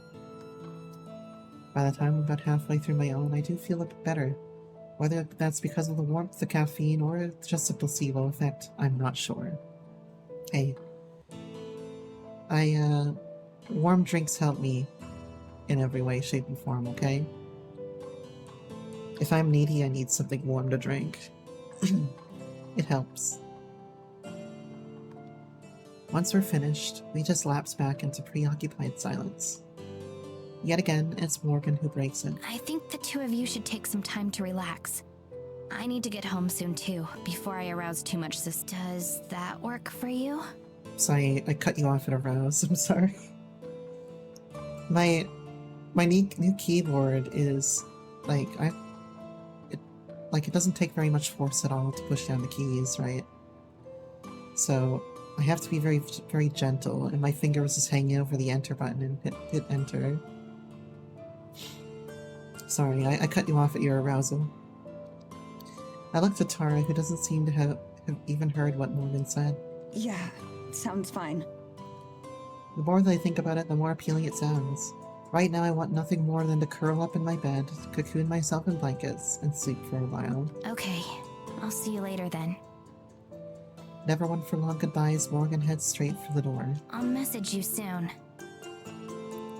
She leaves before either of us can respond. We sit. And sit. I don't know for how long.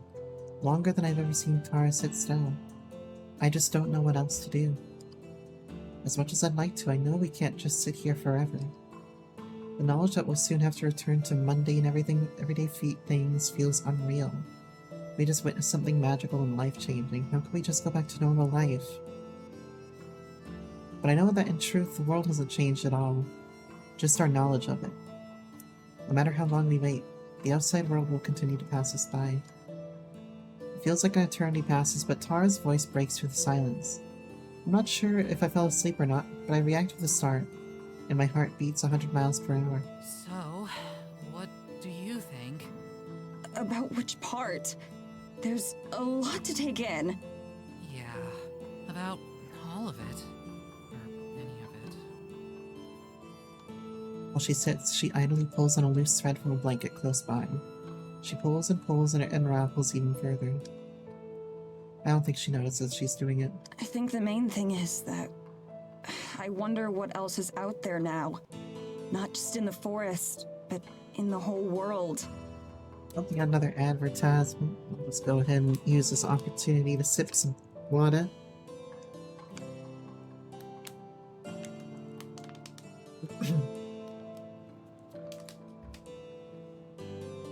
That is true. I don't know what my first thought would be if I was in that situation, you know? Because, I mean, other than just like hiding in the moment, I don't know what how my perception of things might change after that, you know? I don't know how I would react to something mystical being seen, especially something dangerous and mystical. But I feel like, you know, I'd be the character in a Lovecraft novel that sees the thing and then starts to subtly worship the thing or whatever, you know? Like, it's, you know. I have the complete Cthulhu Mythos right here, actually, in book form, somewhere behind my microphone over here. And it brings up an interesting question, or rather, Maddie brings up an interesting question about how seeing something so radically different to what exists in reality would affect your perception of reality. And I suppose that there's a lot of things that can happen to you in real life that can have very similar effects. Like being attacked, for example, or you know, someone betraying your trust or something. Like, there's a lot of stuff that can happen, you know, betrayals that can happen that can also influence you in that way. But if, yeah, it challenges your preconceived notions and understandings, so everyone react different, yeah. And, like, I don't know how I would react necessarily, because it depends on the amount of trauma that it brings with it, of course. You'd be happy. Well, you know, that's what I'm kind of thinking a little bit, like, for me, if I found something so out of the ordinary, so mystical, and challenges my worldview in some way, I would, you know, I would be like the guys in like a fucking, I don't know, what's the one that they're in like a desert, and there's like the Black City in Egypt or whatever. That he like goes, you know, he goes down the tunnel, it just stretches on forever, and then there's like the remains of the fish people and stuff. And when he goes down there, it's at the very beginning of the Cthulhu Mythos, actually. I think it's the Nameless City or something like that. Let me open up the book here. Let me consult the text right now. The Nameless City. It's a very short one, and I think by the end of it he gains some sort of like reverence in a way. You'd probably look for some sort of physical or irrefutable proof I wasn't hallucinating. That too. Hey, what's this under here? What did I just find underneath my book here? Oh shit. Oh shit, it was a card for a doctor with a note written on it. Let's not worry about that right now. Let's don't worry about that. I'll put the book back. But I think that I would find some sort of spiritual transcendence in it. Or not transcendence, but comfort. I guess transcendence is a pretty broad term that can be considered grandiose depending on how you take it, but there's a lot of things in life that can be considered a metaphysical transcendence of some variety.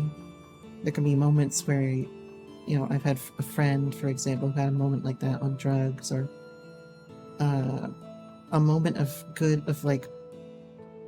honest and like deep understanding about oneself could be considered transcendent. So I'm not using it in a different way. But yeah, I think you're right that everyone have a different reaction to that kind of thing. And they kind of explore that in Lovecraft a little bit, because some people like continuously fight back against it. Some people are frozen in fear by it. Some people get on their knees and worship it, you know. I guess the question is, when my chat comes up, which of those do you do? Jesus Christ, I need... someone kick me out of here. Someone grab me by like a little cane and pull me off the screen, please. Yeah. I've got the book right here. You know why I have the book on my desk? It's because I was reading it for inspiration. Can I bring you by the hair? As long as you don't break my neck, Jesus Christ. You know, I had the book on my desk because I was reading it for my current D&D campaign. And there's a character in the current D&D campaign based on the very, very short story of Nyarlathotep, and which is also later on inspiration, or maybe it was taken from The King in Yellow. I think it was taken from The King in Yellow. So I have a little bit of inspiration from The King in Yellow, but there's also you could probably say like Shadow over Innsmouth and stuff like that in my current D&D campaign. I say current, but you know, technically I'm supposed to be running 2, but we haven't gotten that second one together yet, so that's just that's up in the air right now. But it was gonna be really fun. I promise. Are there more of those things? Or is it the only one of its kind? And how did no one ever see it before? There's just so much that I don't know how or what to feel. What about you? Again, she shrugs. Same, pretty much. There's no way you're not gonna get that BooTube award now, you know? BooTube? It's a surefire joke. It should be an easy smile, but she doesn't react at all. Probably not. I think I'm gonna crash. Good night, Mads. Just like Morgan, she gets up and leaves without even giving me time to reply. There's barely 5 seconds between her saying it and her bedroom door slamming shut behind her. It's not at all the kind of response I'd expect from Tara, but these are far from normal circumstances. All that I can do now is wait. For her, or for Morgan. Wait and wonder.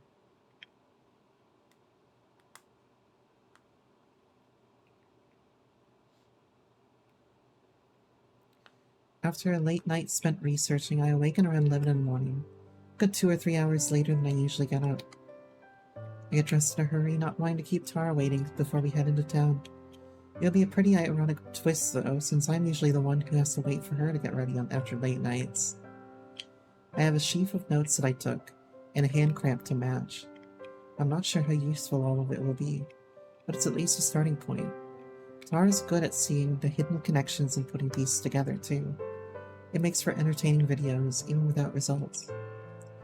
Out in the living room, a lukewarm pot of coffee and a used mug are the only indication that she's awake. Hey, I'm up now. Slept in a little. I'll be ready to go in a sec.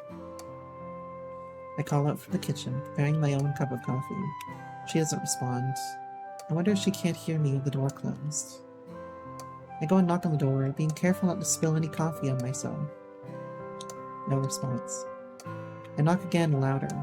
Most likely she has her headphones in. That or she fell back asleep. You ready? I'm good to go. I have a bunch of notes and research too.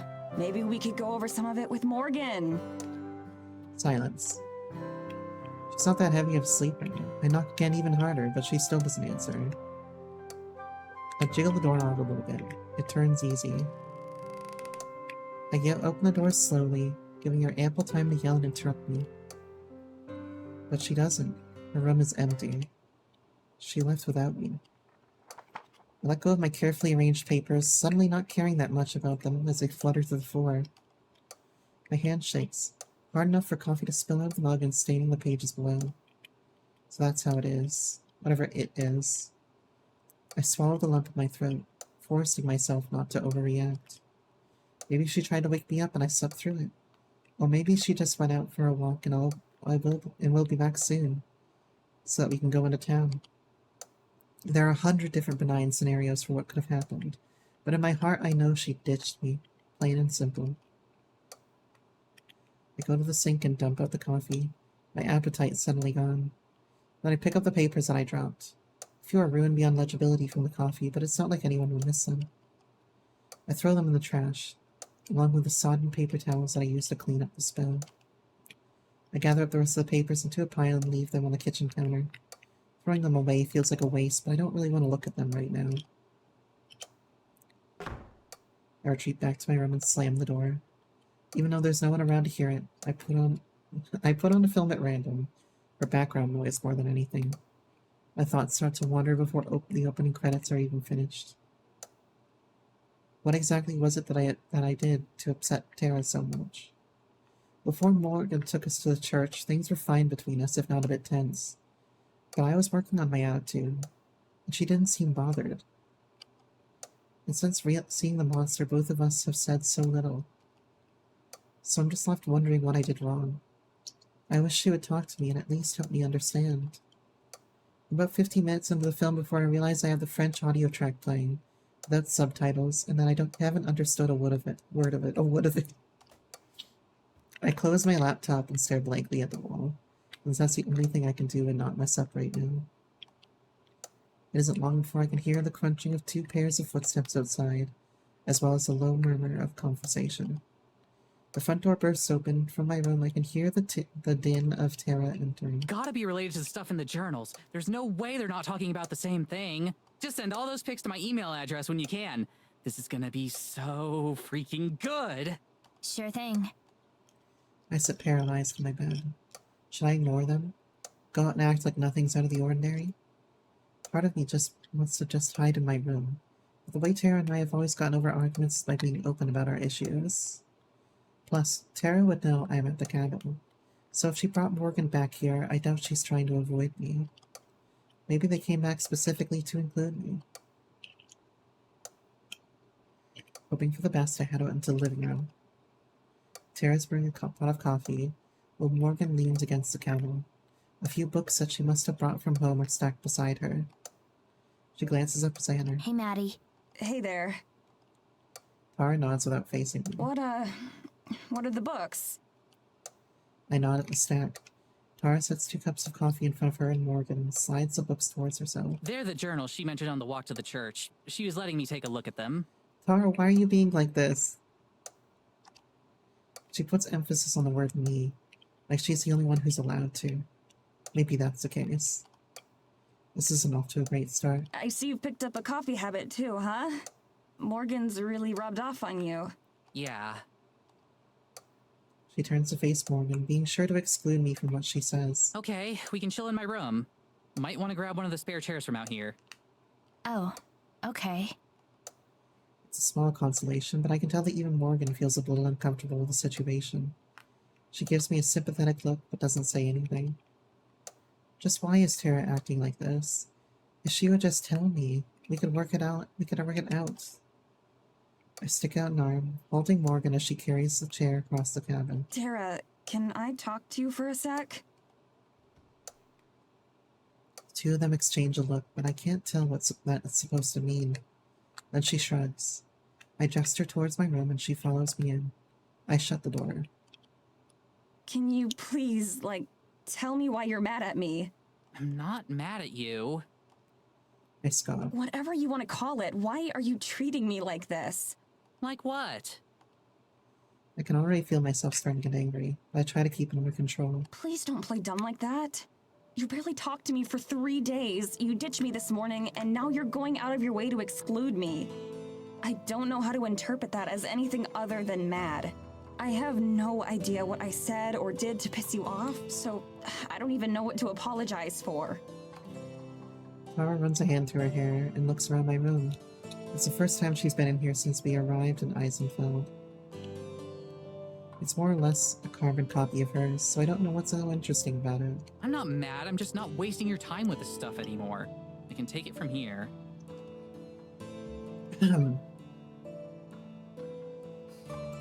Jesus Christ, Tara. What leads Tara to believe that Maddie isn't invested anymore then? Like clearly Maddie doesn't want to continue to do this, yes, but after seeing what they just saw, how can you turn around and say she's no longer invested? You know? Because she's clearly quite rattled after all that. I'm not quite sure I heard her right. Sorry, what? I said I can take it from here. Take what exactly? The vid. I mean, you're quitting anyway, so I've got to learn how to do all this on my own, right? But that's not... Well, to some degree, yes. I would see what you're saying, that they're scared. I see what you mean there. And to some degree, she's right, that, like, Tara does have to learn how to do this on her own, right? Or presumably has to, but it's hard after what they just saw to then go around and try to break the unity that you have with each other. You just both experience something very difficult, you know? It's a point where, like, you need to be together for, like, clearly both of them are rattled, right? So it's hard to stop empathizing with somebody after you both experience something that difficult, that really jumbled you, that really rustled your jimmies, you know? I don't even know what to say to that. Why not ask me at least? Or even tell me? That's so screwed up. How do you figure? Every day since we've got here, you've talked about or at least shown how you don't want to be here. You even said it yourself. You had to make an effort to be less bitchy whenever we go out. And I'm not saying that Tara's wrong either, because Tara has there's some things that are right, like Tara, that, like, Maddie hasn't shown interest. She's been wanting to leave, and yes, Tara's gonna need to learn how to figure this out on her own, but it's just a bad time to not be empathetic with one another, is what I'm saying. Like, this time of all times is the worst time to stop being empathetic. So, now that there's a solid lead, I can figure out the rest of it myself. Or at least with Morgan's help. If you want, I can buy you an early train ticket home or something. Next one should be coming through in a day or two. You don't have to keep pretending to care. Look at her face. Look at poor Maddie's face. The whole time her tone never changes. It's flat and emotionless. I wonder if that's another result of Morgan's influence. I might expecting there to be more, hoping that there's more. There isn't. I stand there, dumbfounded. Tara shrugs again, then leaves, closing my bedroom door behind her. Okay, sorry about that. Let's get those journals. I can still hear her talking to Morgan through the wall, bright and chipper. My legs feel weak all of a sudden, and I collapse onto my bed. Through everything, my own misgivings and concerns about my future, choosing to quit the show and telling Tara about it, and then even witnessing the monster at the church, I've managed to keep my composure. For the first time in I don't know how long, I can't stop it any longer. I cry. All of this feels so unfair. Of course I didn't want to be there. It's been a waste of time every single other time. I get it. I was a skeptic, a non-believer, only humoring her in her exploits, and playing as her foil. I rained on her parade constantly. And after everything that's happened, she was right. I can't deny that. But why does that mean I don't deserve to be involved with it? Maybe she took my leaving personally, even though I swore it wasn't the case. I was only doing what was right for me. I needed to move on and do something with my life. So is it really my fault that meant... Is it really my fault that it meant I had to stop playing around with paranormal stuff? After these past couple of days, I was even starting to reconsider that. Maybe staying on the show wouldn't be so bad. Once the episode goes live, everything will be changing. But now I don't feel like that's an option. She'd even want me there. I feel like everything in my life has just changed in a few short days. Like I'm lost at sea, without anything to hold on to. Oh no. They're gonna make me sing it. They're gonna make me sing it from Stray Gods, aren't they? I go lost at sea. My best friend in the whole world is at the epicenter of it all, and I'm thousands of miles from home. Through the walls, I can faintly hear the sound of Morgan and Tara discussing whatever it is. Not nearly loud enough for me to make out any words, but enough to be reminded of my exclusion. I wonder if Tara knows how upset I am, or if she expected me to be grateful. Neither would surprise me. I cry until my eyes are dry and sore, and I don't feel any better. The walls of my bedroom feel claustrophobic, and the vague sound of Tara talking is insufferable. I hurriedly bundle up and slip out of my bedroom and out of the cabin to get some fresh air. The cold is just barely more manageable today, but it's still preferable to the atmosphere inside. It stings my wet cheeks, burning reminders of my unhappiness. I pick a direction at random and start heading into the forest. As long as I don't make any twists or turns and just go in a straight line, I won't be able to get lost. After what I've seen, the woods feel especially hostile now. Wonder what else could be lurking in the shadows or further amongst the trees. Countless possibilities I never considered are suddenly plausible. For once I don't hesitate. I just walk, my feet automatically stepping over roots and other forest debris. Underfoot, the snow is slushy and messy. My head feels the same.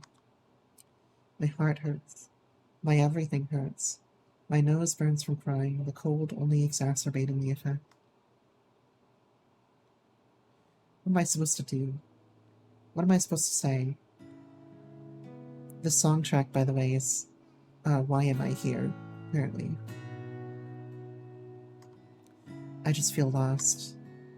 I reflect on the show, and on the years I've spent with Tara. I wonder how it all came to this. The show had been her idea, of course, but I was the one who encouraged her to go through with it. She always had a flair for the dramatic. Whether it was a school play, or a blog, or even over-the-top fanfic she used to write. Don't call me out like this. And I'd always been there to support her, whatever it was. I'd go over her lines with her and help her rehearse, or even edit her fics. When she first had the idea for Terranormal, and combining her two biggest interests, cryptids and herself, I was the only person who said she should go for it. I even came up with a name, which I'm still pretty proud of. At first, I thought it would be another entry in a long list of harebrained ideas that Tara would start and quickly lose interest in. I gave it 2, maybe 3 episodes tops before she got bored. But the reception was good, and the views started coming in. So did the ad revenue, and the sponsorship. Okay. Let's not get disillusioned here about the ad revenue, right? If whatever you think the ad revenue is, divide it by at least 10, if not 100, and that's what it'll be. What had started as a weekend hobby turned into a weekend responsibility, and then to a day job. My role went from holding a cheap camera and stitching together the footage to actually learning proper video editing and investing in decent equipment. It seemed only natural that I'd be the one to handle all the invites, fan mail, inquiries, and more. The professional side of things. That said though, if you're partnered with YouTube and you have 250,000 subscribers, that means you probably have 750,000 viewers, which actually is appreciable ad revenue. But it takes a lot of viewers to have appreciable ad revenue. It takes like thousands of viewers to make anything from ad revenue. So I guess with 750,000 viewers, yeah, you'd actually make something from ad revenue. I put my life on hold for the show, quit college halfway through my film studies degree, and moved out of my cheap student housing. I gave up on my barista job and the store manager promotion I've been hoping for. Wait a second. The Bell House. I dropped everything in order to help Tara make the best show possible. Sure, it wasn't like I had it rough. Tara's always split the royalties with me and pays for the expenses herself. The two of us have done pretty well for ourselves, better than we had any right to expect. But at the end of the day, it was still always about Tara. Her name in the title, her name on the contracts, her name in the fan mail. Tara, Tara, Tara. And when it's all over, and the final episode someday goes up and she moves on, she'll be able to take that name with her anywhere. That success, that popularity. And all I'll have is that memory. The more I dwell on it, the more unfair Tara's behavior seems. I can feel anger overcoming my sadness. How could she say that I'm only pretending to care? I gave up years of my life for her and dedicated them to making her look good. Without me, she'd never been able to balance running the business side of the show while actually making it. Hell, she's not even close to being tech savvy enough to do what I do. Part of me wants to spin around right now and go back to the cabin and demand an apology. But I know how that would go. She'd just get defensive. And even if she did say she's sorry, she wouldn't mean it.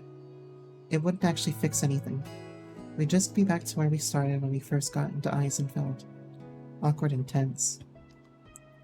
There isn't really a good situation that I can think of, but I have to do or say something.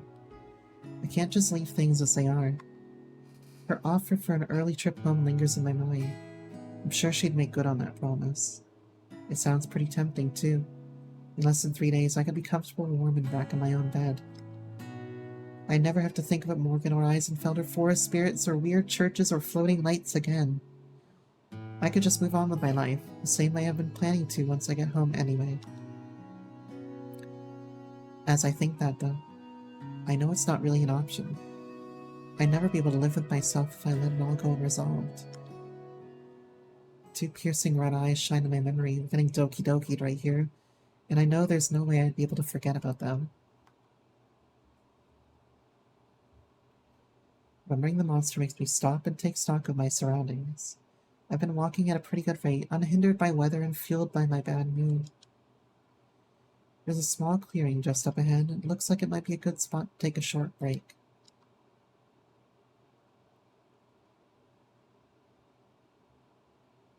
It's not very big, I realize when I reach it. I could toss a stone from one side to the other. It doesn't feel as stifling as the rest of the forest, so I clear my throat. It's the only noise I can hear. The sounds of the village don't travel this far. They barely reach the cabin, for the most part. Overhead, the sky is a crystal clear blue for the first time that I can remember. It's still freezing, but it isn't cloudy. Not an airplane or vapor trail disturb the tranquility. I rub my eyes and defog my glasses. I must look like a real mess out here. I do feel a little bit better, though. Fresh air alone has helped me clear my head. The snow underfoot is well trampled from my stomping around, and the mud mixes with the slush to form a thin paste that sticks to my boots. If there was somewhere to sit down, this place would be perfect. I make do with leaning against a tree that's mostly dry. I'll need to remember how I got here. It would be nice to have a place of my own to retreat to when I need it, away from the other two. Just as I'm enjoying the tranquility, there's a rustling sound overhead, and I looked up just in time to get a face full of snow as it slides off a branch. Perfect timing. I cough and sputter, wiping away as much as I can, though a lot of it still falls into my clothes. I flap the jacket like wings, trying to knock it out. Right then, from the corner of my eye, a quick motion catches my attention. It's gone too fast for me to notice more than a glimpse of fabric when I turn around to see who it was. But there's nothing there, and no sign of anything having been there. Heart pounding, I walk over to the direction it came from, looking for footprints or something. There's nothing. I rub my snap. That wasn't me hitting the enter key. It did that on its own. The harsh, unmistakable sound of branch breaking cracks behind me. I got highway blossomed right there. Oh, we have an ad running. Okay, take a drink here.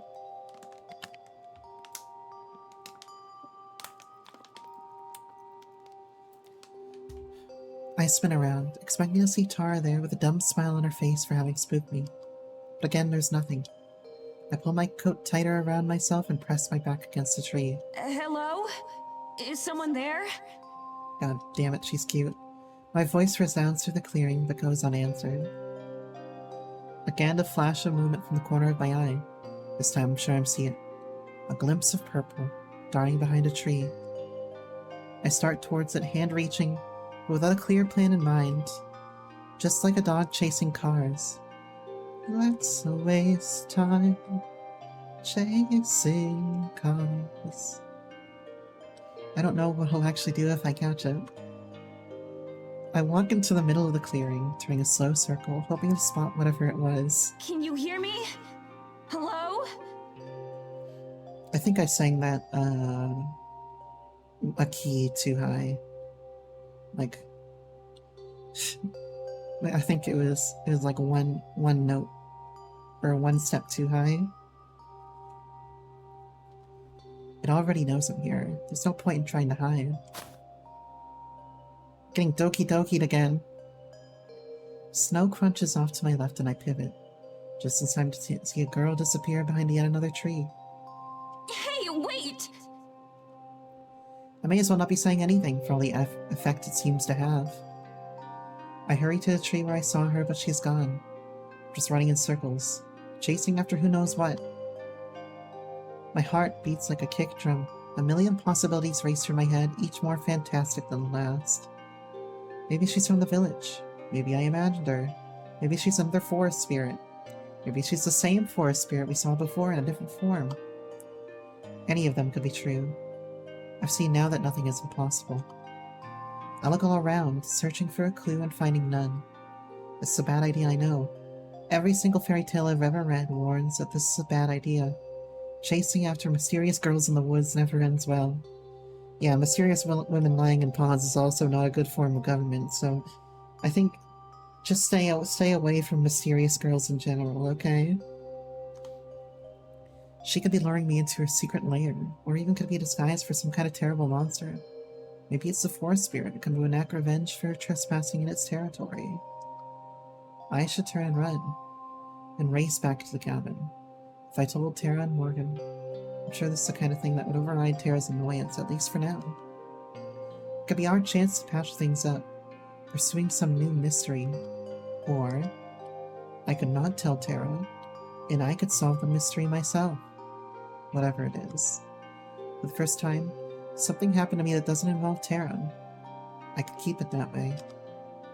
My hand is trembling, but I reach out in the direction I last saw the girl. More as a sign of openness than anything else. Are you still there? Silence. If you can hear me, can you let me know? No response. My fingers close over empty air. This is stupid. I feel like an idiot talking to no one. If she wanted to be caught, she would have let me, I'm sure. But then, if she didn't, then what was the point of even showing herself? I'll come back tomorrow, okay? If you'll be here again. Feels desperate. It is desperate. But I can't let this chance go. Not when this could be all I have. A light breeze blows through as if to answer. Maybe it is. Maybe it isn't. I stand there hoping for another sign. As I give up and turn back towards the path home, I see it. For just a split second, a bright pink light, crystal clear in the color of sunset flashes just once. Getting doki-dokied again. It's the same as the one we chased through the forest several days ago. My breath catches in my throat. My muscles tighten, poised to follow, but my common sense overrides. As much as I want to, I can't just go running off into the forest on my own. I'd probably never find my way back. I swallow.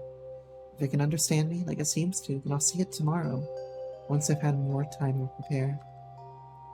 I face the direction the light came from, even though it's gone now. I'll be back tomorrow. I promise.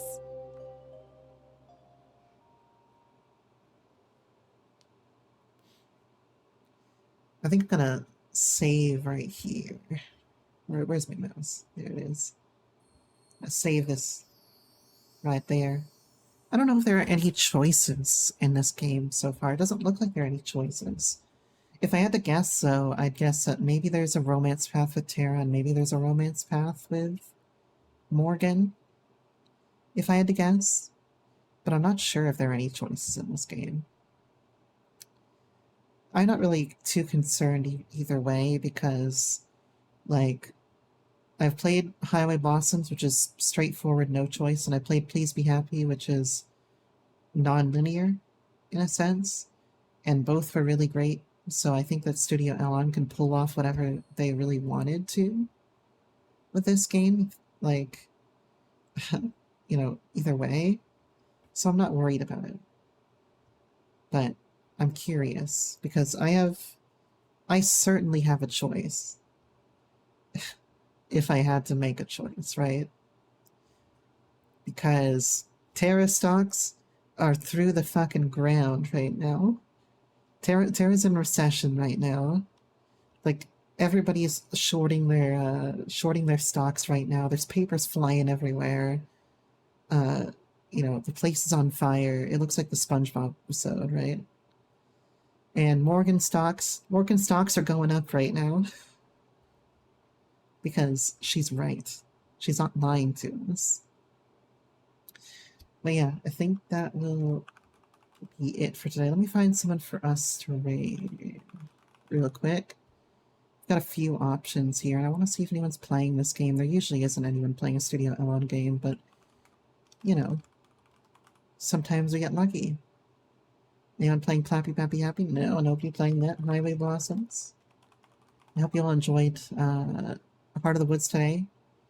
So far, I'm enjoying it more than I enjoyed the first half of Highway Blossoms.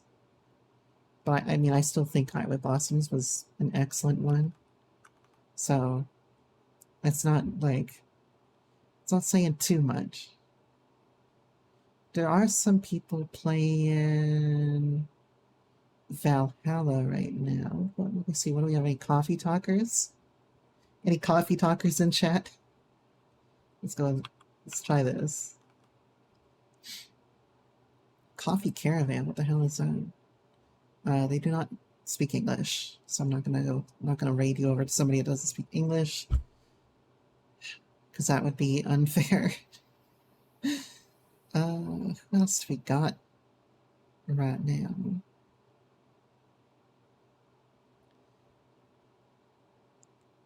Oh my god, we have a PNG tuber who loves rats. I'm gonna send you over to them, actually. I'm gonna send you guys over to Rat-a-Tat. He's playing Valhalla right now. One of our favorites. And he's got a very interesting model. But he is another rat enjoyer, and as you know, we love Ratsukara here, so we give support to any rats around. So, thank you guys so much for joining me tonight. I'll see you guys tomorrow with Final Fantasy VIII, continuing that playthrough. It should be pretty good. I don't know how many guys are going to suck off Final Fantasy VIII, but it's going to be a grand old time. So I will see you guys tomorrow.